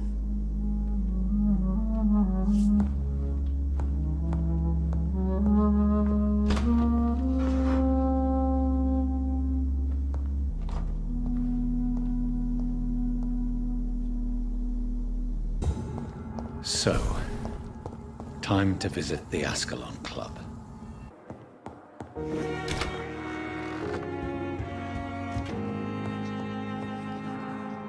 Hello, Jonathan. Back from the city already? How is the situation over there? Tense, to say the least. I am sure every obstacle will cede to your relentless determination. In the meantime, can I be of any help? What can you tell me about Lord Redgrave? Oh, the legendary founder of the Ascalon Club. I'm afraid I cannot help you with that, Jonathan. So you do know him? All the Brotherhood knows about him is highly confidential. He is dangerously intimate with the royal family and Britain's inner circles. Are you afraid of him? Is he that dangerous? No, but since most ancient vampires were killed or fled England during the Great Hunt of 1850, he may be the oldest British vampire. A myth in the flesh, so to speak. What can you tell me about the Great Hunt? A sad story, my dear friend. Tragic, in fact. The Brotherhood was betrayed by some of its most trusted members. Why was it a tragedy? Not only did the Guard of Prewen hunt down and kill most ancient vampires of England, they also destroyed or confiscated their possessions. Priceless knowledge was lost in just a few nights. Tell me about the betrayal. The founders of the Guard of Prewen stole precious and unique documents and reports from the Brotherhood's library when they left. They used them to identify and locate their next targets. Did you know that Lady Ashbury is an artist? And rather a good one? Well, actually, yes. I attended an exhibition of her paintings before the war.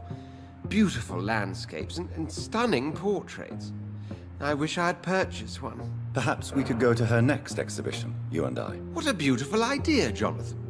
Did you know she told me once she had been a model for famous painters? But she never told me which ones. I shall return later. Thank you, Edgar. The West End. Never have I felt so sad to be back home. Aubrey, I'm not sure visiting Italy is a good idea this time of the year. Mother, good evening. Jonathan! Is it you? Where have you been, my prodigal son? I'm right here, Mother. I'm finally home. Yes, for this son of mine was dead and is alive again. He was lost and now found. But where is your sister? Where is Mary? Mary? She is gone, Mother. I know she's gone. The question is, when will she return as you have? I miss my grandson so much. It's been days since their last visit. Mother, do you know what's been going on in this area? Not really. I don't go out much due to the epidemic, and when I do, I tend to get lost. What do you mean you get lost? I hope you don't go outside alone. Of course not. When I go out, your father always comes with me, but he leaves me there sometimes, and I have trouble finding the way back.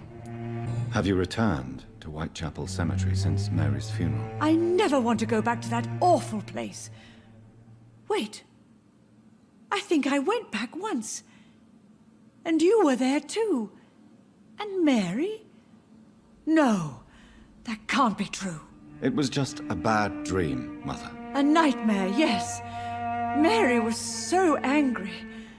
I walked back home alone. If that kind policeman had not called Avery from the station, I don't know what would have happened. Do you need anything, Mother? Can I help you? I just want you to stay with me, Jonathan. your room is ready. I asked Avery to make your bed. I'll stay as long as I can, I promise. Do you need anything else? Just one thing. Stop staring at me like that. As much as I love you, it breaks my heart to look at those empty and dead eyes. Are you working on a new painting? Not recently. I have trouble focusing on my subject and my mind quickly drifts.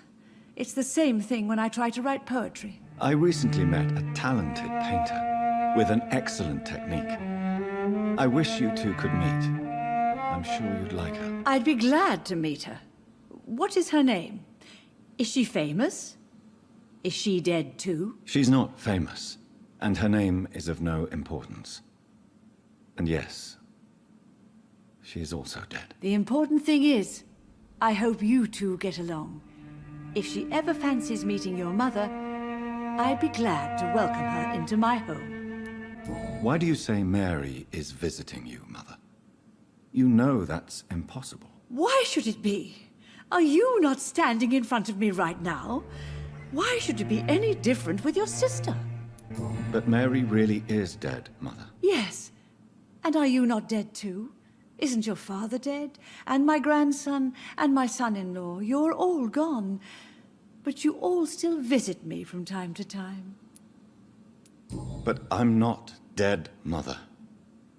I'm really here, talking to you, trying not to cry. Oh, it breaks my heart to have to tell you this. But of course you're dead, my darling boy. Just look at you, as pale as my Mary. Goodbye, Mother. Try to rest now. Goodbye, son. Please come back soon. Aubrey, I'm not sure visiting Italy is a good idea this time of the year.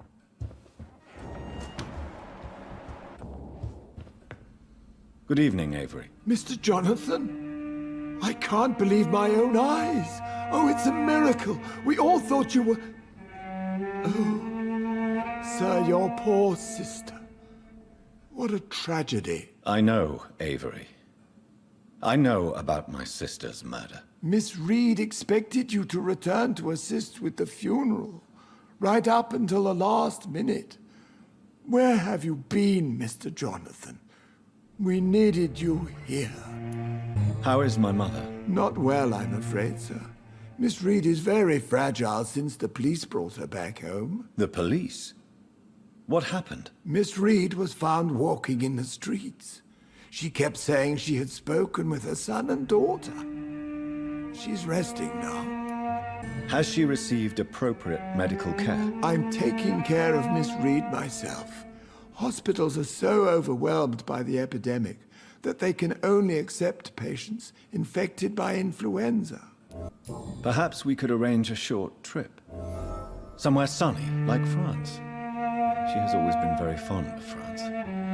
I think leaving London could do her good. I'm afraid Miss Reed is too frail for the moment. Recently, she started going out at night without remembering it. I have to watch her carefully. What is the situation in this part of town? For a time, the West End seemed spared by the epidemic. But the situation is getting much worse. Have you no relatives anywhere? I'll understand if you want to take a few days to see family. Your father managed to guarantee my earnings as long as I take care of this house, sir. My sisters are dead, and I've never met my nephews. I'll stay, sir. I'm sorry I could not be here for Mary's funeral. Your mother was strong, sir, but your support would have been appreciated. Apart from the priest and I, no one else attended your sister's funeral. To be present at the funeral with you both was my dearest wish, Avery. But I am sorry, I simply could not attend. I would not dare to question your absence, Mr. Jonathan. All I can say is that we missed you a great deal during these difficult days. I found an old letter written by my father and addressed to me. Do you know anything about it, Avery? Your father wanted me to give you this letter for your 35th birthday, but you left for the war, and the letter remained in his office. You until tonight. I realize now you knew my father better than I did. Do you know why he left, Avery? Did he ever speak to you about his departure? No, sir. Mr. Reed was not exactly forthcoming. Perhaps this letter will give you the information you require. Tell me the truth, Avery. Do you feel forced to stay here? Would you leave this house without the arrangement made by my father? No, sir. I have nowhere else to go. And I promised your father I'd take care of his family as long as I live. This house is dead, Avery. There is a curse on this family. You really should consider leaving. If only you could have been here sooner or more often. Maybe this house would not be that empty. But you're here now, sir. So my task is not over. You have served this family extremely well, Avery. Your support during these terrible times is much appreciated. Then I will stay. All I ask is that you take care of my own funeral if I die before the end of the epidemic. No mass grave, please, sir. Do you really think I don't take enough care of my mother, Avery? Yes, I do, Mr. Jonathan. You clearly have something more to say. Speak your mind, Avery. I know you work hard to help the sick, but what will you do once the epidemic is over? My home is here, and I have nowhere else to go. But this house will need some improvements if I move here. Some radical changes. That's good news. Whatever changes you have in mind, I'm sure we will find an arrangement that suits your mother also. Goodbye, Avery. Please watch over my mother until I return. Of course, Mr. Jonathan. But please return as soon as possible.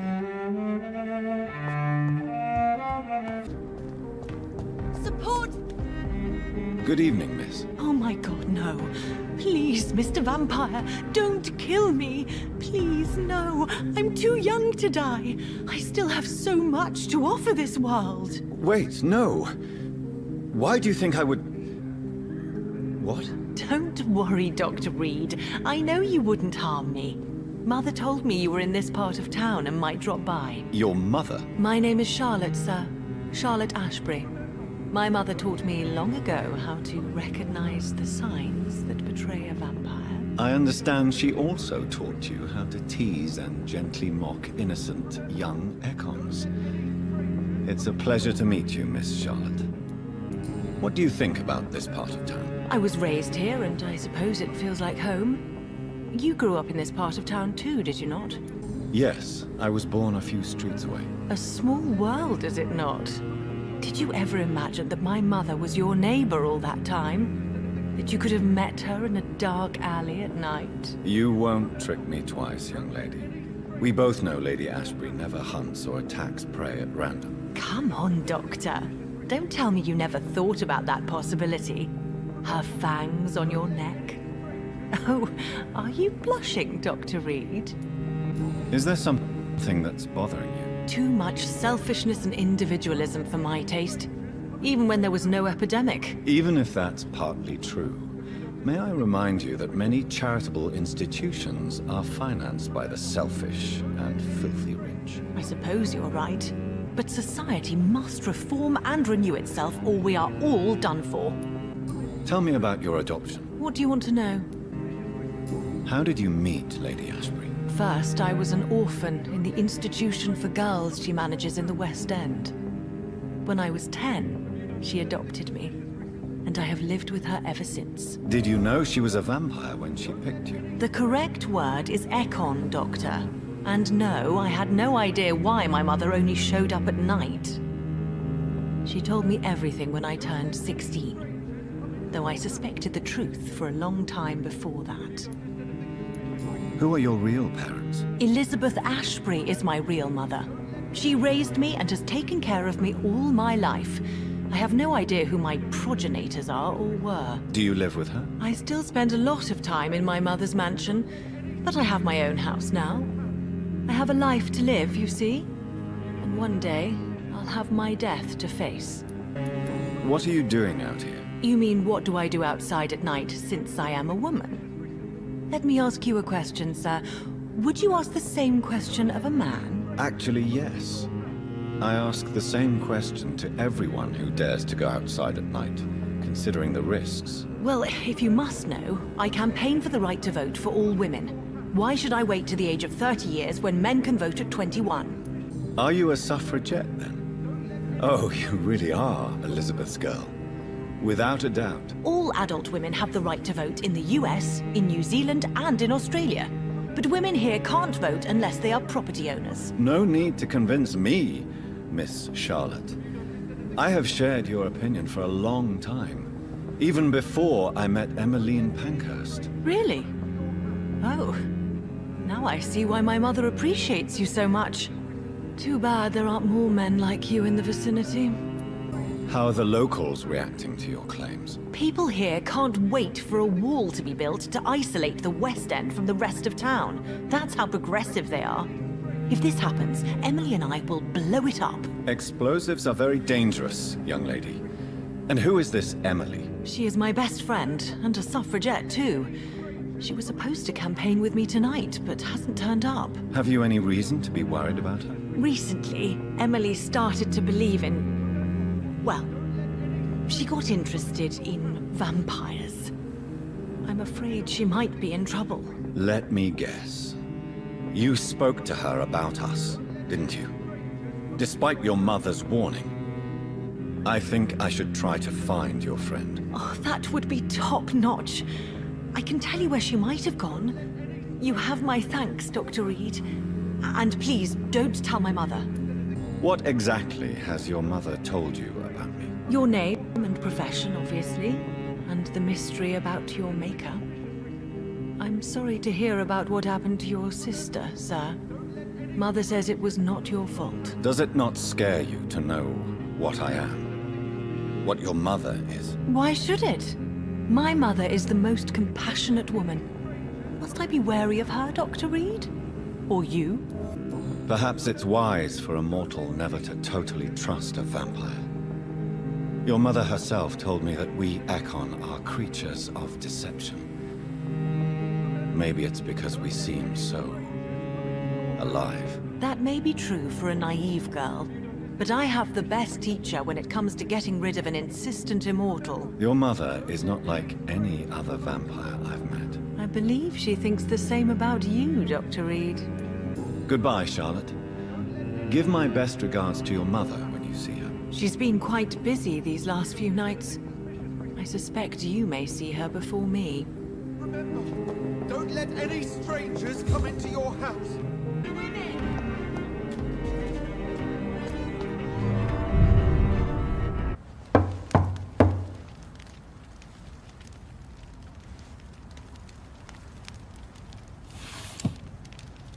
Do you know where you are standing right now? In front of the Ascalon Club, I presume. The Ascalon Club only summons or ostracizes. What is your business tonight? I received an invitation. I'm Dr. Jonathan Reed.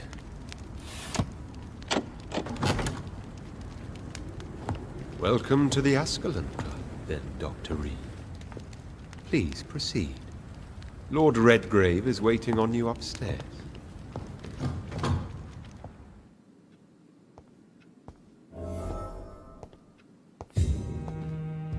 Welcome to the Ascalon Club, then, Dr. Reed. There has been quite a battle here.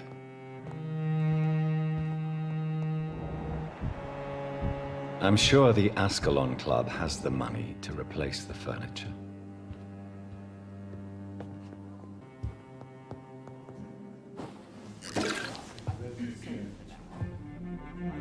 Good evening. We repel the intruders for now.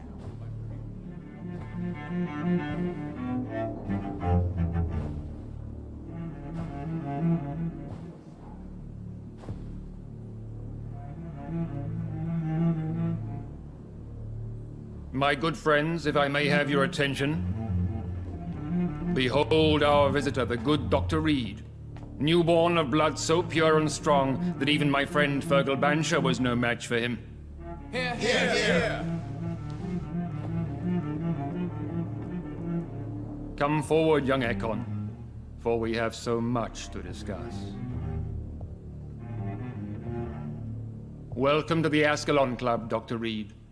I am Lord Redgrave, Earl of Bristol and chairman of this exclusive association. Lord Redgrave.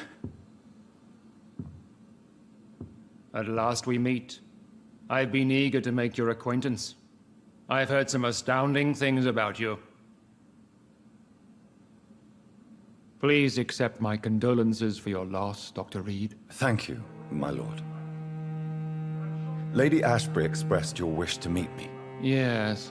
The lady has always been a useful acquaintance, though not always reliable. Is she a good friend of yours? She's a close friend, and I'm honored that she feels the same about me. The centuries have taught me never to trust a woman completely, especially if she is a mortal. Too prone to emotions, if you ask me. Too fickle when it comes to important decisions. My lord, do not expect me to speak ill of Lady Ashbury. Of course not, and I praise your loyalty. Would you offer the same fidelity to the Empire? What do you mean? I speak of the Skull Plague that threatens London and the country. You have been on the front line in the East End, but the time has come to open up a second front here. The epidemic has escaped the quarantine. You have new cases of the outbreak. We don't know for certain, but we cannot allow the disease to threaten the prominent heads of Great Britain. Why have you asked me here? Because the crisis is escalating. Our enemies, the Garda Priwen, have even launched an open hunt. The only way to calm things down is to put an end to the epidemic. You want me to find possible sources of the outbreak in the West End? Is that it? Straight to the point, like all eager newborns.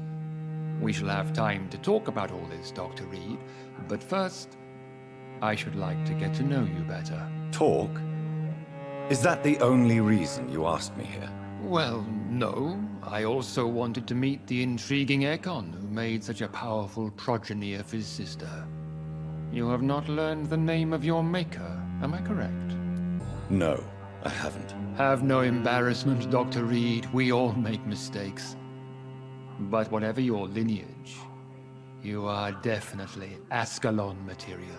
What do you mean? I would like you to become a member of the Ascalon Club, and to serve me as such. Before I accept, I have so many questions. Please ask. What does it mean to be a member of the Ascalon Club? It means that you swear to protect the interests of the Crown, that you become a loyal servant of the British Empire. Do you have any official recognition from the government? A charter from His Majesty the King? No. Of course, the Ascalon Club publicly supports the Empire, but the true nature of its members remains a secret. Am I supposed to follow orders? As founder and chairman of the club, I alone am entitled to make demands of our members, and I do appreciate obedience. What is the Ascalon Club's express purpose? We follow the credo of William Marshall, the greatest knight who ever lived. As was he, we are sworn to protect the British Empire. What does Ascalon mean? Ascalon was the lance wielded by St. George, glorious patron saint of England when he slew the dragon. And like that lance, we pierce the hearts of all our nation's enemies. William Marshall founded the Ascalon Club. Not exactly. William Marshall granted me immortality, and I founded the club a few years later. The good knight has been gone for so long. I killed Fergal, who claimed to be one of yours, sent to cleanse the East End of all skulls. Will his death be an issue? Do not worry. My priorities have changed. Fergal was a zealous servant of mine, but like any servant, he had his limitations and is readily replaced if necessary. I agree to join the club. This is good news. Good news indeed in these crucial times. Let's inform the Assembly formally and proceed with your initiation. My initiation? Fear not. Nothing fancy nor dangerous. It is just that we, the members of Ascalon, believe that tradition and custom are the backbone of this country.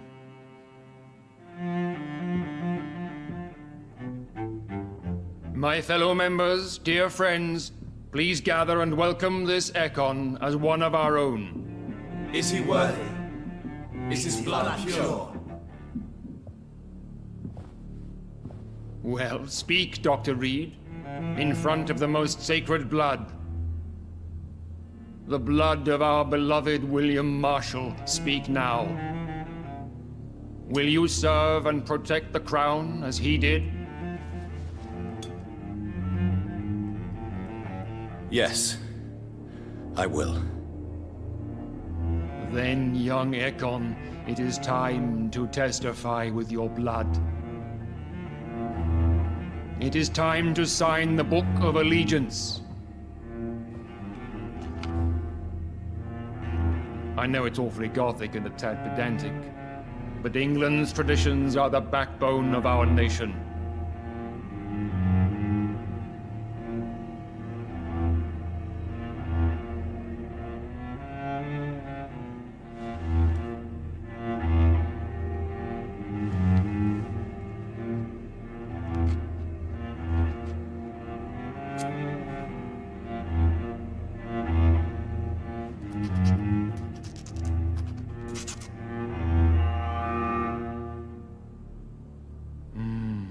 Delightful.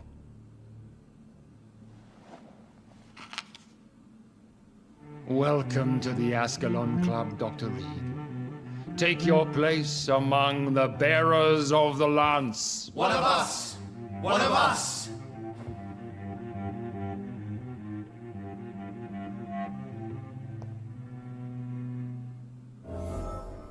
That went well, did it not? It is always useful to bolster the troops' morale, especially before a difficult battle. You have the makings of a general, my lord. I was, though very long ago. Well, not quite a general, but a proud defender of the crown. So why did you really want to meet me? Straight to the point again, young Ekon.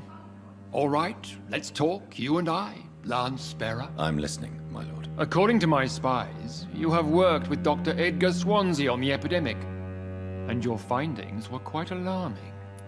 Do you know Edgar Swansea? Not personally, but I've been told he has some sort of immortal fetish and is a good friend of yours. Does it bother you that I consider him my good friend? As long as you reveal nothing of the club's inner workings, why should I forbid you engaging in conversation with the good Dr. Swansea? You were spying on me? Not personally. I rarely leave this building. But once he found you, Fergal kept me informed. Until you put an end to his mission. Who was Fergal? I don't see him sipping tea with the others in the club. Fergal Banshire was my squire of sorts.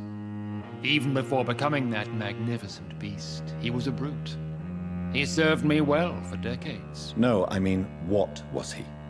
He was clearly no ordinary vampire. No. He was a Volcod. All muscles and instinct. Quite the rare breed. Ferociously territorial. Mortals often mistake them for werewolves. You do know I killed him? Yes. Will you bear ill will towards me for his death? Of course not. Your victory was quite impressive and courageous. You earned my respect. Yes, I'm convinced the recent invasion of frenzied Skulls in London is directly linked to the epidemic. This is not the Spanish flu, but something else. I would be glad to hear more of your discoveries, Dr. Reed, but for now, my main concern is the security of London's inhabitants, both mortal and immortal. What do you mean? Alarmed by the epidemic, the Guard of Prewen has started a war against us British vampires. To appease the situation, we must eradicate the Skulls. I have met peaceful and wise Skulls. To exterminate them means we are no better than vampire hunters. Skulls are hideous, shameful creatures that give all Ekon a bad name. So, what do you want me to do? I want you to investigate the city thoroughly. I have reason to fear there are cases of contagion in this part of town. Our absolute priority is to find and cleanse them. And how would you like me to proceed? By all means necessary, Dr. Reed. You are now a member of the Ascalon Club and you have carte blanche. Interrogate the locals, follow all the leads you find, and get results.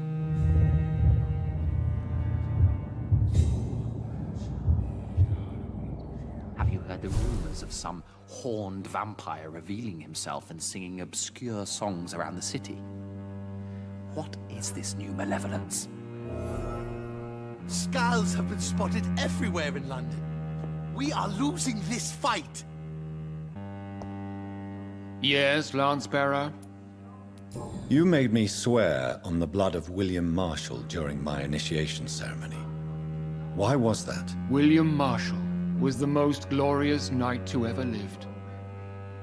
He served 5 kings, and was a living example of probity for all.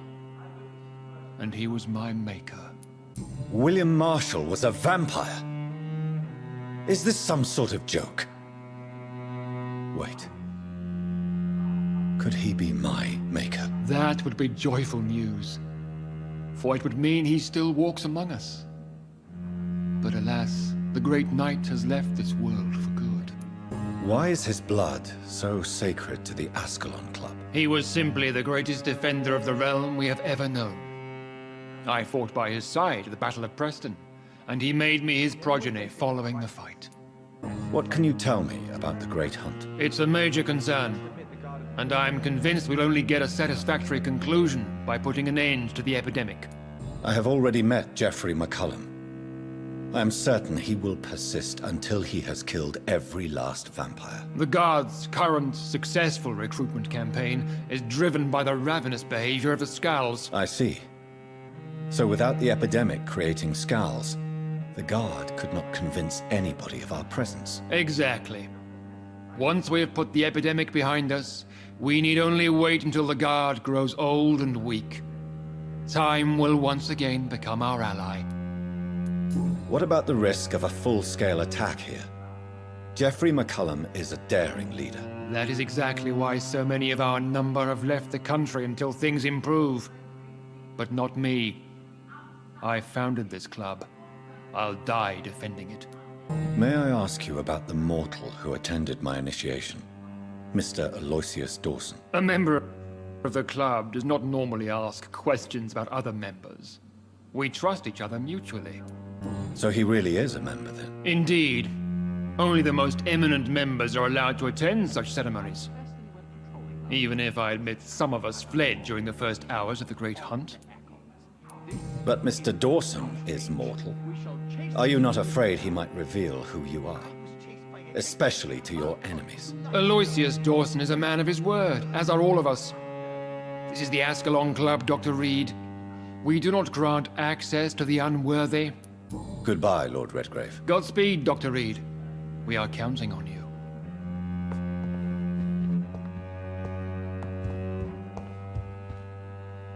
Good evening, Dr. Reed. How does it feel to be this evening's centerpiece? Figuratively. It's quite unsettling.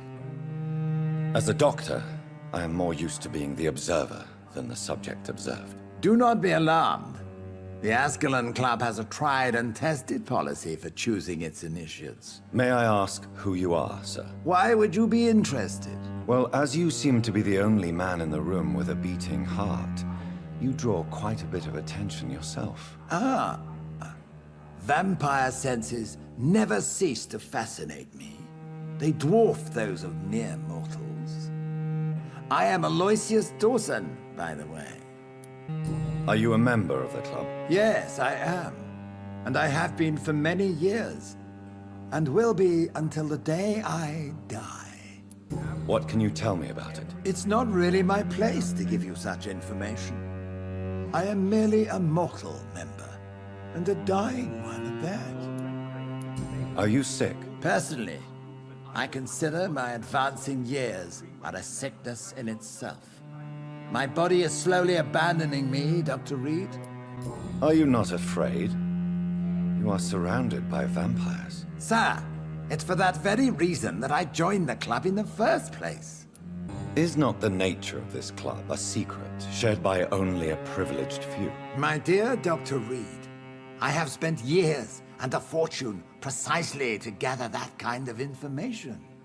So you asked for membership? I have been a member of many clubs in many countries.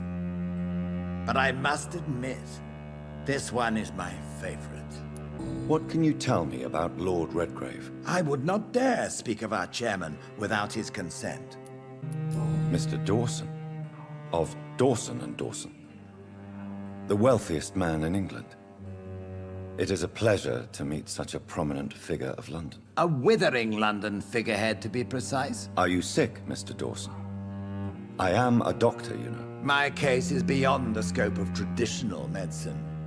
I have spent fortunes on the world's most competent doctors to arrive at that diagnostic conclusion. I'm sorry to hear that, sir. Should I suppose that you're here in search of some form of immortality? Absolutely not. I'm here to implement my plan to save the city I was born in. To cast out the ghastly evil that has us all on our knees. What do you know about the Guard of Priwen? I should not say this, but I admire their commitment. This is what the nation needs right now. But they are our enemies. They are not mine, Dr. Reed. Would you help them? No. There is a time for such methods. But brute force will not be enough to fight this plague. We have to think differently. What is the situation like in this part of town? I am sure Lord Redgrave will enlighten you more effectively than I. Money cannot solve every problem. This mysterious epidemic is going to require more than money can buy. You're right. Money is nothing unless one has the will to wield it. I have a plan, sir. A radical one that will save all that is essential in London. What is your plan, then? Quarantine and barricades are futile. What we need is a wall. A formidable, unscalable wall to isolate the deserving from the infected masses. By doing so, you would create two separate ghettos. What if the disease gets past the wall? The results would be disastrous. Not if we eliminate all suspected cases of infection as soon as they appear. A necessary sacrifice. Are you not mistaking sacrifice for summary execution? Why do you care? Are you not a vampire? Removed from all mortal concerns? Decisiveness is what the city needs, and it needs it now.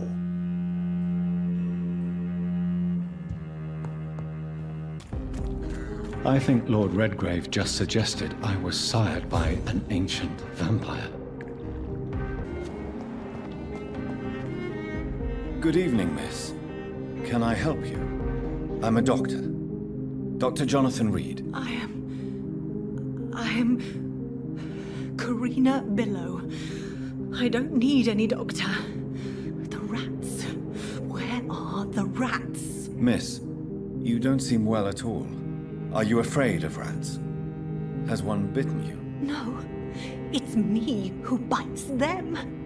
Tasty, juicy, disgusting rats. I can't stop eating them.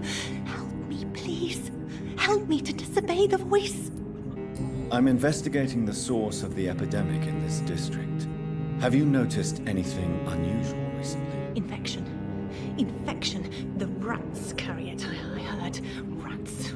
Rats, rats. Many rats around that big house. Funny smell, too. Dead flesh. And where is this house? West of the park. Not very far.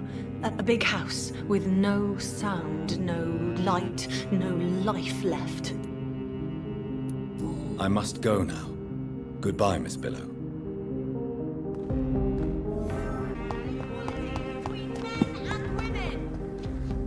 Good evening, old chap. Are you all right? I won't lie to you, Johnny. I'm not a well man. I'm investigating the source of the epidemic in this district. Can you help me? Infection is everywhere these days. But if you ever go to the park near that swanky house belonging to the Mullaneys... Yes? What about the Mullaneys? What about their house? Not enough noise for a big family with children. Not enough movement. Closed doors. What is going on in there? I wonder. Good evening, Miss Ashbury. And good evening to you, Dr. Reed. I'm investigating the source of the epidemic in this district. Have you noticed anything unusual recently? A few days ago, I spotted a strange house while campaigning for women's suffrage. Awful smell. No answer when I knocked. Where is it? It's the Mullaneys. A nice family who live in a big house near the park in the eastern part of this neighborhood. Goodbye, Charlotte. She's been quite busy these last few...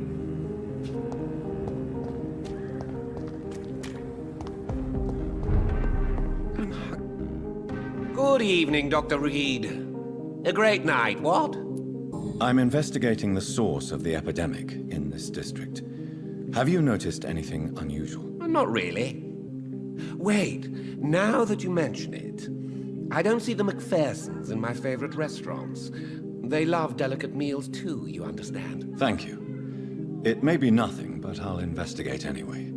Where do they live? They have a house in the southern part of the district, somewhere north of the railway bridge. There is a courtyard, if I remember rightly. Goodbye, Mr. Russell. I'm sure you'll take care of yourself. Women of all... That building is under quarantine. Could this be what I'm looking for?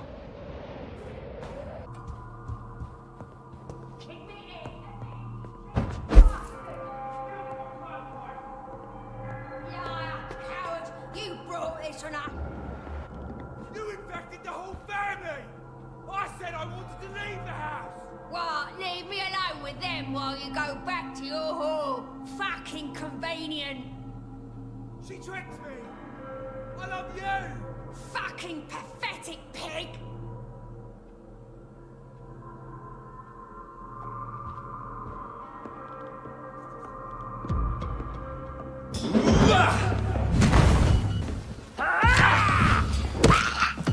I've never seen such a radical mutation.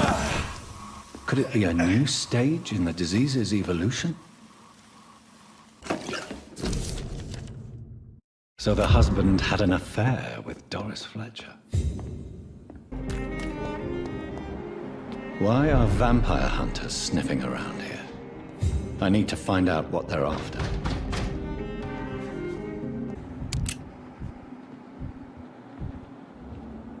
This woman's body has multiple lacerations. They're deep, too. Whoever did this was driven by rage.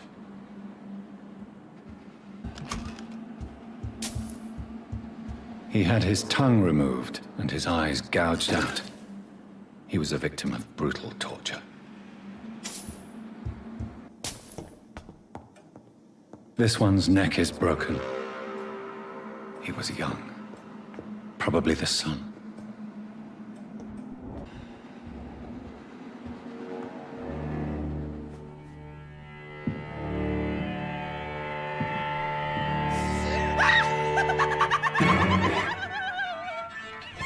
You thought I was dead too, didn't you? No, I was just pretending. Doris told me I could have been a great actress. You killed your family. They mocked my talent. Ah!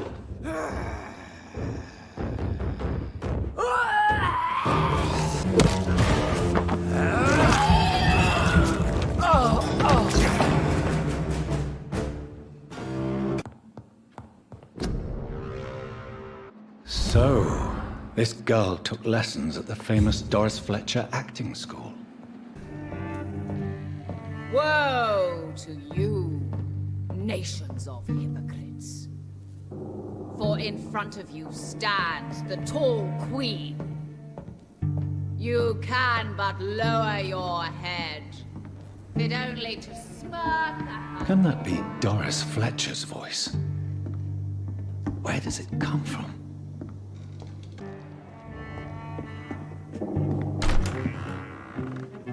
Who are you? You who dared enter my realm. Are you here to worship or mock me? I'm here to put an end to the vampire epidemic, Miss Fletcher. Ah. But Doris Fletcher is no more. She was consumed by this putrid flesh that now enshrouds her. You feel anger for what happened to you. But I can help you. I'm a doctor, Miss Fletcher. Doris Fletcher is no more.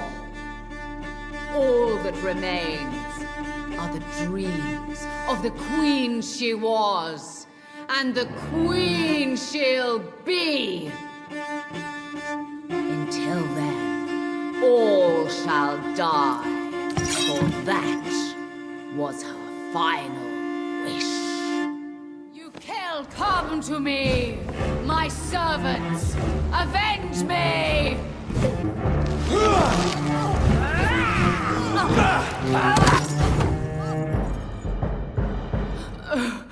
Wait. I beg you, wait. What? I don't want to die. And I did not come to kill you, Miss Fletcher. Will you spare me then? Save this cadaverous carcass of mine. Does your heart beat a little faster now? You fancy me then, Doctor? No, Miss Fletcher. My dead heart will beat for only one. Ah! Is she pretty? Is she sweet and tender? To me, yes. Ah! I hate her already. I know. And this is partly why you must be destroyed. But you just said... That I did not come here to kill you, yes. But I realize now the threat you embody must be stopped.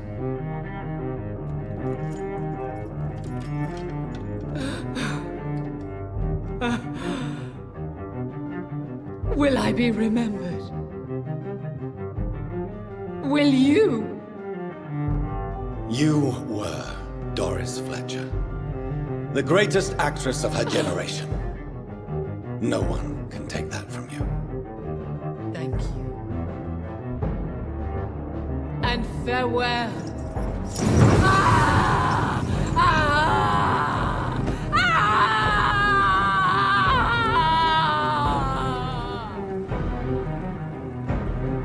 Farewell, Doris.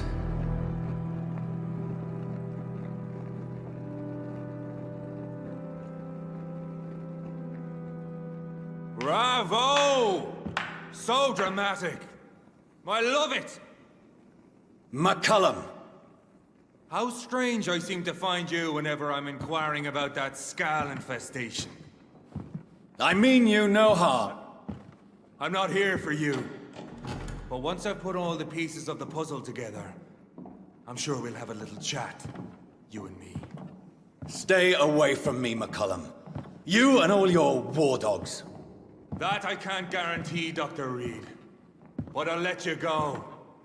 For now. I should probably leave the theater right now.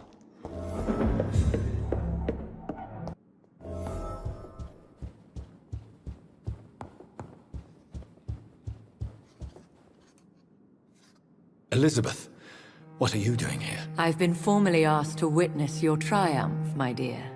After all, isn't it the natural role of a woman to support her man in victory? But it's you who insisted I join the Ascalon. Please forgive my giddiness.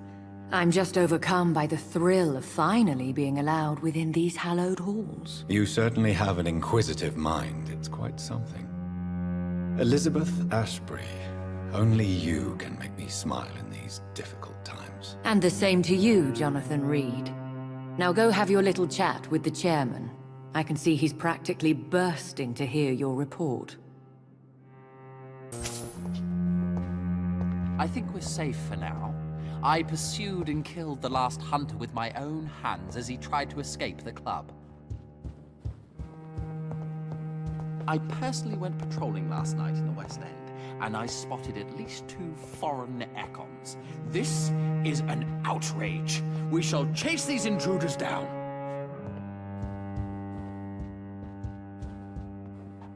Welcome back to the Ascalon Club, Lance-Bearer. Please, tell us the good news. Have you put an end to the epidemic? My hypothesis was correct. Doris Fletcher was the source of the contagion in this part of town. She was probably the first to be infected. And you cleansed her before the hunters, I've been told. Well done, Dr. Reed. You thrust your lance and pierced the very heart of the corruption. But some questions remain. The important thing is, we won a major battle for the survival of London. For that, we salute you. Thank you, my lord. Now, I have another task for you. One of the utmost importance. Perhaps even more so than the previous. I'm listening. It's time for you to perform a most sacred duty for the club. I want you to recruit a new vampire. Recruit a new vampire? Are you sending me on some sort of diplomatic mission? Not exactly. I want you to make Aloysius Dawson the Ekon he deserves to be. I'm not sure I'm the best candidate for such a task. I can hear the hesitation in your voice, Dr. Reed.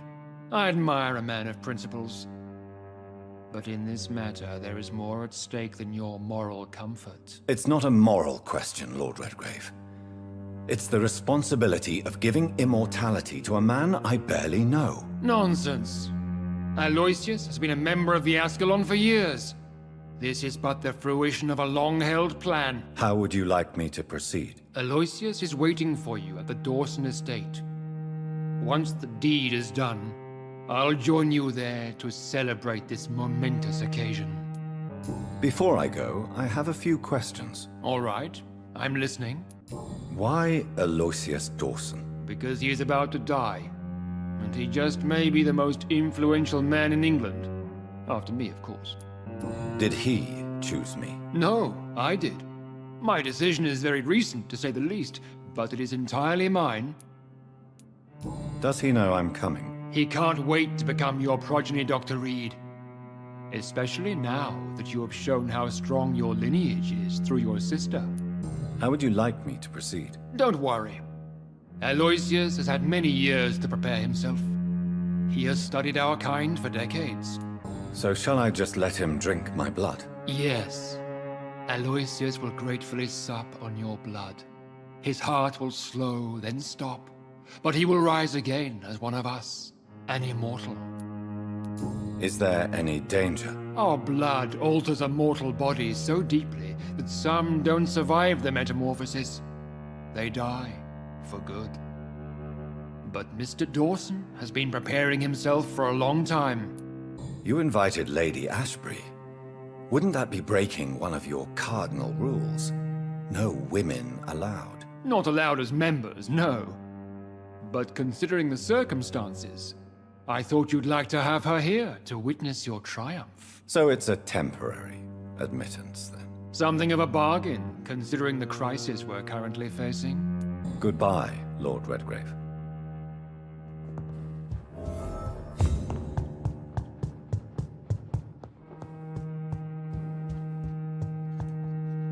Are you all right, Jonathan? Lord Redgrave has just ordered me to turn Aloysius Dawson, to make him my progeny. I see.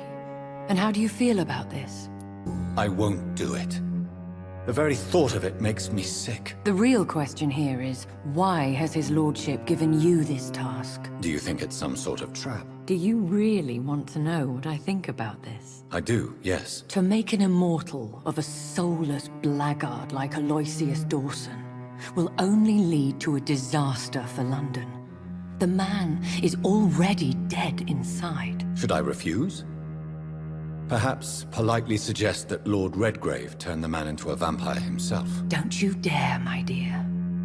According to what I've recently discovered, his lordship could kill you for even broaching the subject. Really? Why? I've recently found proof that the Earl of Bristol is of lesser lineage, and only capable of creating skulls. Please tell me more about your recent investigation. As long as you lower your voice. What would you have me do about Dawson? The man is dangerous. Did you know he plans to build a wall to separate the healthy rich from the sickly poor? Do not make him your progeny. What would you do? The man's dying already. Let the Reaper harvest the rotten fruit that is his soul. Are you sure your information about Redgrave is correct? He says he's the progeny of the great knight William Marshall, who lived some 9 centuries ago. That's a lie. Lord Redgrave is unable to create anything but skulls, if the poor souls survive at all. How can you be sure the information was correct? I made the acquaintance of a most interesting informer while investigating your maker, from whom I learned the truth about Lord Redgrave. Why so vindictive?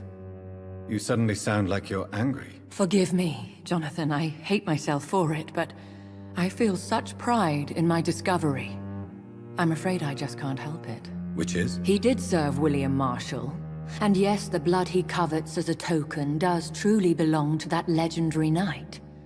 But he was never his progeny. His lineage is not so noble. What would happen if I made Dawson an Ekon like myself? You would add a powerful immortal into a suffering world. An immortal who already craves authority. Maybe I could teach him control, like you taught me. Lead him down the right path. Mr. Dawson spent his life searching for a way to cheat death. I'm sure he has spent decades dreaming of how he'd spend eternity as a tyrant. Goodbye for now, Elizabeth. Goodbye, my dear. Please, be careful.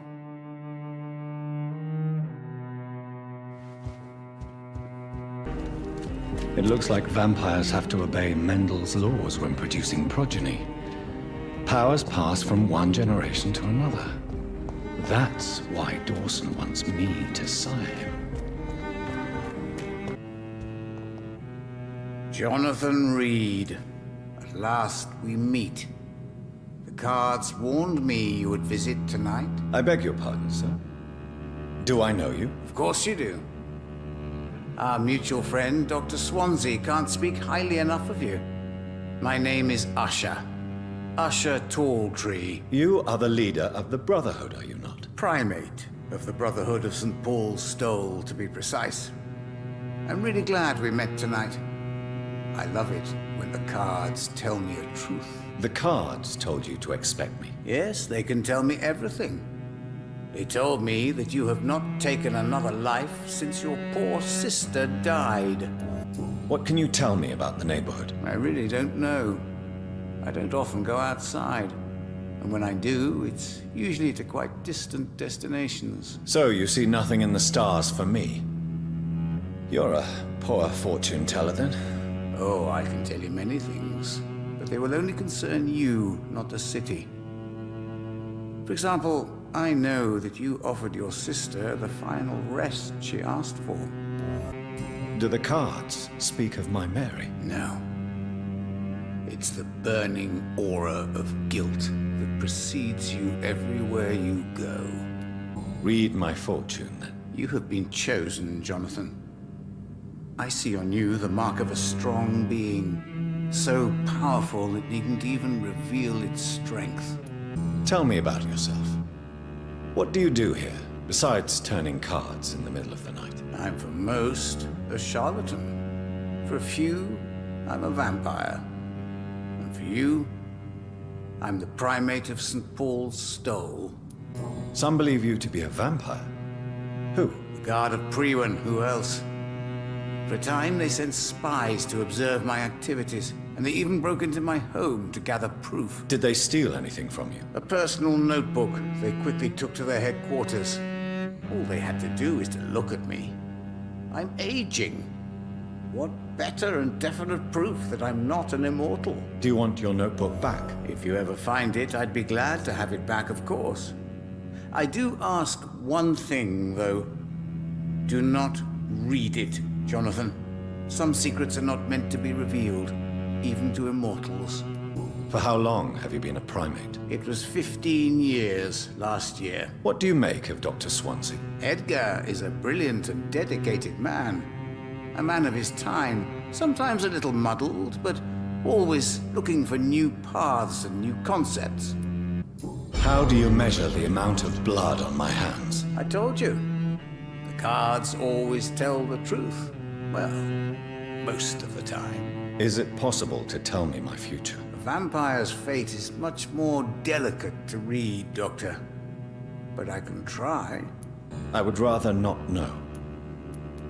How did you learn about Mary? And spare me the hocus-pocus parlor tricks. The truth, now! Swansea told me. Don't look at me like that. His task is to observe and gather information about vampires. He had to tell me about Mary. Mary did not deserve her fate. She had already suffered enough during her life. And yet the pain and the suffering went on after her death. Suffering is part of the immortal condition. Some prefer to lose their minds rather than face the simple truth. The pain will never stop. May I ask you about the Brotherhood? Of course. But I must warn you that there are some subjects we consider taboo, in spite of our fondness and acceptance of your kind. I know there is no love lost between the Guard of Priwen and the Brotherhood. What caused this rift? It was 1801. The Brotherhood was stronger then, a strength that made them hungry for ever greater power. An argument divided them, and the wound never healed. What was the nature of the disagreement? The problem was that both sides considered themselves the legitimate heirs of the original Brotherhood. We divide up the books, the relics, not always fairly or with consideration. Who founded the Brotherhood? That's precisely the kind of question I cannot answer. It is delicate, and may reveal some of our secret traditions. So you're not just a club of academics and scholars? Once upon a time, very long ago, the Brotherhood did more than simply study the vampires. They took actions to eliminate the more ferocious and corrupted. Is there anything you could tell me about Aloysius Dawson? Aloysius Dawson? Yes, of course. We met on several occasions.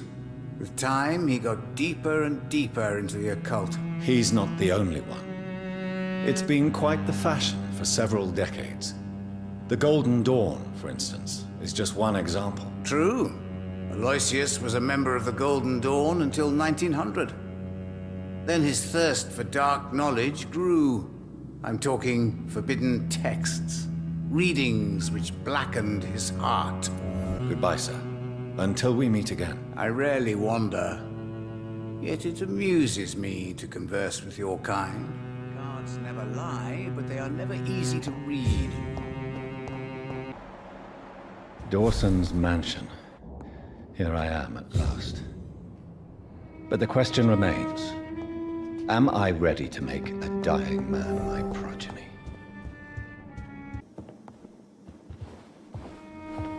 Finally you're here, Dr. Reed. What took you so long? I had to pass several of your barricades and outposts to access your mansion, sir. Death, pestilence surround us, and time is against me. I see you've gathered some of the most expensive, albeit experimental, blood transfusion equipment available. All this could be so useful in a hospital. Yes, yes. Since Lord Redgrave sent me a doctor to perform my conversion, I thought you might find some of these devices useful. Most thoughtful. But tonight I'm not here as a physician. But I feel reassured that a specialist such as yourself would help me to escape the Reaper. Very well. But before I proceed, I have a few questions for you. If you must, but be quick, for I don't have much time left in this life. First of all, I need to be sure that you know exactly what is going to happen to you, sir. I can assure you I'm as informed as any man can be. I have planned for this moment, Dr. Reed. Planned very carefully. Believe me, there is a huge difference between reading about vampires and waking up as one. I learned that myself the hard way. Oh my God, man, stop your whining. I don't have time for your pointless jibber-jabber. You'll need to feed on warm blood. Blood from mortals. How do you feel about that? I'm rich, Dr. Reed, and powerful. I'm sure I'll be able to acquire all the blood I need without ever having to sully my own hands. I will become your maker. Do you understand what that means? Well, I certainly won't consider you my liege, or some such drivel. You can be assured of that. What do you know about the Guard of Priwen? What I do know is that I'll crush anyone or anything that would dare to oppose me. Let's move on, then. Please, I'm cold and tired. I feel my life waning with every moment. But first, before you embrace immortality, what would you do with such a gift? That's a rather impertinent question, Dr. Reed. And I will do as I please. Answer me all the same. What will your first action be as an immortal? To save London. I will finance the most efficient quarantine ever seen. I will build a wall that will separate the sick boroughs from the healthy ones. Who gave you the right to decide the fate of thousands of people? My money. My money and my pending immortality gives me the needed authority, Doctor. I'm a businessman. I'm used to tough decisions. You really plan to build a quarantine wall across London? Yes, it will be tall and strong, separating the wheat from the chaff. By doing so, you will also create 2 separate prisons. Come, sir. An eminent doctor like yourself knows that such radical measures have proved efficient in the past. Let me guess. You mean to isolate the rich from the poor? This is a desperate measure for desperate times. England must prevail, Doctor, no matter the cost. Quarantine is not a bad idea, medically speaking. But I'm convinced this epidemic will not be contained by mere walls. As long as the right people are on the right side of the wall, that's all that matters. But you can't guarantee infection will not spread. Just one contagious carrier would be enough to create an apocalypse. The apocalypse is already knocking at the gate. We must be strong now. What if a new outbreak happens inside your walls? You'll have created a giant trap. That won't happen. As long as we dispose of anyone that is contaminated as soon as they are spotted. I've heard enough. It's time to proceed. At last. All right, do what you have to do. If it hurts, so be it. I've been preparing such a long time for this.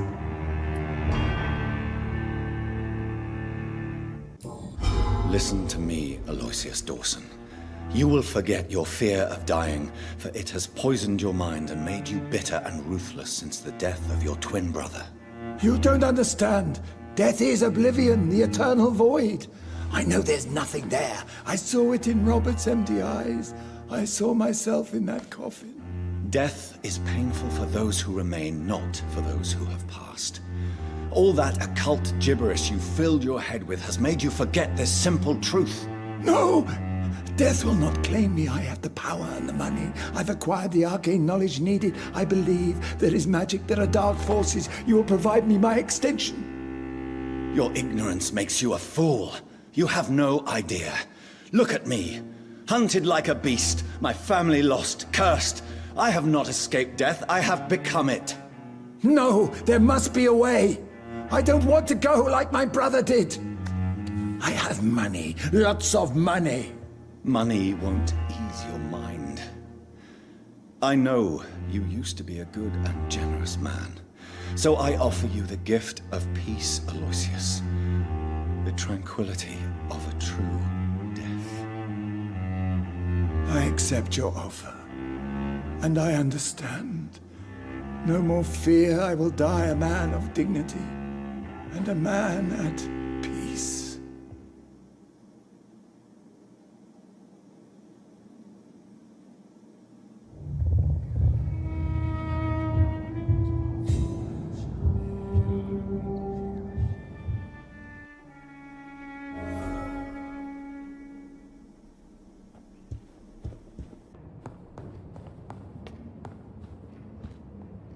Is it done, Dr. Reed? Is Aloysius Dawson reborn, as expected? I'm afraid Mr. Dawson finally chose to embrace life and death as a mortal. What do you mean? He has overcome his fear of dying. I let him rest and wait for death to come. What? This is unacceptable. Go back there and make him the powerful Ekon he's destined to be. No, Lord Redgrave. As a doctor and as an immortal, I can't. If you wish to make him your progeny, then proceed on your own. This is an outrage beyond words. This is betrayal, pure and simple. I should kill you on the spot. You swore on William Marshall's blood. Well, Get rid of me then. From now on, you're an outcast. Vanished. You are forbidden to ever appear in front of us again. Ascalon will smite you on sight, and your heart will be thrown to the rats. I'll leave you then. Have fun with your puppets and shadow plays, Lord Redgrave. Yes, go, traitor.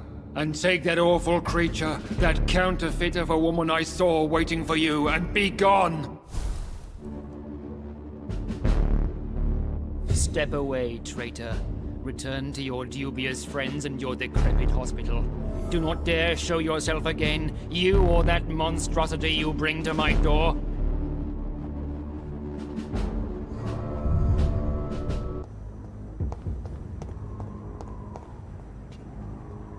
We meet again at the strangest of times, young Ekon. So do you serve the Earl of Bristol now? Old Bridget. What are you doing here? Your friend, the wise Ekon. She sent me to warn you. Did anyone see you? It's a long way from the dock sewers, and hunters are patrolling the streets here. Who said I took the streets? How do you think I survived for centuries in this city without ever being seen? I know all her secrets. How did you meet Lady Ashbury? She came to us in the sewers in search of answers. Just as you did. What kind of answers did you give her? I knew nothing of your maker, but we talked. We talked a lot. Her words and ideas are captivating. It is no surprise that you like her. I like her too. Lady Ashbury in the sewers? Now that's a sight I wish I'd seen. She said she was your friend, and that she sought the identity of your maker. So I answered her questions. Lady Ashbury? You know her? Tell me what's going on. The lady approached me but a few nights ago, wanting to meet the sewer skulls. Once she questioned Harriet Jones. She agreed to help us. Harriet Jones is still with you then? How is she doing? Harriet remains angry, but is recovering slowly. Her mind is twisted, but at least her body is healing. Tell me what is going on. The lady asked us to keep an eye on your mortal doctor friend while you were away. We spotted the hunters. They were discussing plans to attack tonight. Wait, slow down. I need to ask you something. I'm listening, but I do not have time to waste, so be quick. Where is Lady Ashbury right now? She said she will go home. She needed to speak with some old friends first, though. Do not worry, young Ekon. She is no fool, and just as strong as you. How did Elizabeth find you? She presented herself humbly at our gate, and asked if we knew of any ancestral vampires hiding in London. She asked about Ascalon. She asked about many things. What do you think of her? Her soul is good, yet tainted with a deep sadness, and the scars of ancient wounds. Time does that to us immortals, for we have so much to dwell upon.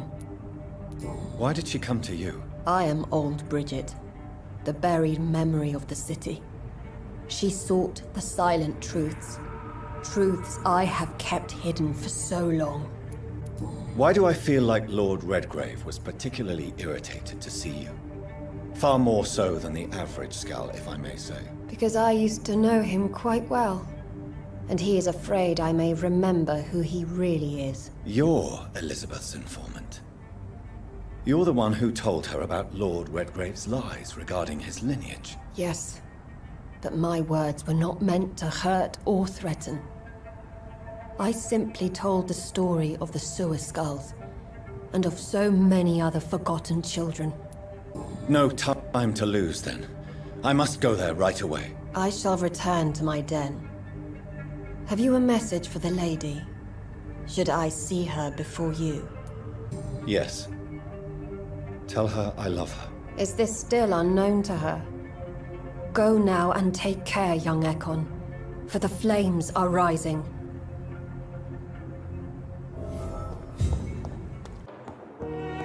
Those bastards. What have they done to Edgar? McCullum and his thugs are taking the credit for Edgar's abduction. They really mean business.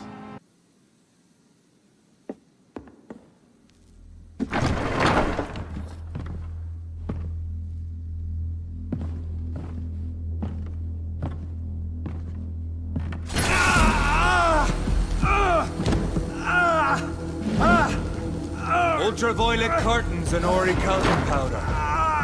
Dr. Swansea's always been a resourceful bastard. I bet he never told you he had this installed in case of a vampire attack. Says a lot about how much he trusts you. What have you done with Edgar? Don't worry. We don't kill humans. Even if your friend is deserving of a little punishment for what. What are you talking about? We know everything. Swansea and you created this bloody epidemic. You aim to unleash another disaster, just like William Marshall did. No! I'm trying to put an end to it, just like you are. You're its progeny, aren't you?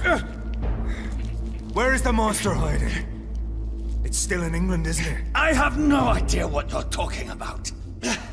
Jeffrey, please listen to me. No tricks. That shit won't work on me. We've found proof in the theater. Doris Fletcher was your first experiment. Now where is Marshall? Speak!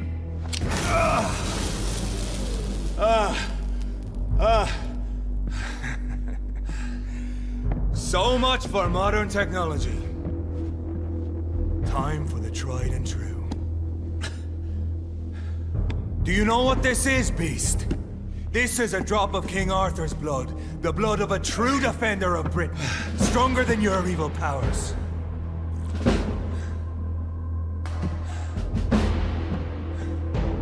This is ridiculous. We're losing precious time. True enough. Soon I'll bring your head before your coward of a father. If you're so innocent, why does simple light burn you so much?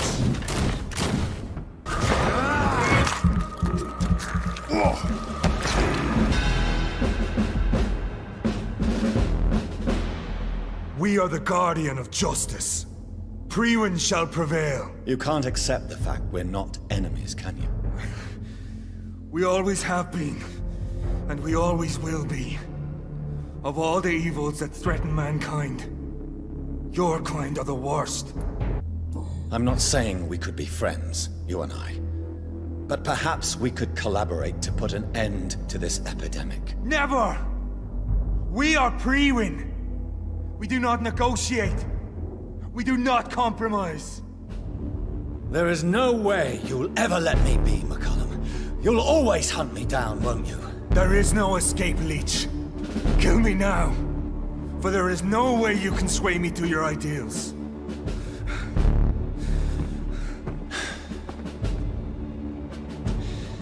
That's where you're mistaken. What do you mean?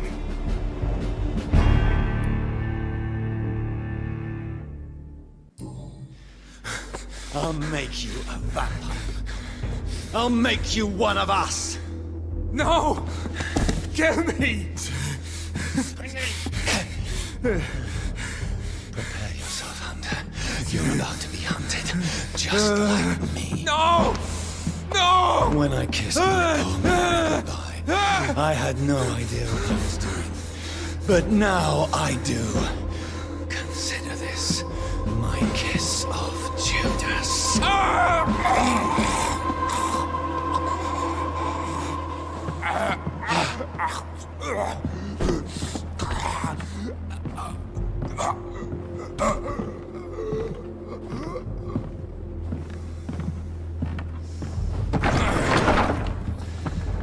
Welcome to the world through the looking glass.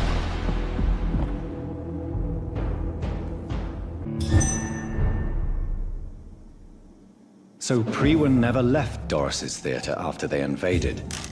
They must be holding Edgar here in their new headquarters.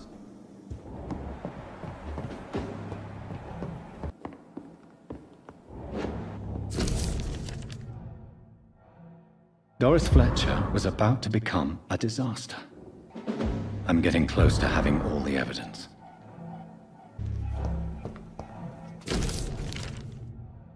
Blood of a pure heart, garlic, blood of a king. I don't understand. Perhaps this is what McCullum drank. I had better keep that in mind.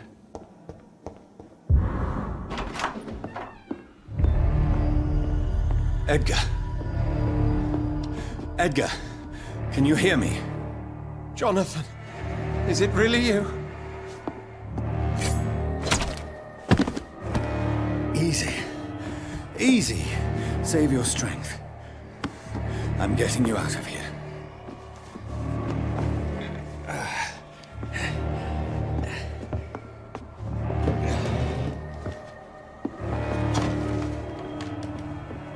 Don't try to spare me. As a physician, I know all too well when it's too late. Punctured lung, broken ribs, and internal bleeding. An accurate diagnosis, wouldn't you say?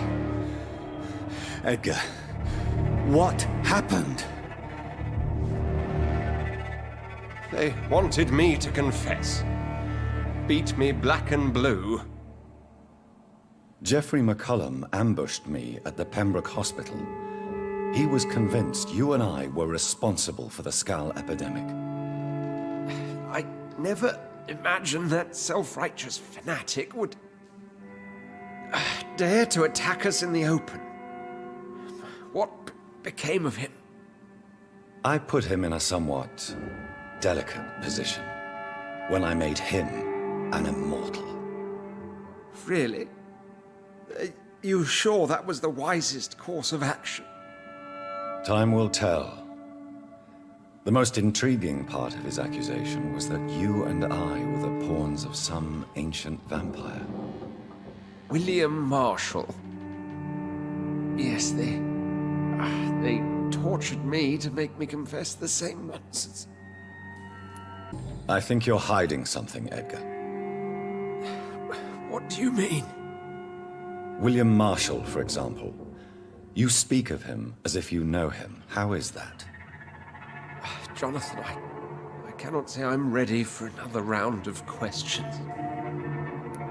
Why would the Guard of Priwen believe you and I created the vampire epidemic? Maybe due to our profession. Because I offered you shelter in my hospital. What can you tell me about William Marshall? Not much. History paints the story he was the greatest knight who ever lived.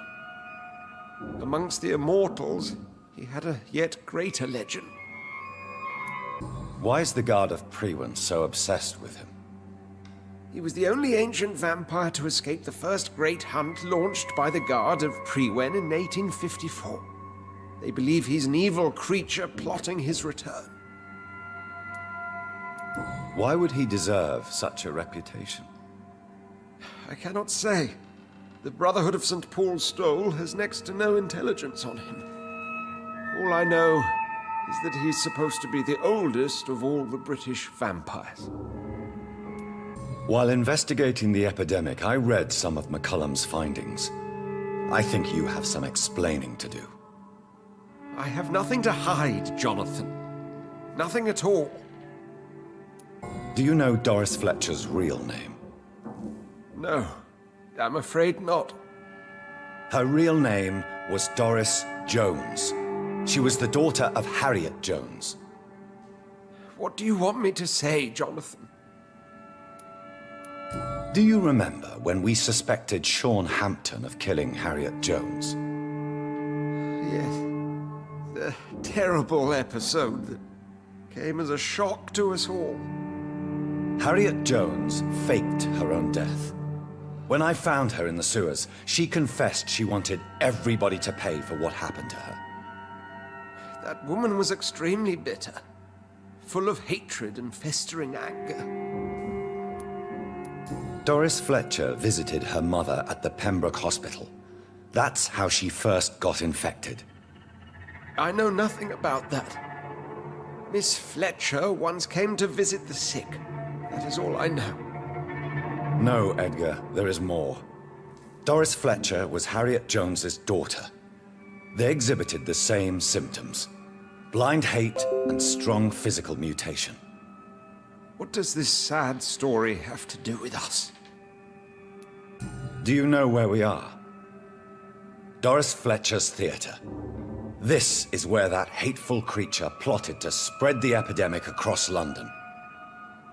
I only briefly met Miss Fletcher once when she visited the Pembroke Hospital. You say it was to see her mother. She seemed like such a sweet and graceful woman. My point exactly. The disease turned her into a bitter soul, driven by vengeance just like her mother. A symptom of all the infected patients. Certain diseases are known to produce similar effects. Rabies, for example. And rabies is not the devil at work. Come on, Edgar. Don't you see the pattern here? The epidemic, the link between Doris and Harriet, the suspicion of McCullum? How could I? I never saw Harriet Jones again after she fled the hospital. Doris and Harriet shared more than a hidden family bond. They were the embodiment of the epidemic and are linked to the Pembroke Hospital. Come on, Edgar, this is no coincidence. I swear I'm at a complete loss. All I did was administer vampire blood to cure old Harriet. There was no evil plan, no diabolical plot. You did what? I tested the regenerating and healing properties of vampire blood on Harriet Jones. My only intention was to find the cure for influenza, I swear. Whose blood did you use? William Marshall's? Mine? Lady Ashbury's. While transfusing her with human blood, humanely appeasing her hunger, I also kept samples of her blood for my research. You used her blood on Harriet Jones? My God, Edgar, that's unethical. You betrayed 2 of your patients at the same time. I made a mistake. But what is science if not trial and error? We both know it, Jonathan, we both know it. What a poor justification for your morbid fascination and thirst for glory. You have worked beside me. You saw what I'm doing at Pembroke Hospital. Jonathan, you know I'm not an evil soul. Just another victim of this tragedy.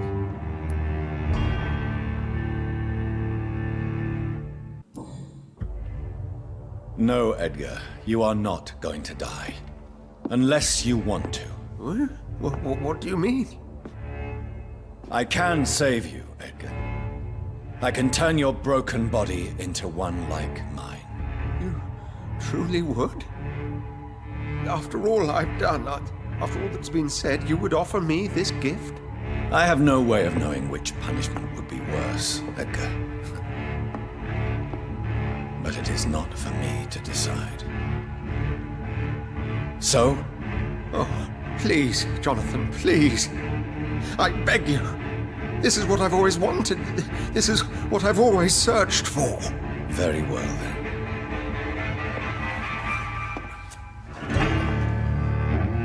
Prepare to die and be reborn. To face an eternity of guilt. I'm ready. Oh, indeed, I am ready.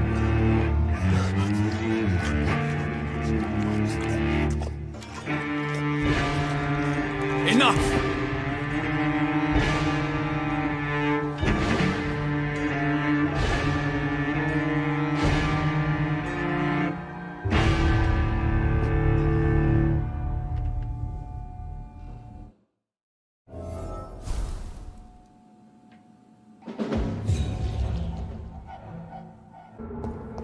So Harriet Jones became the original carrier when Edgar gave her vampire blood. I must tell Elizabeth.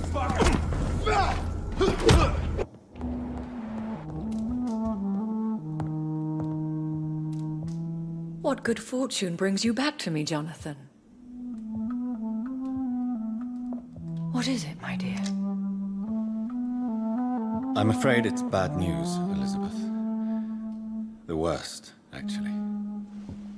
Please, speak up. Edgar is no longer in McCullum's grasp. I resolved that matter. Where is our good friend now? Is he well? Of a sort. His injuries were mortal. I had no choice but to make him one of us. To save him, or to punish him. To punish him? I fail to understand. And what is the source of this cold tone in your voice? Edgar Swansea was responsible for the Skal epidemic, Elizabeth. It was he who unleashed the deadly scourge upon London. What? Are you certain? This is the most terrible accusation of all. He confessed everything to me. He sought to cure the disease, to exploit vampire blood to stop the epidemic. But he unwittingly gave birth to a catastrophe. All those poor victims. How could he do it? What happened? Edgar's behavior was beyond lunacy. He had neither the discipline, knowledge, nor the proper facilities to conduct blood experiments. I must say I'm shocked, Jonathan. Who would have thought it? And the poor patient. Let me guess. It was Harriet Jones, was it not? Yes. That explains how Doris Fletcher was infected, and how she became an Ichor. She secretly visited her mother at Pembroke. Then we have no choice. We must act quickly, Jonathan. We must return to the sewers and put an end to the threat poor Harriet embodies. I have one more matter to discuss with you. Harriet Jones was the primary case, but... do you know what a healthy carrier is? There is a tone in your voice that frightens me, Jonathan. What are you trying to say? It was your blood Edgar used for his experiment on Harriet Jones. What?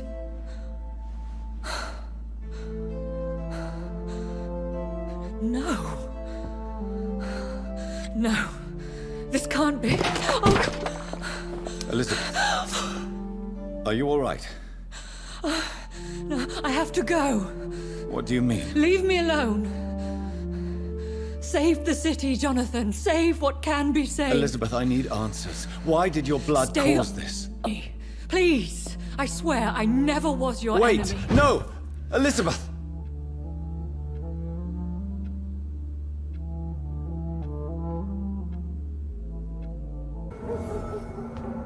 Now would be a good time to blend the recipe Marshall used when he fought the disaster. I think I know where to find what I need.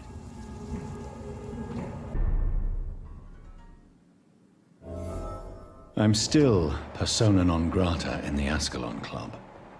If I want to speak with Lord Redgrave, I'll have to improvise.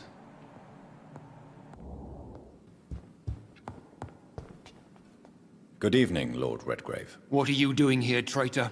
I shall smite you for this audacity. I'm not here to bicker, Lord Redgrave. I can put an end to this epidemic, but I need your assistance to do so. Good. We've held out thus far, but the time has come to put an end to this crisis.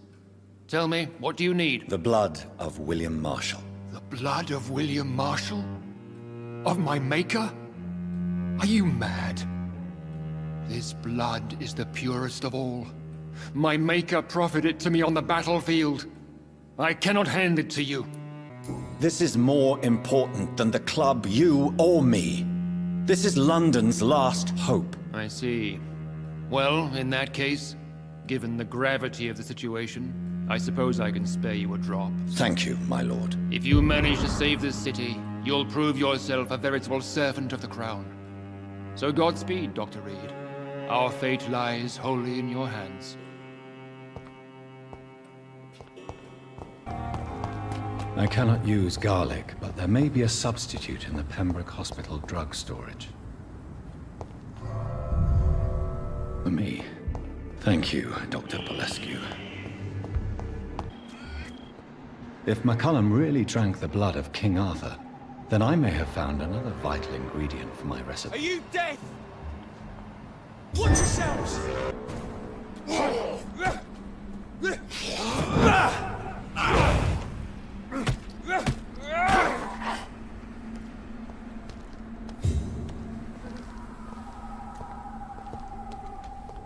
Good evening, Vampire Hunter. Are you here to mock me, Reed? Not at all, McCullum.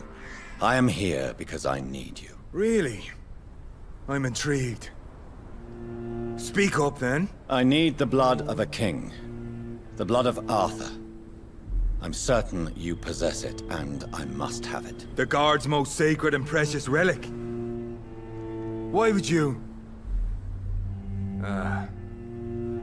You found Marshall's memoirs. I should have destroyed that book. I need the antidote to save this city, McCullum. It is within me to take your words as truth. I want to, but I must know more.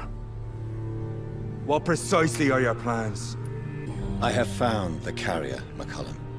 The infection's source. It may be science, or some supernatural power that's responsible for all this. But I will harness either or both to end the epidemic. A vampire doctor? My God, you're a terrifying creature. Jonathan Emmett Reed. Do you not understand? We wanted the same thing from the outset. A means to end this vampire epidemic. Not enemies. Maybe that is so. Take it then. I see no other hope for this city. If this is some trick, you will be damned, Dr. Reed. Thank you. Can we speak more? Indeed. Why not? Why are you here? The man who raised me after the brutal murder of my parents. He's buried here. Were both your parents killed by vampires? Yes. And yet worse. My father returned to Dublin a vampire and tore out my mother's throat. And who was this man? Carl Eldritch. One-time leader of Prewin. He killed my father in front of me. Helped me hunt my brother Ain after teaching me how to kill leeches. How are you adapting to immortality? I feel so powerful it gives me shivers. I could be the greatest vampire hunter ever. Your worst nightmare, in truth. Will you leave the Guard now that you are what you are? Are we not creatures of deceit? I could hide my nature from my men, or name a successor. Go my own way. I know not yet my path. Will you hunt me down? You seem a decent fellow for a vampire. I've seen no evidence of you taking an innocent life. Farewell, my progeny. Do not stretch your luck, Reed.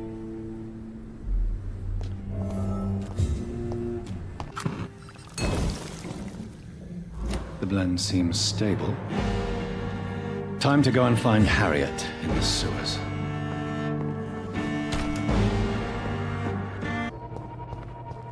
This place has been ransacked.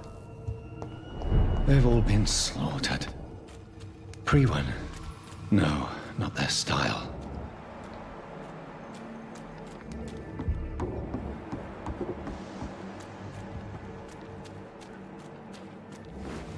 Where has Harriet gone? She must have left a trail I could follow.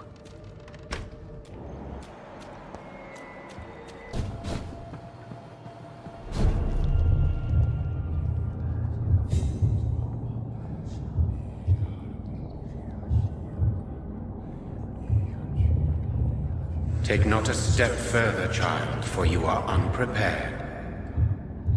You, at last. I wondered when you would show your face again. Step away. We have nothing to discuss. Desist, child. You cannot confront the monstrosity unleashed upon this land without due preparation. I shall not allow it. All right. But no more riddles. Enough of the obscure songs and prophecies. I ask questions, and you answer them. My words have been as clear as crystal lakes, my child. You seem unwilling to drink, to listen, to learn. Why did you choose me? Only you could provide a modern, scientific answer to this ancient, mystical threat. Speak to me of this ancient threat. The blood of hate. Vessel of the wrath of the goddess. When she awakens, a disaster will be born into this world, for she is hunger and anger. What kind of modern answer? Disease, contagion, and contamination. How they course through veins is your dominion, my child. Your choices have made you. Only you can save this land. What is your true appearance? I do not understand. This is who I am. Blood? You are made of blood? Surely you are joking. Why would I? And no, I'm not made of blood. I am blood. Blood is what I am since my birth and for eternity. But who are you really? Tell me your name. I am your maker. I am the servant of the Red Goddess and protector of this land. I have many names. Just give me one, then. There are those who call me Myrddin Wild, the Wild Horned Man. But I never was a man. I was born out of blood. I'm here to stop Harriet Jones. She is the original carrier. The well from which this corruption flows. I have heard you, but be wary. Harriet Jones's mind is no more. She has metamorphosed into an apocalypse. Born from, drenched in, and driven by the blood of hate. What is the blood of hate? It is the curse of the goddess. It is the hunger in you, the need for blood, the will to strike and to punish, to spit in the eye of God. Tell me about this disaster, creature. I know London fell victim to such a thing in 1666. A disaster is pure anger born through blood. Its name means bad star, for they only appear when our queen unleashes her unquenchable wrath upon the world. And who is this queen? She is the Red Goddess, the Queen of Blood. In my youth, 100 lifetimes ago, she was worshipped as the Morrigan. She is my mother. She is yours, too. The Morrigan? The Celtic goddess of war? Is this a ruse of some kind? She has been worshipped in many forms throughout the ages. The true nature of the Red Queen is beyond your comprehension, eluding even mine. But know this, she is a vengeful mother.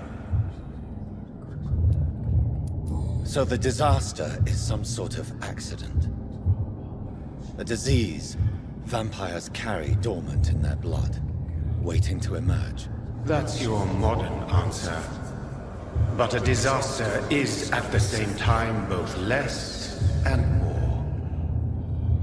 Tell me what it is then, in your own words. A disaster is the pure will of our queen.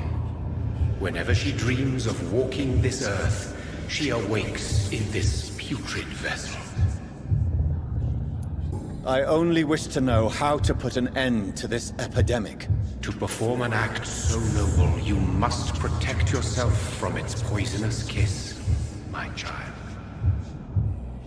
I know. McCullum used such a serum when trying to kill me. However, I have produced a more efficacious version of the antidote. Your final task awaits you at the end of these tunnels. I've known for ages you were worthy of this challenge, my champion, Bittersweet. What will happen thereafter?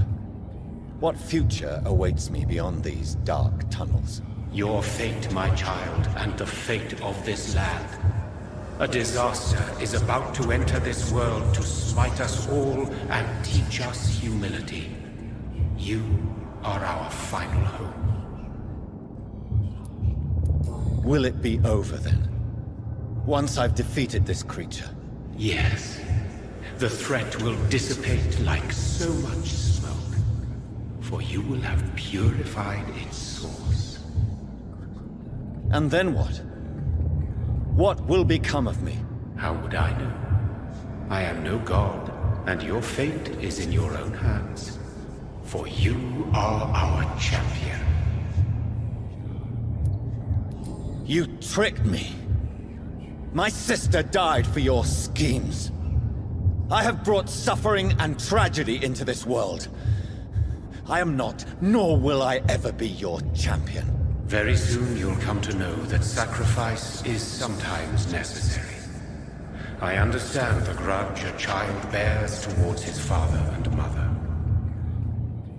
Be brave, my child.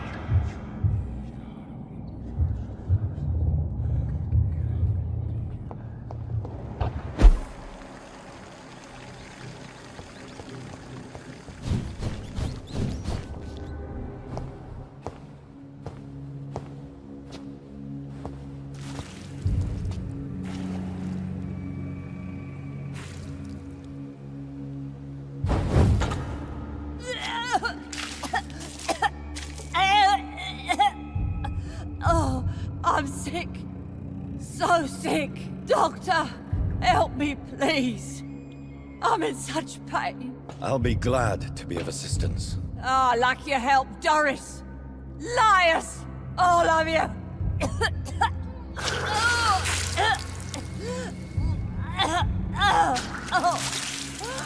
My poor baby. I've been such a bad mother. But the Queen herself forgave me. Gave me another chance. Harriet, you must stop all of this. I can't let you infect anyone else. How dare you interfere with the Red Queen's plans, Doctor? How can you stop the course of nature?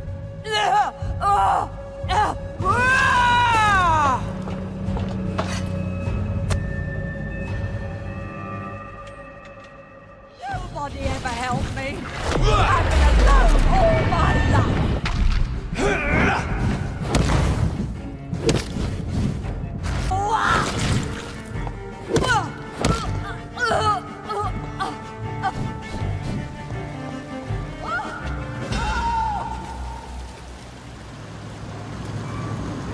Is this a dream? Am I awake?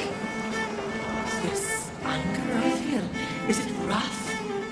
I think it is. Oh, how infinitely, how intensely, how irredeemably are you all going to suffer now?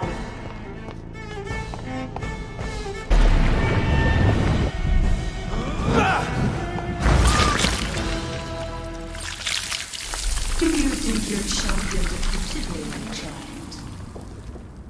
No one could ever defeat you, mother of us all, for you are our every root and leaf. You've always been my most amusing son. Then go back to sleep, my queen, and smile at us from your dreams. Did they feel my wrath? Have they suffered enough? More than ever, mother of us all. Until the next time. Until the next time.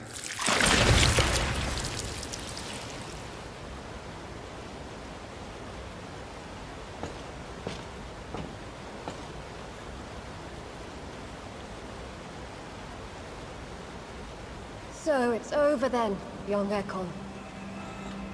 You have put an end to this terrible menace. Old Bridget? What are you doing here? This is my realm, Ekon. This is Suaskal territory. But they were all massacred by the monstrosity that Harriet became. Others will come, engendered by deceitful vampires. I don't mean you, of course.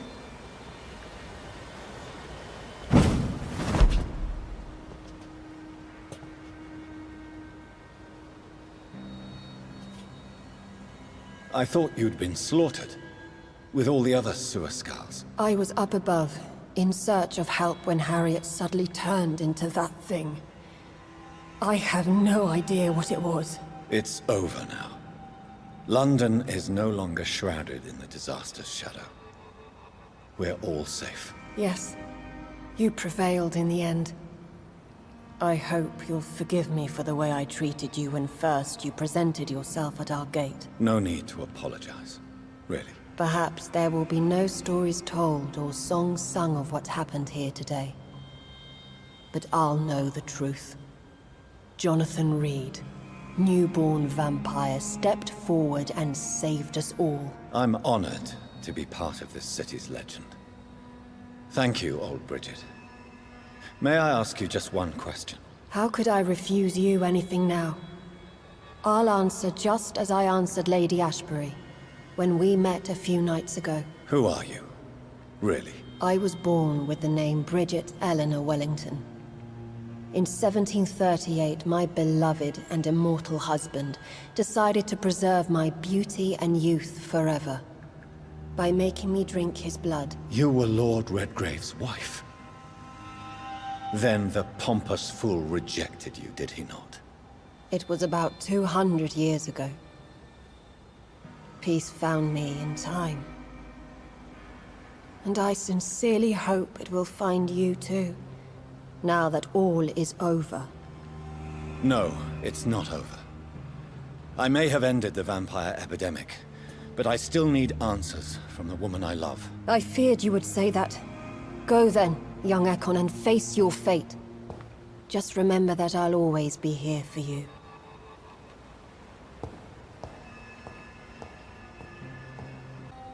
London has been cleansed.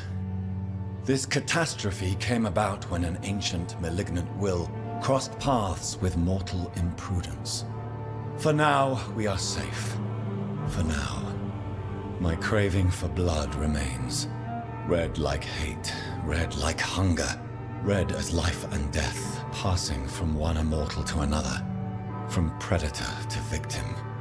Patiently biding its time to rise again.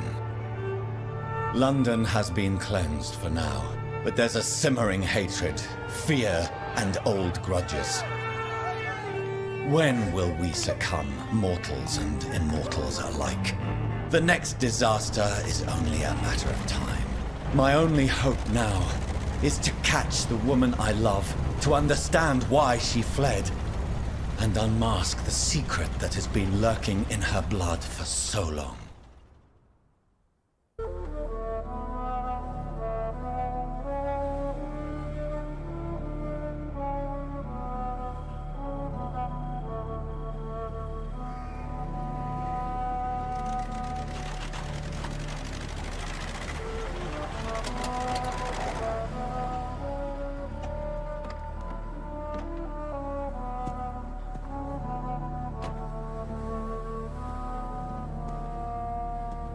Well, this is it.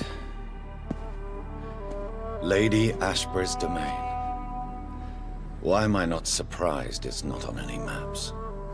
I'd better hurry.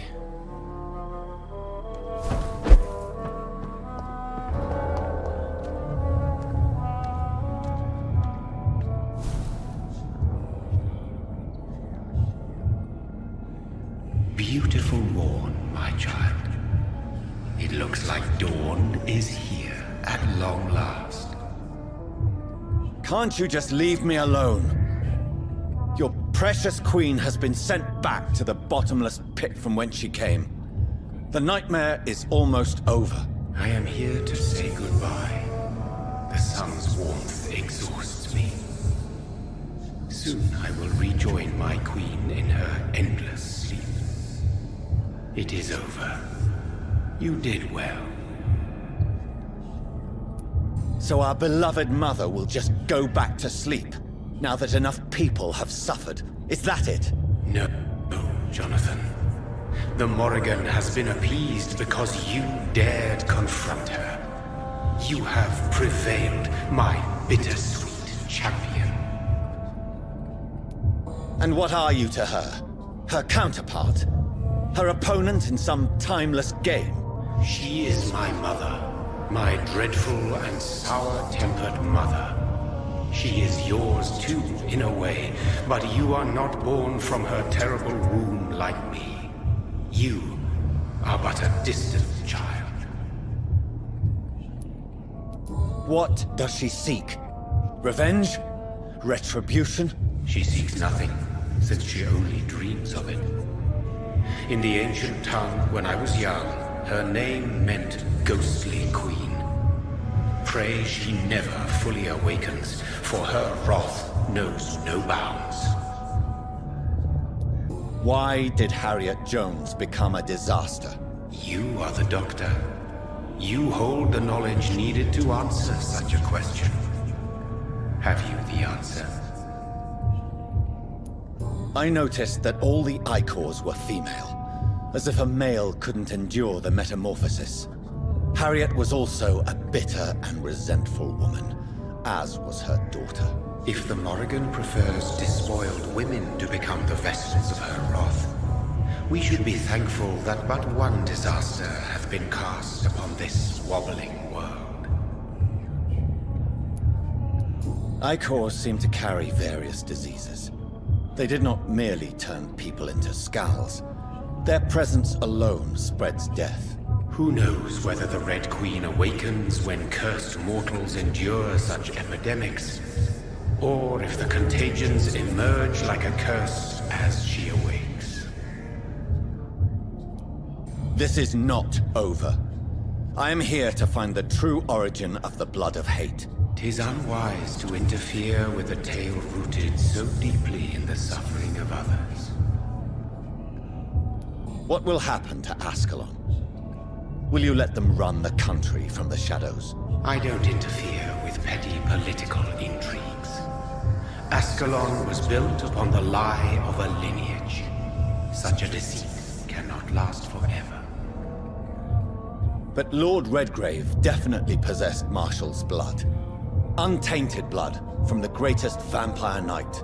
Really? I wonder how he managed to acquire it. Perhaps I should retrieve this artifact before going back to sleep. What will become of the vampire hunters? In their leader, you now have a spy behind enemy lines. By guiding your progeny, you may yet protect your immortal friends for some time to come. If you dare. What will become of the Brotherhood? I foresee trouble for them now that your progeny considers becoming the new primate. But I'm certain the current primate has no wish to resign. Exactly. And I am not fully convinced your progeny truly understands what dreadful power he is about to defy. No. I must know why Elizabeth fled here when I discovered she was the original healthy carrier. No, she is not what you say she is. That is a secret you will discover soon enough. And you? Why are you here? Which new thread of which old twisted plan are you seeking to pull now? Tell me the truth. I am just here to salute my sons, and to bid them farewell. William Marshall. Why is his blood so strong? He is not stronger than you, only older. You are strong, Jonathan Reed. A champion of your time, chosen to defeat a threat spawned of this generation. Is he here? Is William Marshall here? Is that why you're here now, too? Have I not already answered that question? His blood was not tainted. The blood Lord Redgrave possessed. That which I used in the serum. But what if it had been? Then you would have failed, I suppose. For the blood of hate would have corrupted you too. When he fought me, Geoffrey McCullum used a serum made of King Arthur's blood. Since then, I have discovered that it was vampire blood. Whose blood was it? You just said it. It was the blood of a king. The blood of the champion I chose to save this land in its time of greatest peril. King Arthur was also your progeny. Why am I not surprised?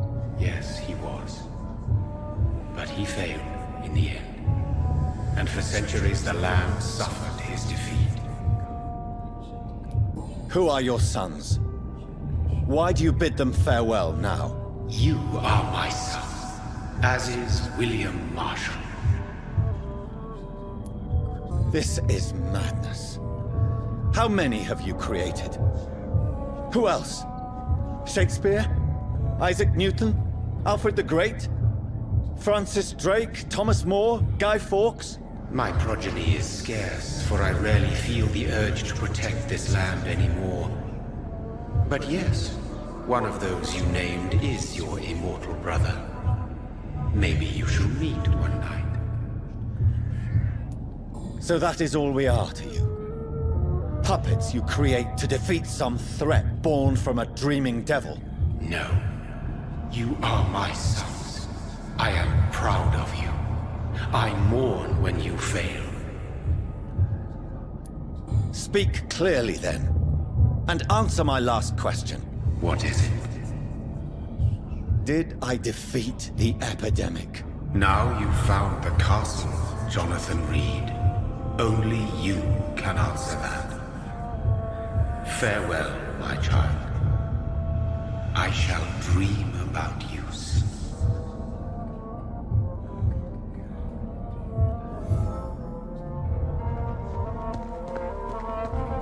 I cannot enter. The castle walls look decrepit. Maybe I can find a way to sneak in. Maybe it's just my imagination, but I think I smell Elizabeth's perfume. She must be here somewhere.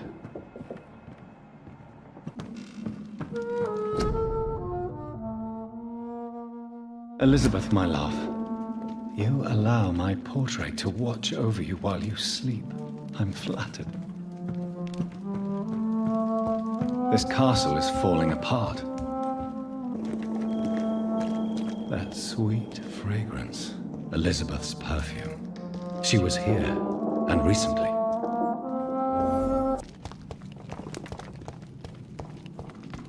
Drop your... thing to be afraid of.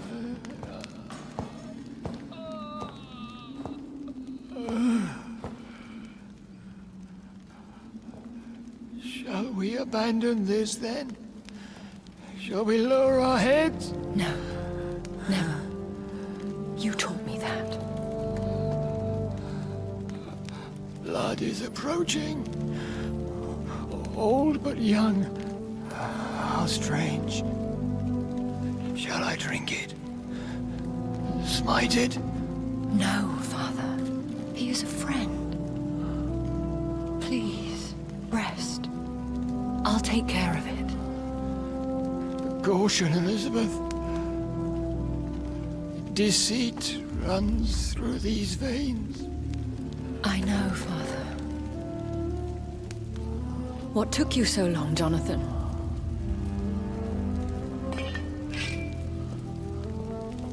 Is this really him? Yes. This is William Marshall, 1st Earl of Pembroke, servant of 5 mortal kings, former regent and savior of England. The greatest knight who ever lived, according to some. And you called him father? For he gave me eternal life, and much more. I have so many questions, Elizabeth. You always had questions, Dr. Reed. Now that I stand before you both, in this vault, I know not where to begin. We still have a few minutes left. Where are we? What is this place? This is the Ashbury estate. I inherited the title when I purchased the castle. Is this your retreat? Something of a secret place? It's more of a sanctuary, really. This is where I take care of my father. Ever since he became unwell. Are you not afraid someone might discover you here? It's not that hard to find. Do not assume that I would hesitate to silence anyone who tried to reveal my secret. Fortunately, it has rarely come to that. Why did you flee here? When you told me I was the healthy carrier, I had nowhere else to go.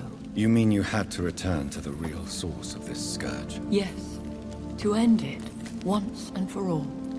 Will you go back to London? No, Jonathan. I do not intend to. And what of your daughter? Charlotte is a strong, independent woman who's about to come into money. I took care of everything. Now it's time for her to shape her future. I have destroyed the disaster, this creature that Harriet Jones had become. The epidemic is no more, and London will recover.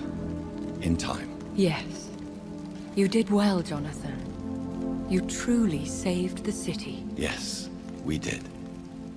Despite all obstacles. I'm truly convinced we did it together, Elizabeth. I cannot bear knowing I was the cause of all this. Through the use of my own blood. No. This catastrophe was the result of unethical experimentation. And the will of a creature so inexplicably evil, she exceeds all the terrible wonders I have seen since my death. But it was my blood all along. My corrupted blood of hate. The poisoned blood of my father. A healthy carrier. That's all I am. Why are you hiding William Marshall here? How could I not take care of him? He sacrificed himself by giving me the only dose of antidote he had. He gave you the antidote? Yes. And in doing so, he knew he'd have to be confined here. And yet he volunteered. That's how great a man William Marshall was. And still is. What do you do for him? I visit him as often as possible. I paint the landscapes he will never see again. I feed him with my blood. You feed him? You barely sustain yourself on the weak blood of the dying, yet you give him your blood? After he saved me from the blood rage, I swore I would never kill to feed. He said the same. Is he dangerous? What do you think? He is a thirsty Ekon, who has not fed in centuries. An elder vampire, driven by an urge to kill and spread the blood of hate. No redemption, then? And yet he thinks he has been offered immortality by the angels to protect the feeble and to smite the unholy. Can he communicate? Yes. Sometimes he even seems like the noble knight who saved and raised me.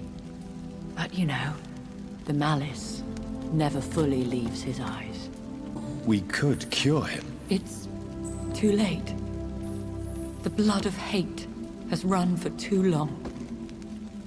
The antidote would not work on him. I tried. Believe me, I tried. William Marshall infected you. He is the true, original carrier. Yes. But he saved me by sacrificing himself. Saved you? How? The tears of angels. The cleansing of impure blood by an older, more powerful blood. It worked on me, did it not? Yes. Blood is the definitive key to our species. Scowls, cleansing, lineage. Do you really think it worked? It has, Jonathan. I was nothing but a beast who took pleasure in slaughter. I roamed across Europe, reaping my bloody crop. It was the blood of hate. But my father's antidote cured me. Who are you, really? How could I answer that?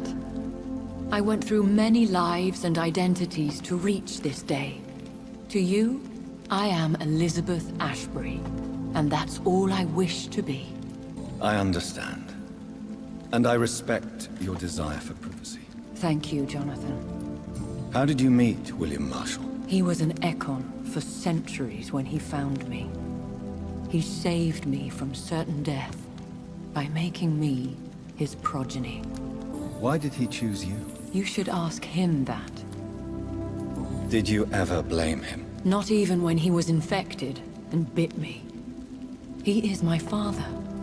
He raised me. He taught me how to behave. What about us? What do you mean? You know my feelings towards you, Elizabeth. But you left without a word. So I'm worried about your feelings towards me. I love you, Jonathan. I've loved you since the moment I saw you rescue poor Mr. Hampton in that filthy slaughterhouse. Forgetting the danger as you turned your back, like the newborn fool you were. You should have told me. No, Jonathan. The William Marshall myth lies at the heart of so many hostile plans. I could not risk jeopardizing his safety. So why did you come here? You knew I would follow you. I can't let you go. Because I know now the blood of hate is still in my veins. No one but I can put an end to this tragedy. I can help you. You can trust me, Elizabeth. I know, Jonathan. You have been the most loyal ally these last few weeks. But this is my duty. Would your protege agree to speak with me? I have so many questions for him. Go on, Jonathan. But be careful.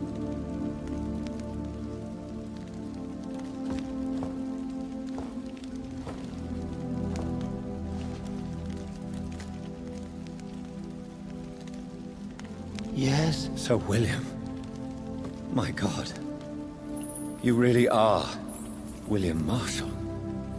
You served Richard the Lionheart and his brother, King John. It is such a privilege to meet you. I did in my day. Come closer if you want to speak. For my hearing isn't what it used to be. I think your hearing is fine, sir. What is it you want then? I found your research on the antidote. The tears of the angels. What ingredients did you use? Once I understood what the ingredients were, I used the tears of King Richard and the pure blood of the valiant Boadicea. King Richard and Boadicea? How did you find such relics? It took me many years to locate their hiding place. Then I had to learn the formula. If I recall, it belonged to an ancient brotherhood. The Order of St. Paul, I believe. And did it work? Yes. The tears cleansed my poor Elizabeth's blackened heart. It was such a blessing to see her smile again. I found and defeated the disaster that was threatening to smite London. You should know that the city is safe for now, Sir William. Then may I call you brother? Did you resist its poison? Even a scratch from a beast so evil could endanger you and all those you care for. You also defeated one in 1666.